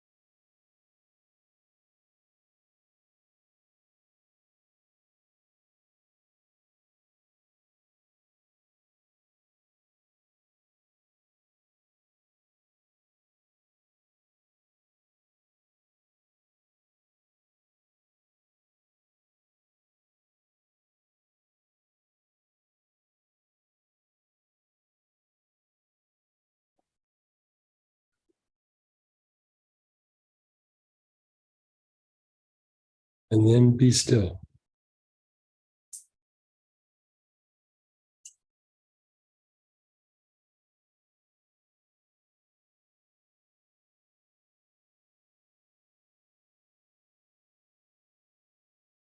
And again, check in with your body.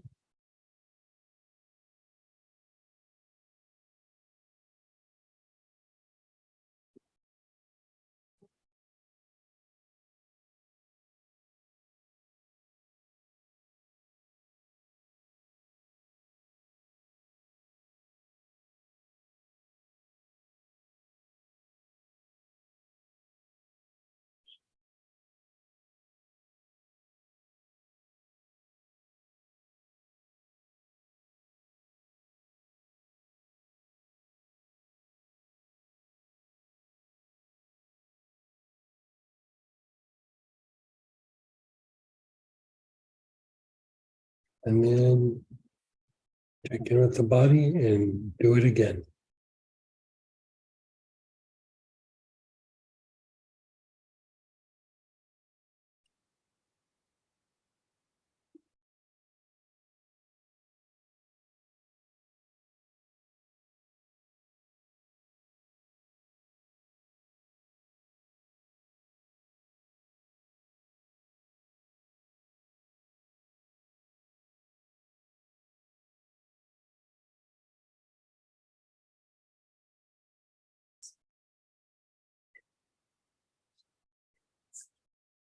Yeah, what?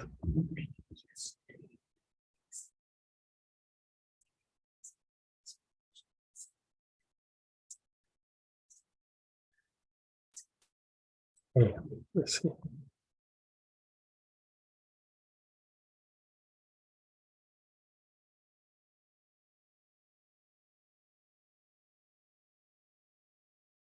In this kid is relaxation. Yeah, that's the primary one. Yeah. Oh, I see. No, I didn't know that. Let me look again. Continue inhaling.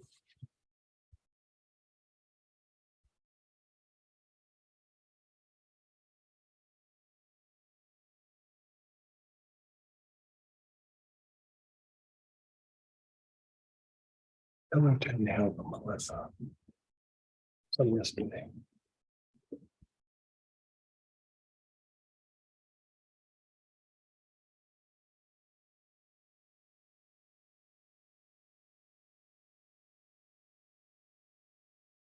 And then let go.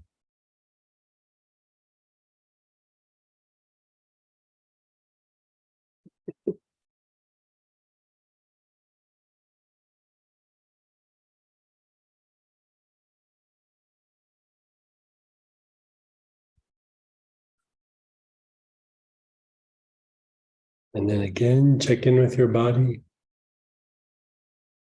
Where do you feel it?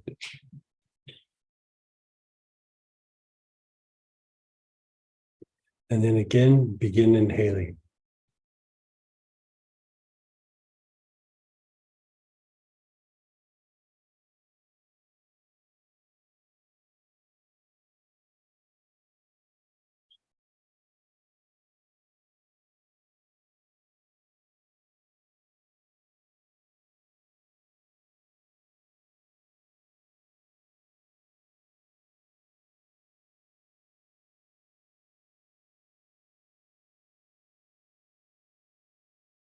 Okay, and be still. So I don't know that I've ever talked about this before, because we're always doing things with oils, but when I was a full-time healer, I was still working with oils. I've been working with oils for like 35 years or whatever. But, I'd be doing energy healing on people. And, be it that people are just like working, or if I was doing corporate things or whatever, you ask people like, okay, what's your stress levels and what's this and what's that?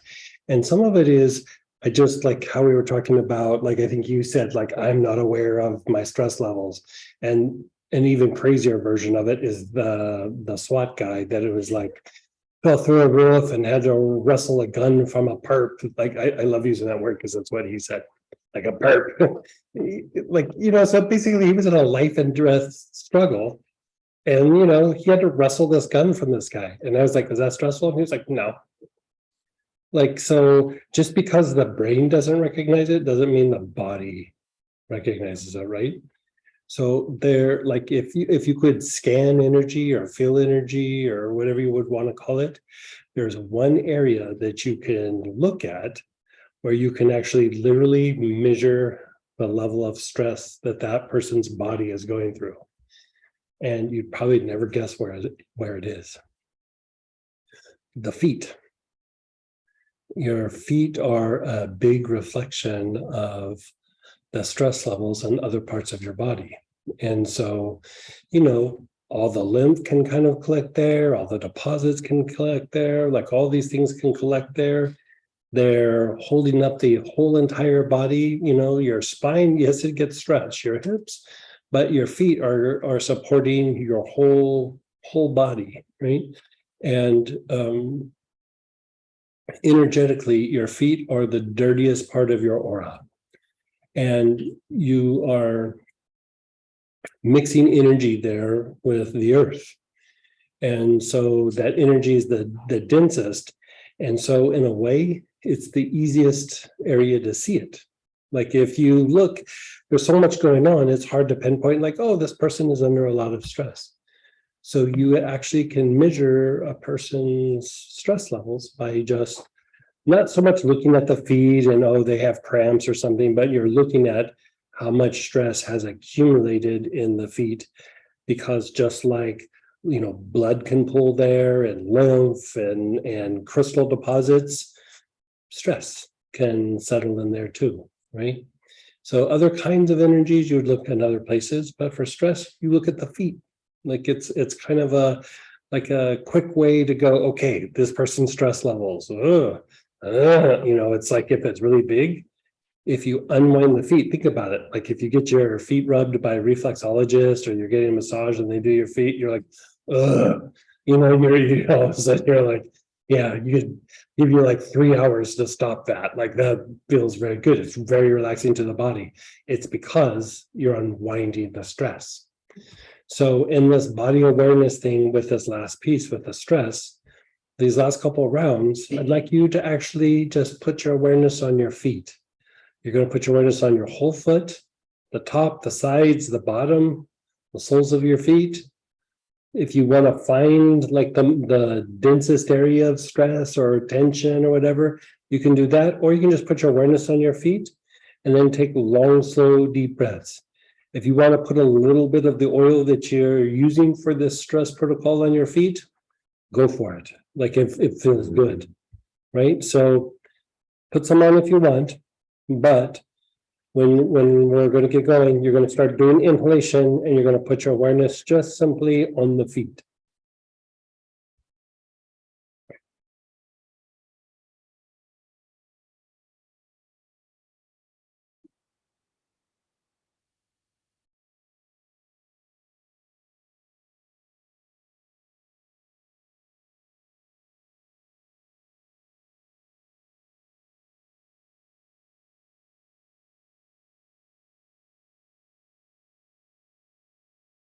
The thing that works best for this would be, just for this part, the feet part, would be spikenard or valerian. But, you know,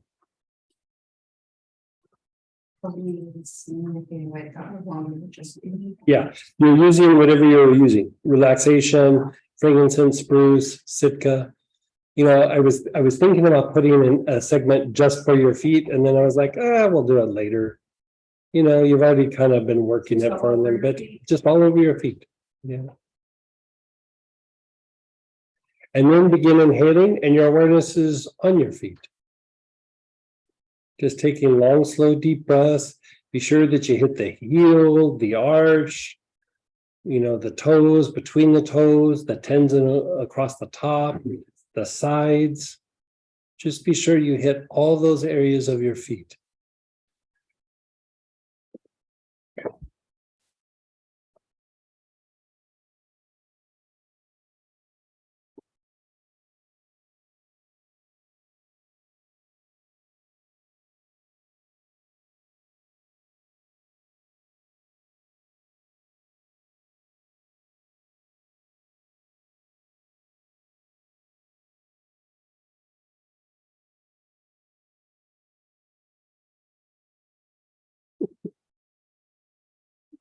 You should be liberal with some of those drops.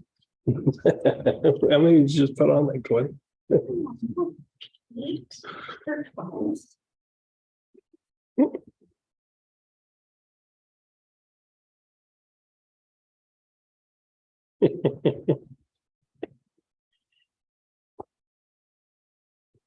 You're inhaling, your awareness is on your feet. Long, slow, deep breaths.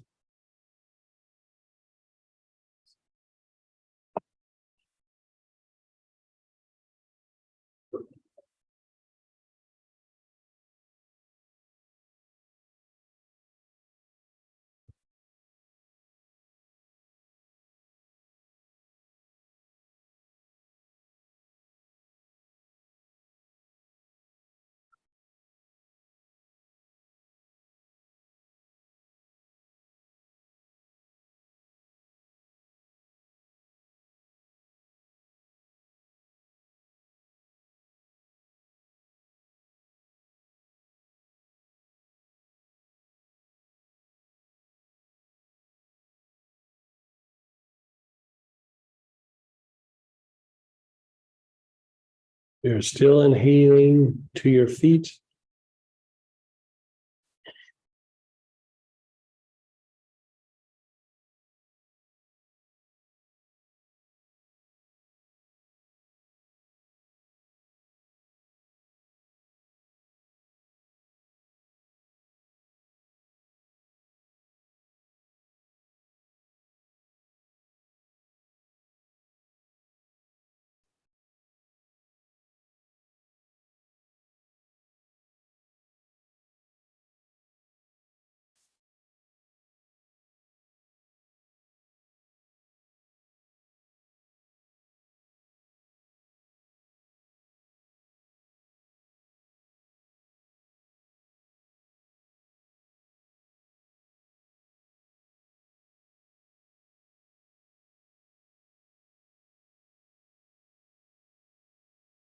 And then just let it go for a moment.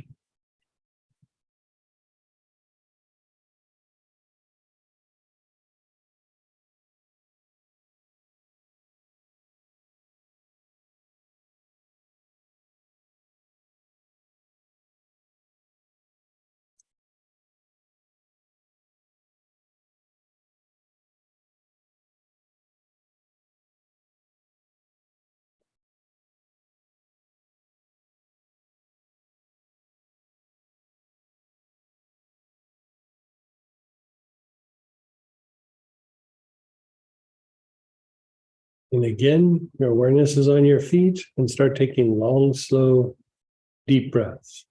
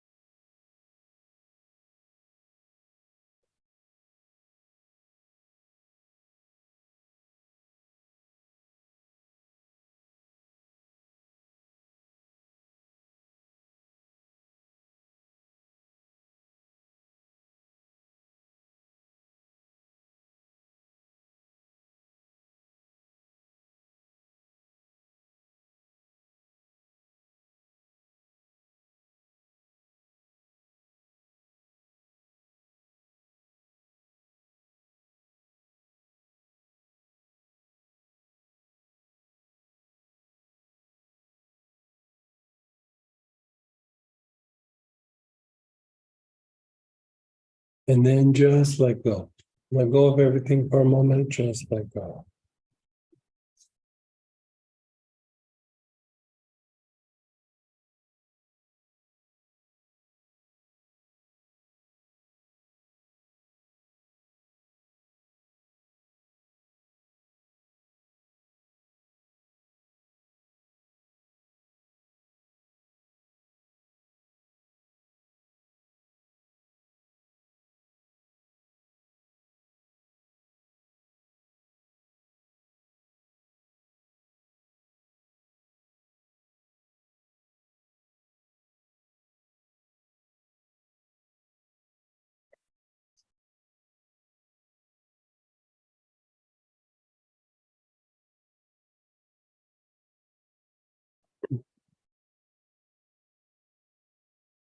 Again, awareness on the feet. Start taking long, slow, deep breaths.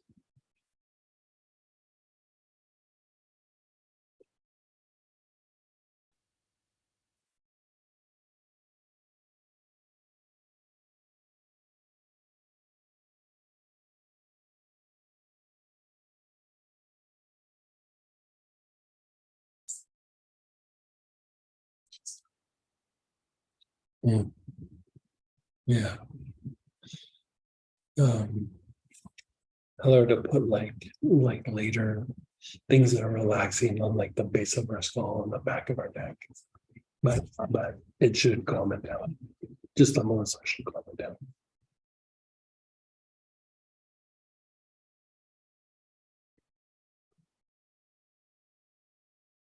Mm. And then let it go.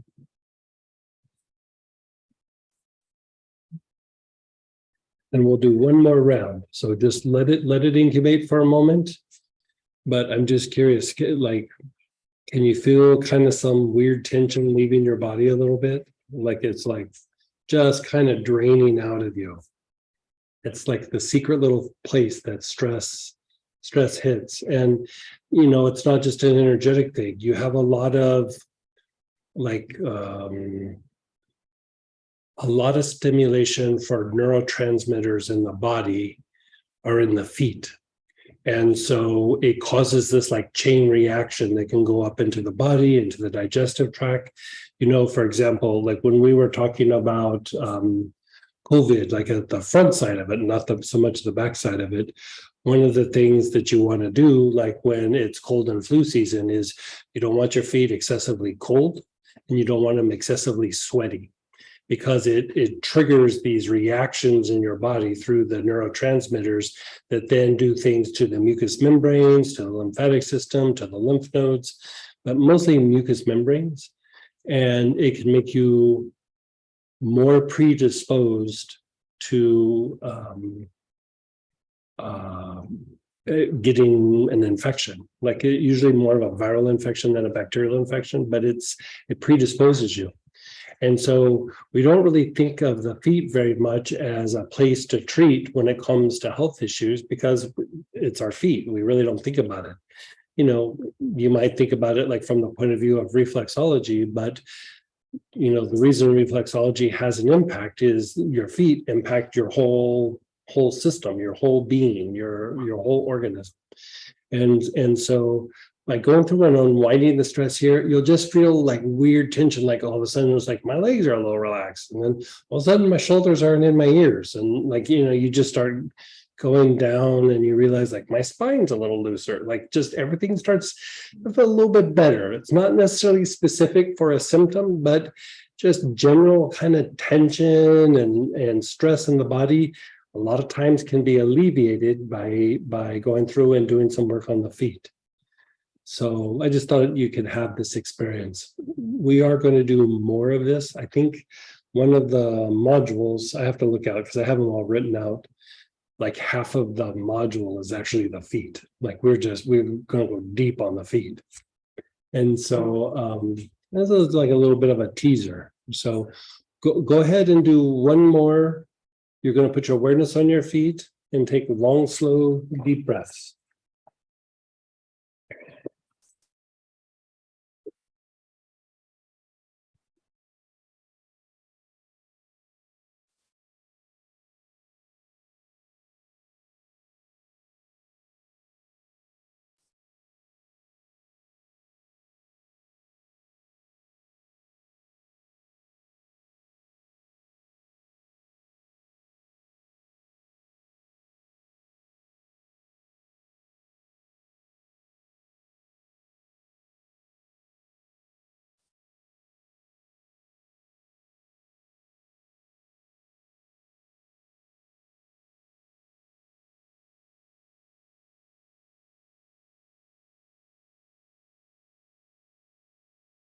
Again, be sure you're hitting the heels, the back of the heel, the sides of the heels, the sides of the foot by the arch or arches, the ball of your foot, the toes, between the toes. Just explore all those different areas of your feet.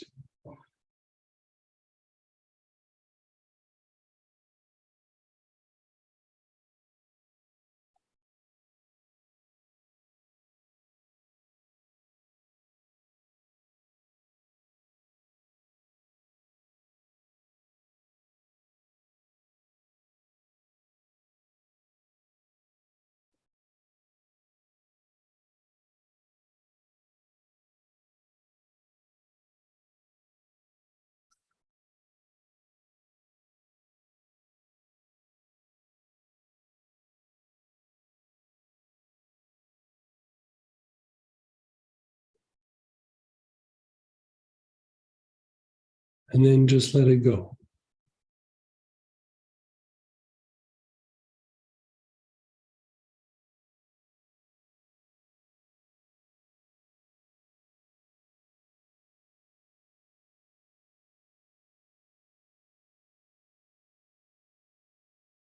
Now, check in with your body. How does your whole body feel with the whole day of processes? How does your body feel? How does your emotions feel? Your mind, your thoughts? If you think about things that were stressful last week or things that might potentially be something you have to address next week, notice how you respond to that.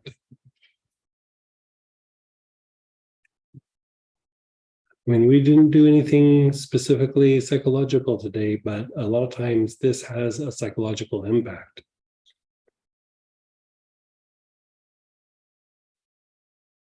Okay, so we left enough time at the end of the day. We can open it up. You guys can share experiences and ask questions.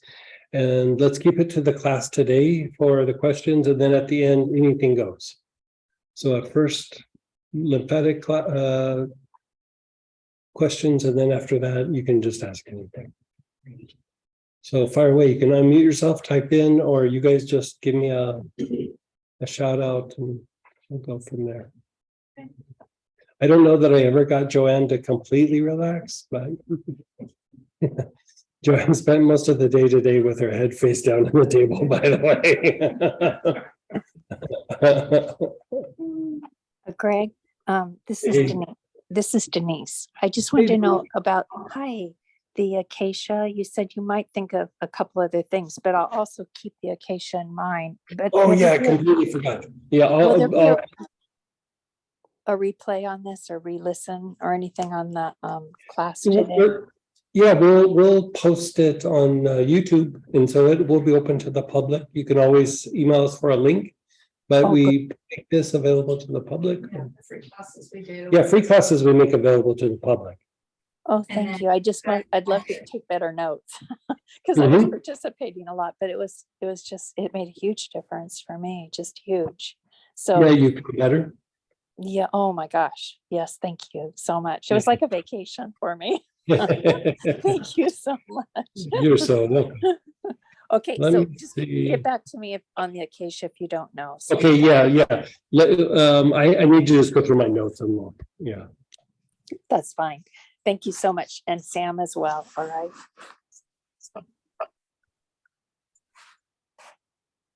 Actually, do you have spikenard? Yes, I have spikenard. Use spikenard. Yeah, just use spikenard. Okay. Yeah. And that's I think, internal. no, do that pattern. Do the Ming Men, the low back area opposite the navel, and then to the sex chakra, then do them together, and then go to the jaws. Okay. Ming Main, men. Like sex chakra first, Ming Main, and then jaws. Do I have that right? It doesn't really matter which one you do first, but just do sex chakra, Ming Men, and then together. And then as soon as that happens, the jaws will start to release, and then go up to the jaws and just take it deeper. Thank you. Thank you. You're so welcome. Maybe do that for a few days and then email us and let us know how you're doing with that. Sure. I'll try to connect on Tuesday with you guys Okay, too. perfect. Thank you. Perfect. And then go ahead, Rami, and then Sonia. Hey, Rami. Let's get you unmuted. Okay, you said Ling Ling to use in the jaws? No spikenard. But it was a specific technique for unwinding things. So Okay. spikenard, and then do sex chakra, Ming Men, and then Okay. together, and then go to the jaw. Okay, now I didn't have frankincense, so I have the 3 wise men, and that's what I used. And that was fantastic. Yeah, that should still be okay. Yeah. But Good. let me Yeah, it ask, felt good. It felt good. good, it did. Yeah, good. I also been taking the drops, like you said, Good. in the Good. morning. Yeah. So that's been helping a lot. Yeah. And this class is amazing. I tell you, I feel like I really do feel like on a vacation in a way. Even So this is what I would say. Like, it's very relaxing. It's very soothing. Like you said, you feel more rested. You feel better. You feel stronger. But one of the things that this does is it helps your body deal with inflammation. And if you think about it, the aging process is an inflammatory process. And so it actually, if you do this on a regular basis, it actually helps slow down the inflammatory process or the effects of inflammation on the body.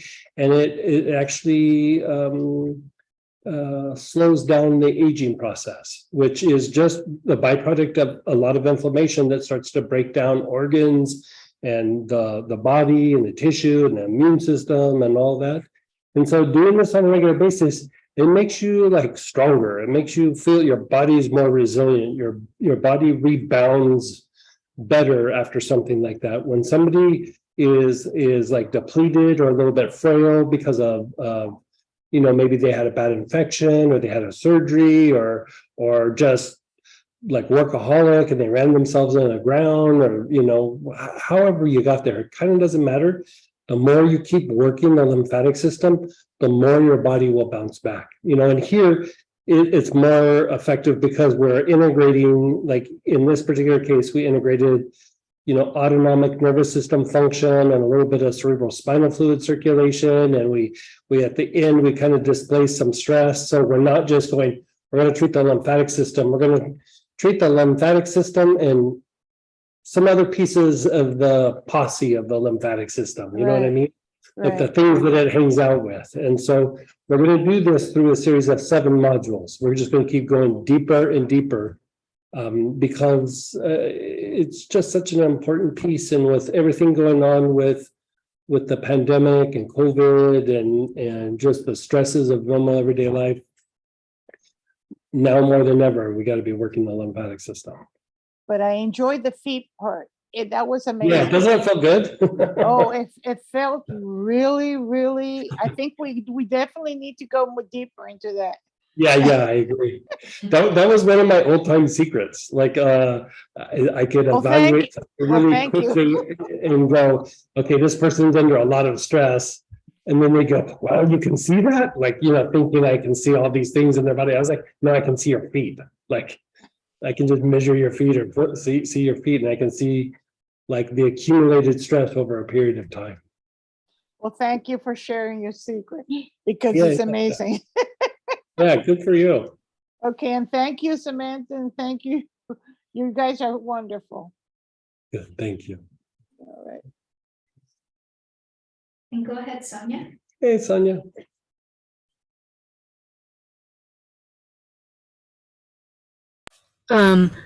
You know, for the feet, is the chakra chakra root cleaner good to use too? For if you're just working lymph, it could be okay, but here we're really looking at targeting stress. So like the ones that are listed, but you could also use like spikenard. Spikenard is probably the best bet for the feet.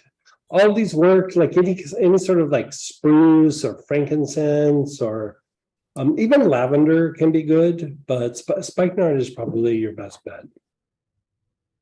Okay.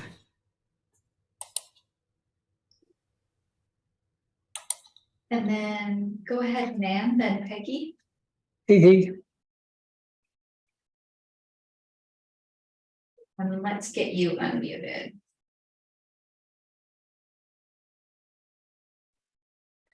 Hi, I have a couple grandchildren, who play a lot of video games, and they are so riled up when they're finished playing. I'm wondering if that affects, well, I know it affects their stress levels, but how do we deal with this? What would we use lemongrass for that? I mean, you could, but actually, like when somebody really gets into like a video game, or you know, like sometimes you're watching a movie and you really get into it, or you sit in a dentist chair and you like check out, you're there for an hour, but it seems like 5 minutes. It's actually a thing called dissociation. And we all do it. We all have a potential for doing it, but you know, they get like so absorbed into that. And so one of the best ways to go through and treat that would be like the use of vetiver or spikenard, but rubbed on the arms and legs. Okay, thank you. Yeah, you're so welcome. And then, yep, go ahead there, Peggy, and then Denise. Hey, Peggy.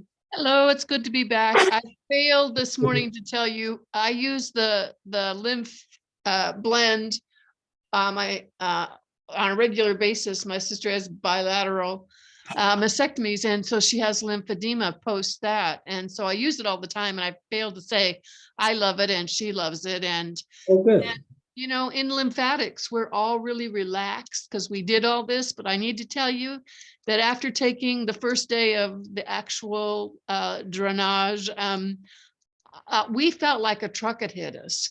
I mean, it's kind of deceptive. We feel really good right now. We're relaxed. So whatever people do, I know people ask you about what type of soak to do, but for people to be aware that be sure to drink lots of water and take a bath and soak your feet or whatever you do so that tomorrow morning you don't wake up and feel like you were hit by a truck.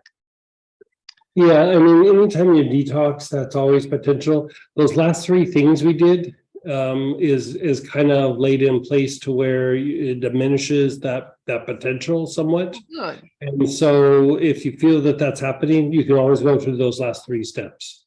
Okay, thank you. I needed that. Yeah. Wonderful class. Thank you, guys. Everybody Good. well. Great. Thank you. You're so welcome. And go ahead, Denise. Hey, Denise. Yeah, I'm sorry. I forgot to ask how on the spikenard, is it internal drop? No, inhale, and then you'll inhale with your awareness on the sex chakra, and then inhale with your awareness on the low back, and then inhale with your awareness on both.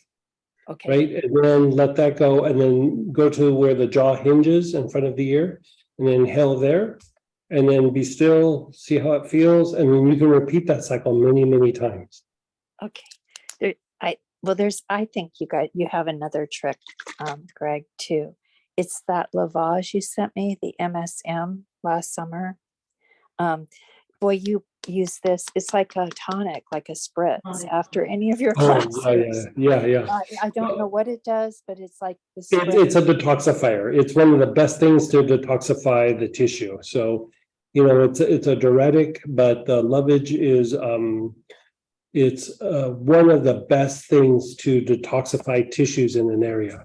So we use it a lot of times when there is like arthritic issues in a particular area, or like how like you'll just have like an achy area, or your back is real stiff. Works really well for that. And I mean, it almost is like kind of uplifting too. Like it almost like lifts your mood a little bit. Like it just feels,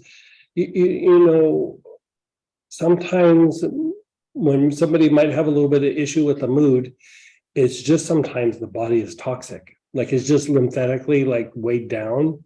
And if you go through and clean that up, all of a sudden they're kind of bright and cheery again. And so it's good for the body, but I would say it also is a little bit uplifting.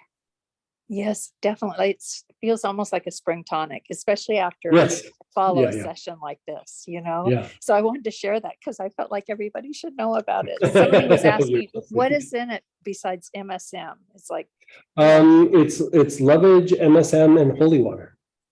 oh, I won't run out of this. Thank you so much. You're so welcome. Yeah, I have like, it's one of my weird little things that I don't talk about here, but I collect holy waters. So like a lot of times when I say it's holy water, it's water from Lourdes, it's water from the River Jordan, it's water from some Indian temples, it's water from the church in Santa Fe. It's like, I have all these different holy waters, and I just kind of make a concoction of holy waters and put it in the blend. It definitely works. Thank you. Go ahead, Dorothy. Hey, Dorothy.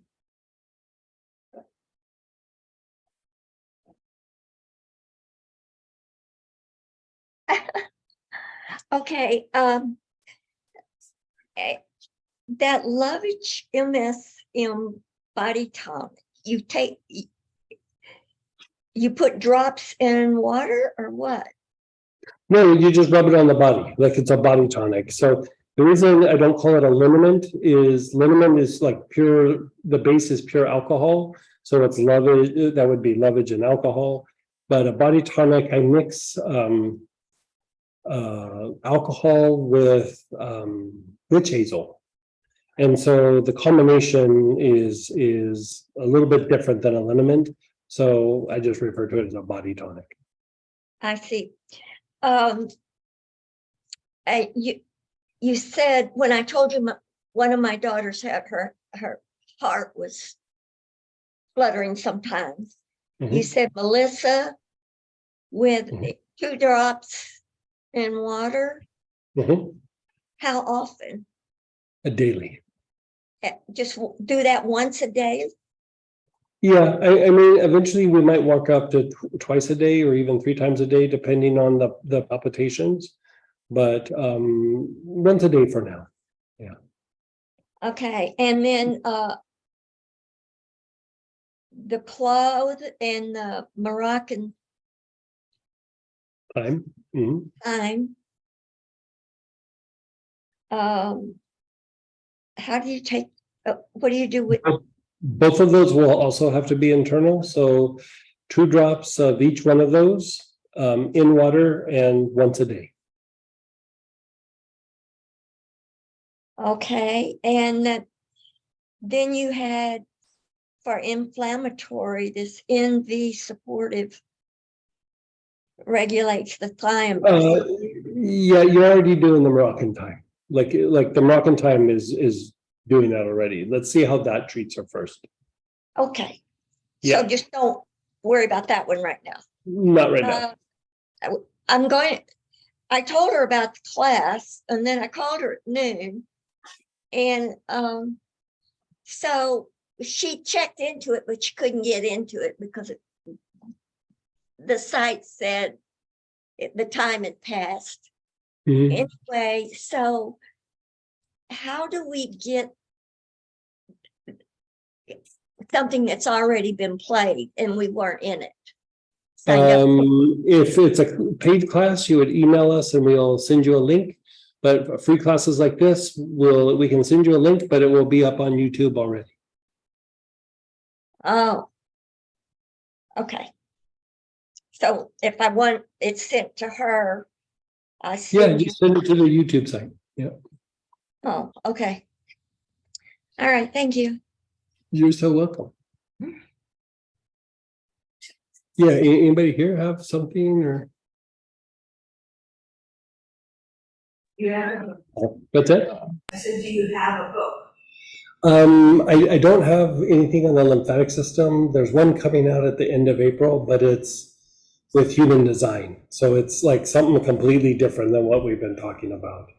So human design is this modality that I worked with somebody from human design to integrate protocols for doing their processes. And so there's an encyclopedia that we're going to do a little bit after that. And there's a book that's partially written about the dyeing process, essential oils. And my hand, and now it disappeared.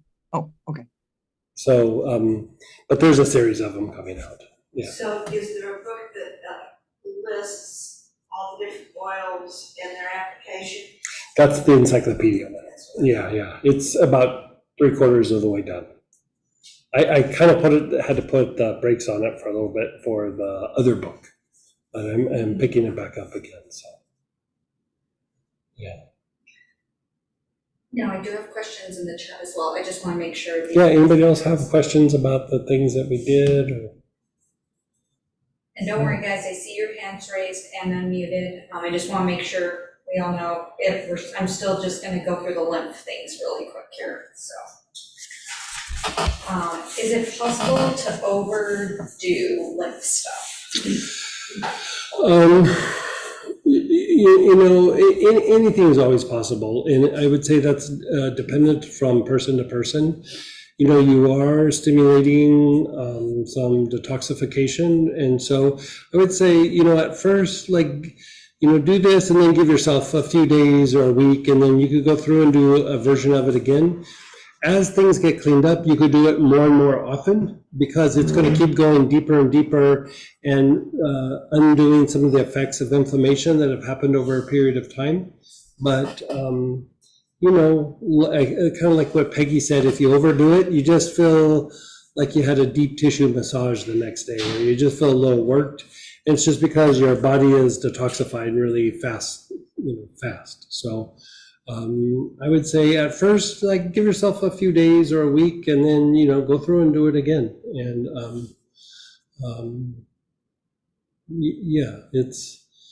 it's there are certain things that I didn't put in this just because I want to do it step by step so that we don't overdo it. I mean, I want to push the envelope, but not overdo it. You know what I mean? And so within about 4 or 5 weeks, we'll be doing module 2 for the lymphatic system. And we had some good asks. They were asking for lymphatic Theralotion, lymphatic ointment, and lemongrass roller balls. And I just want to let everyone know, if you want anything, we do have a item online that says personal item request, and you can just pick that and in the notes, type in what it is you want, or you can just email us at plantchronicalendar@gmail.com. Let us know what you're looking for, and Greg is really great at making things. Think of me as a short order cook. Like, you know, you go in and you want a little something special for breakfast, we'll fire it off. Like we can kind of do anything for you. I have one more question. My face is feeling energy in it. Is that? I've really taken a bath in this stuff right here. Well, it might just be a little, yeah. It's just probably moving stuff. Okay. Yeah. Nothing to be concerned about. I wouldn't be too concerned. All right, thank you. And then twofold question. One, what is a lymphatic blend? And it's twofold because someone said, I have lymphatic liniment that is clear and the lymphatic blend oil that is dark brown, and why are they different? Lymphatic liniment. And I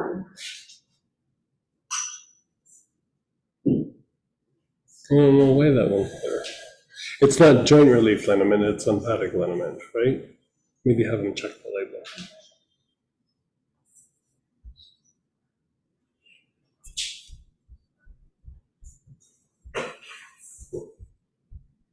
I mean, the oil is in sesame oil, so that's going to be darker. But yeah, they should, same formula. There's not a different version of it.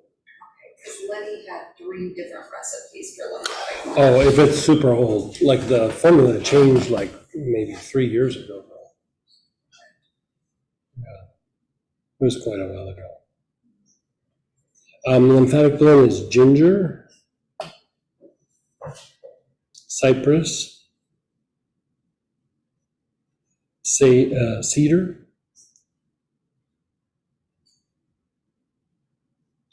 sage, rosemary, thyme, frankincense, juniper, lovage leaf, helichrysum, and birch. I mean, the darker one, I might have put birch tar in it. Oh, and I was thinking, what if it was cadence or juniper? I think the old formula had arbor vitae in it, or thuja. Arbor vitae, it's probably that. Do you have dates for the other lymphatic classes? We'll probably post them soon, but it's either going to be the last weekend of March or that first weekend of April, which is first and second. So yeah, we're not sure.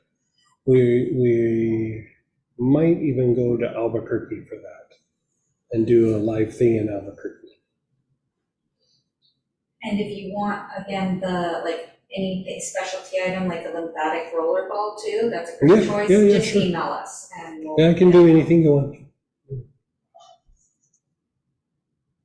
What is MSM?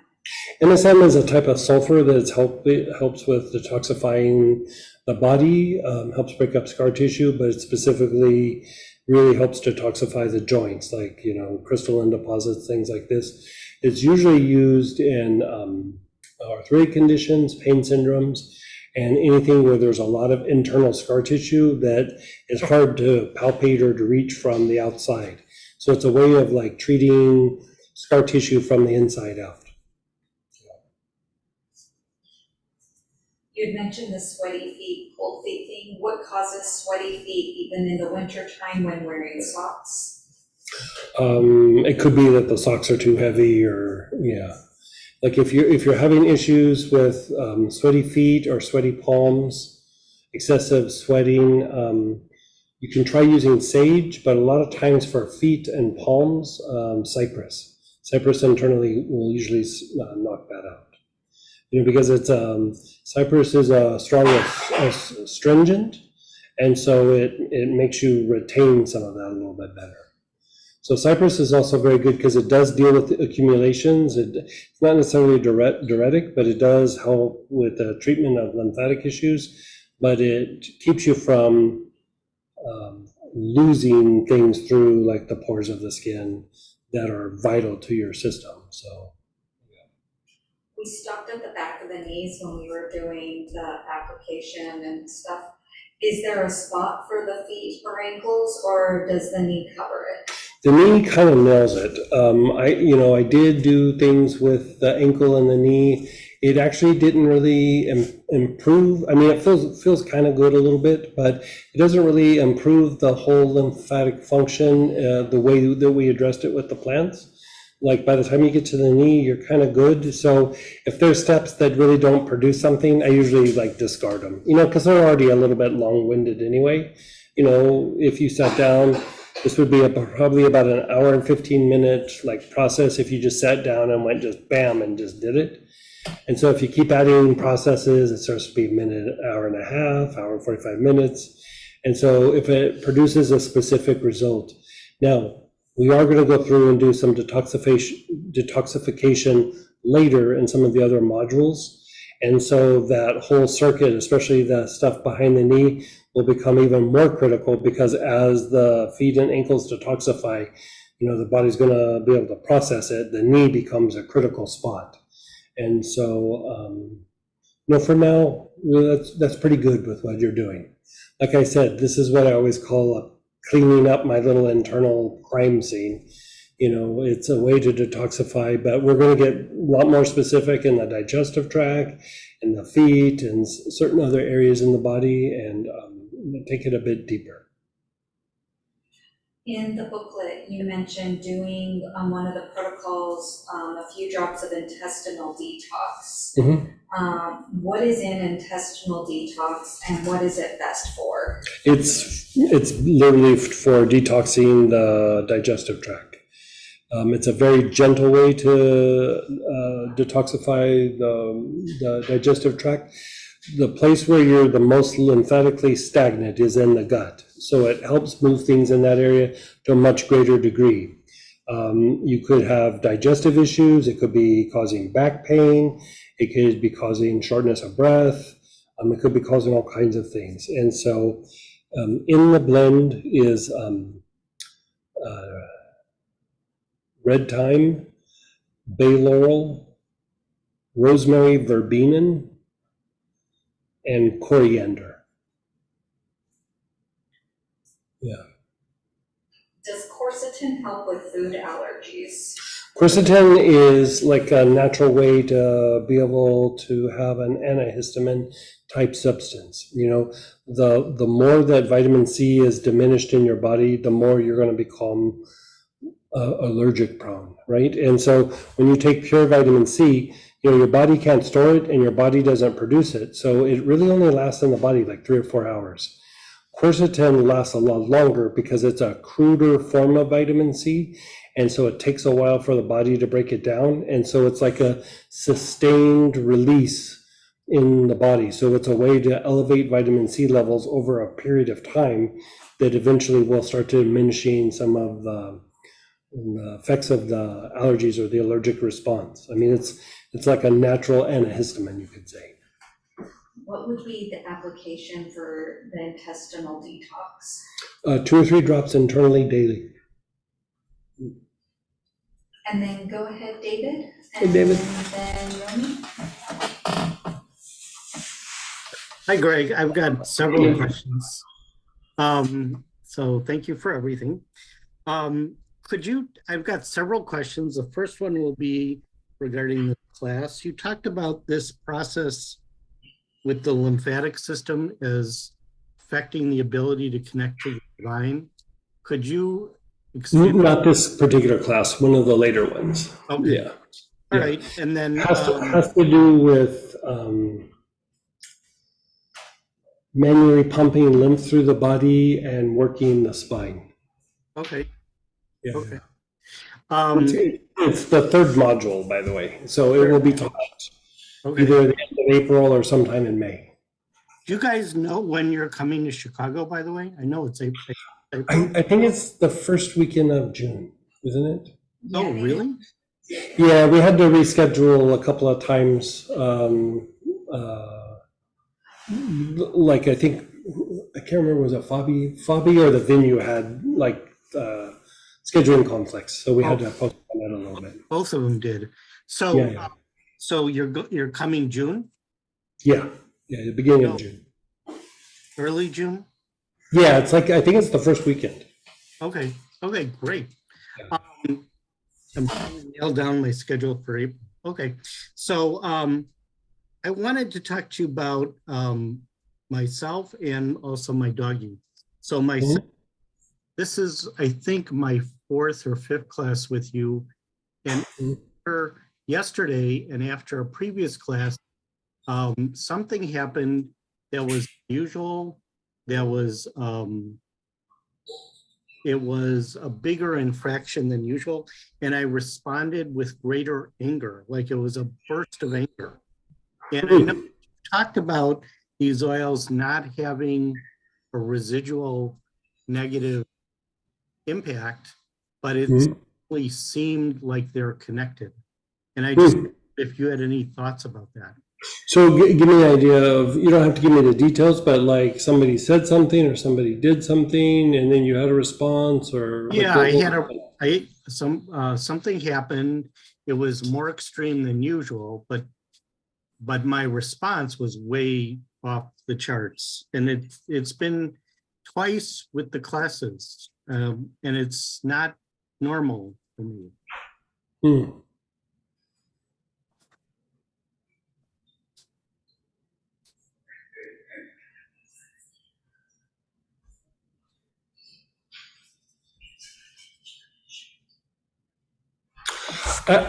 I would say, let's have you, do you have some clary sage? No.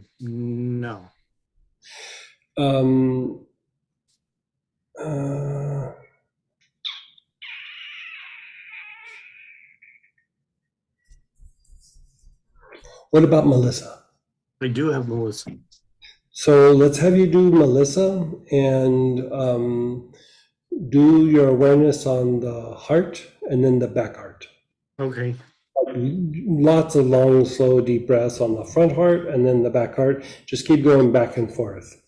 Sometimes that could be the thymus, like the thymus is a bit unregulated, but you know, like anytime that you're looking at that there's the potential for an outburst for anger or in the middle of the outburst, you know, the thing that's nice about Melissa, it's calming, it's soothing, it's calming to the heart, it's unnerving, like it's very supportive of the nervous system, but it's also a thing that regulates the thymus. And so it kind of hits all the potentials for what could be causing that, where you don't have to be super specific, like it's probably this. You just start calming down your physiology. Okay. You know, you are, when you go through these processes, you are establishing a little bit of physiological change. And so there could be a little bit of a, like a, I don't want to say like a pushback, but like the body is like recalibrating a little bit. And it could just be like a little moment where you feel a little vulnerable or something like that. But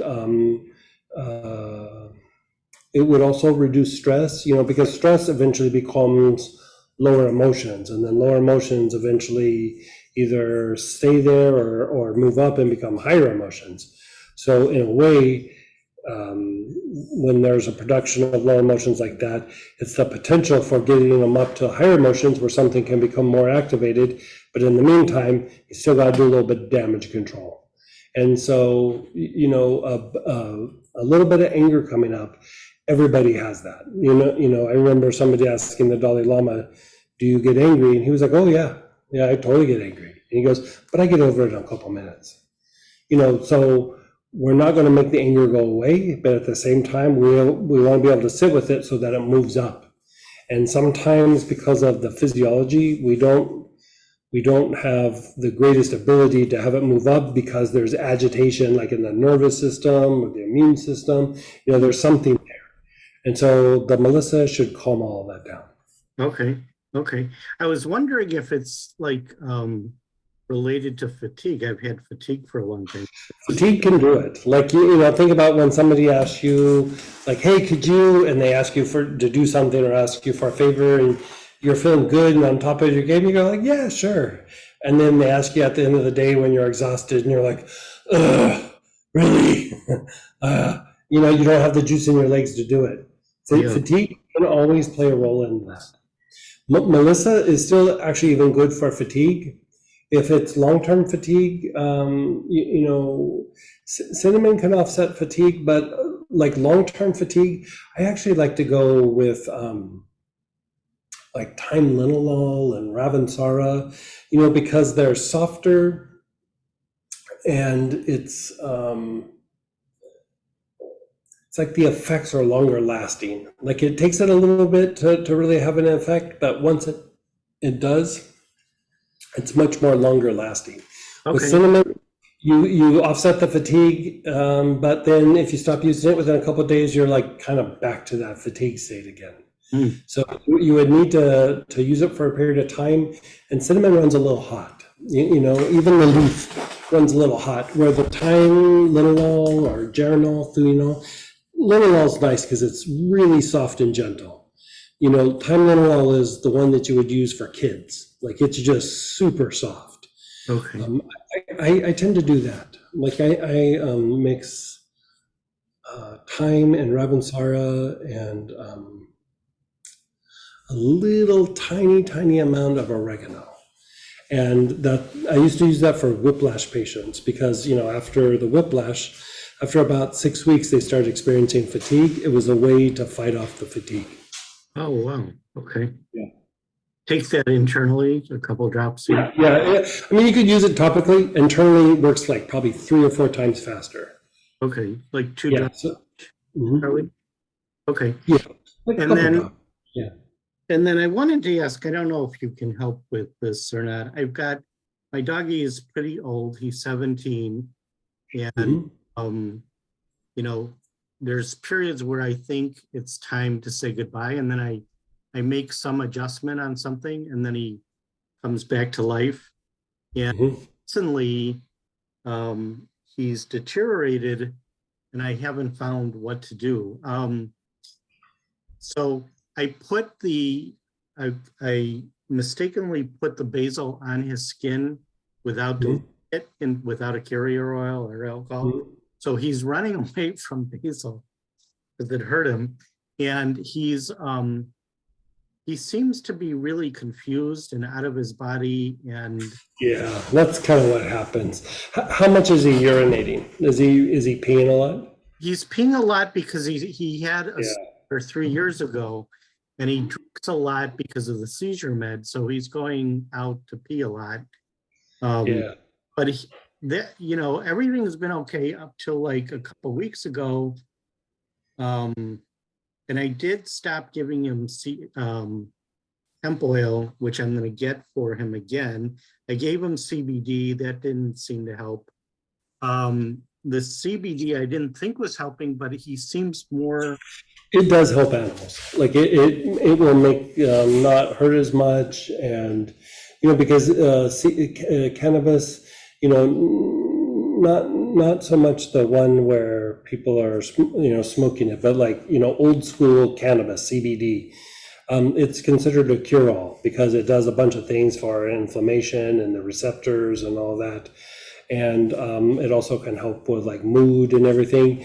And when I was doing a bunch of work with animals on the ranch, I mean, I had a big bottle of CBD. Like if I didn't know what to do with it, they had something down in there and it was inflamed, I'd just squirt CBD and then go, let me know how it is in a week. And I mean, almost every time it fixed whatever it was. I was like, this is like a no-brainer. But you know, at that point in the dog's life, I would give it CBD, honestly. Okay. You know, kidney function is going down. There's urination more. It sounds like he's having seizures. It's getting close. So now you're just monitoring for quality of life. So when we think he's ready and you're ready, you know, I'm The ready. big indicator is like when they start just staring at the wall for long periods at a time, and they're really disconnected from the environment. Oh, They're just checked out. Like they're just, that's what he's doing. yeah, it's probably getting close. Yeah, I figured. Sorry about that. But That's it's- okay. I've been preparing. 17 is a pretty long life for a dog, though. I got to say.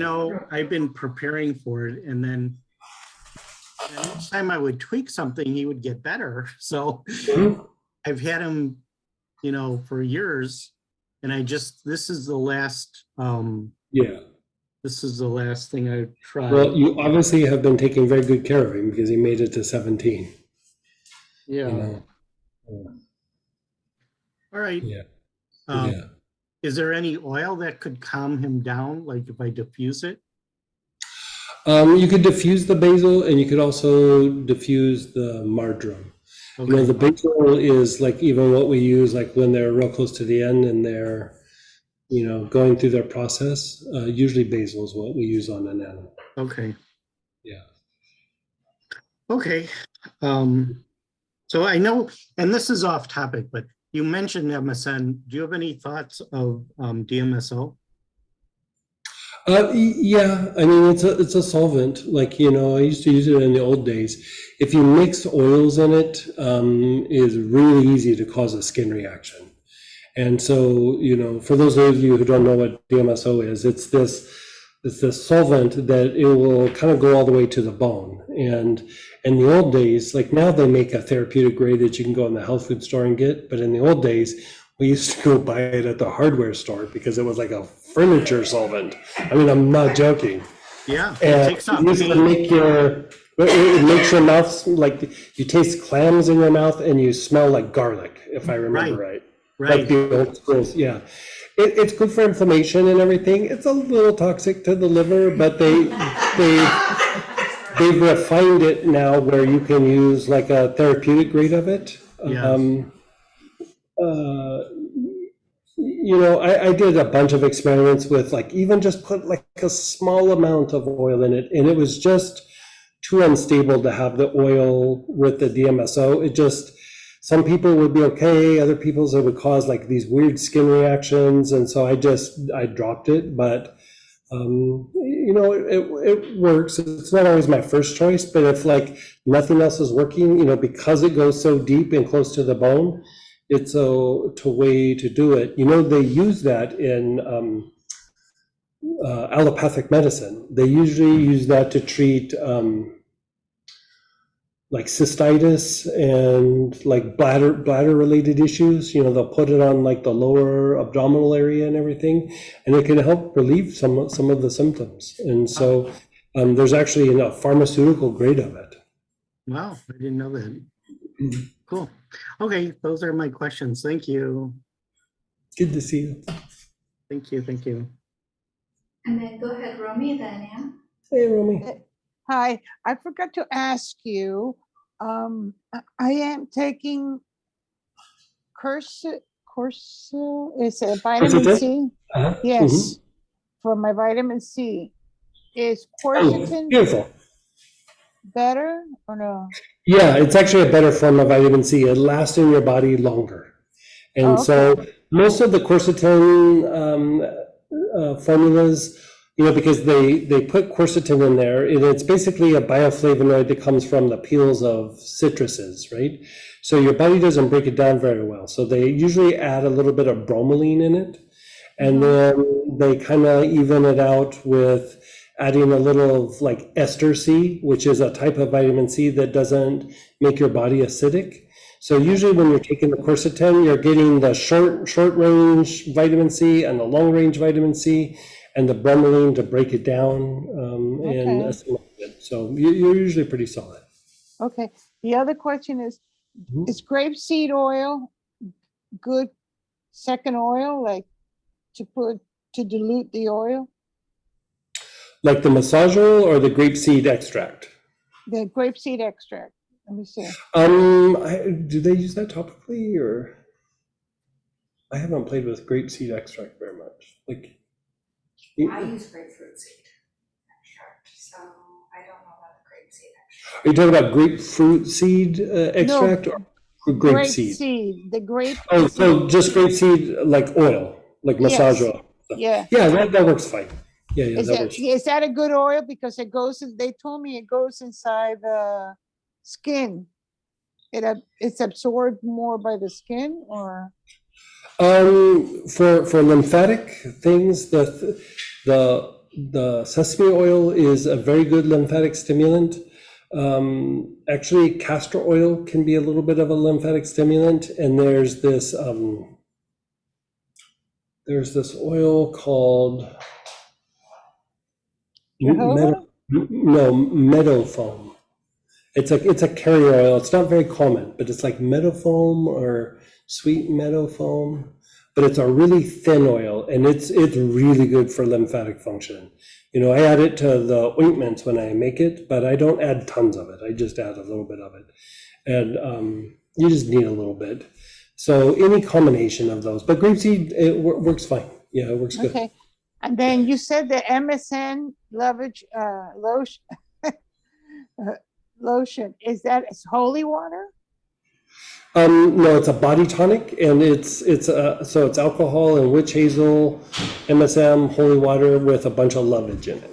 What type of holy water? Blessed by a priest? It comes from a bunch of different places. Yeah, some of it's blessed by a priest or a swami or a lama, and then also water out of the River Jordan, water from Lourdes, in France. Okay, because I got exercised water. I got exercise water from a priest that I used to know, and I have like gallons of that too. Well, good for you. Yeah, good for you. No, but that's basic. I want to tell you that the MSN has worked on my feet and around my kidneys. Oh, good. But my numbers weren't that great, so. That was the bad that happened last week. Yeah. But I'm hoping that it gets better with that. I've been taking the mushroom stuff that you told me, and I like it, and I'm feeling better with it. So good. This is good. Slowly, but surely. But thank you so much. Okay, those are the other little questions I forgot to ask, but thank you so much. And then go ahead, Ann, then Rouse. Hey, Ann. Hi. My daughter-in-law she has cancer. She goes up for treatments from Florida to Birmingham. But right now she has diarrhea so badly she can't even get there for the treatment. Oh boy. You know what I would do? She's having diarrhea because of the chemo? She said she's had diarrhea off and on a lot. So there's essential oils that you could use. Cinnamon would be one of the best oils for treating diarrhea. Clove would also be. You would have to take it internal. But one of the other things you could do is go to a health food store and get wormwood capsules. Don't get a tincture. Don't get it with blended with other things. Just get wormwood and have her take 3 capsules a couple of times a day. If they don't have that, try to get charcoal and then order the wormwood on Amazon and get it delivered. But that should knock out the diarrhea. Between the cinnamon, the wormwood, either one of those, it should knock it out. Cinnamon, how much? What's that? How many drops? Cinnamon, probably 2 drops, 2 to 3 drops, 1 to 2 times a day. And the cloves, internal? If you're using cinnamon, no need to do the clove. Okay. Yeah. Thank you so much. This has been You're so welcome. Keep us posted. Blessed day. Thank you. Yeah. And go ahead, Ralph. Hey, Ralph. Hey, Greg. On Melissa, for calming the physiology, how would we take that? What's the 2-3 drops internally? Yeah, you could actually do a little bit more. If I'm feeling especially wound up, I'll double that. But that, or you can put it on a body tonic and apply it to the body. I find that efficiency wise, like internal probably is your better bet.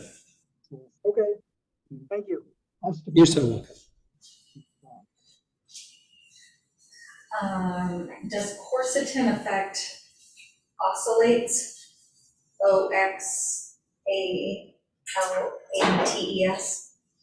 I don't even know what that is. If you want to let us know what that is. Do you use quercetin in place of vitamin C or use them both? I use it in place of. Hey, take care. Good to see you guys. It's what makes kidney stones. Vitamin C makes stones. So what was the question? It's does quercetin make oxalates? I'd have to look it up to be Sorry, honest. that's correct. Yeah, I'd have to look it up. I don't know.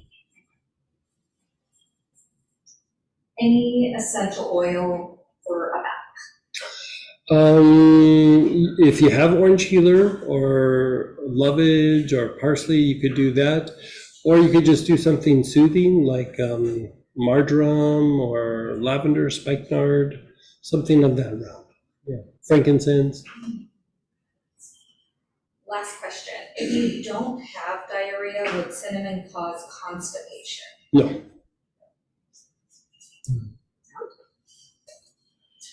Thank you guys for a wonderful class. Hope you guys enjoyed.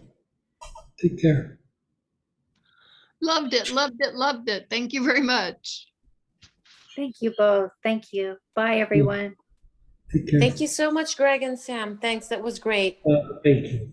Thank you. Bye-bye. And Robert too. Thank Yes, you. of course. Letty and Robert too, of course. Sorry, I forgot that. Thank you for everything. Yes. Thank you. Thank you, Greg and Sam. Miss you guys. Bye. Take care. Thank you.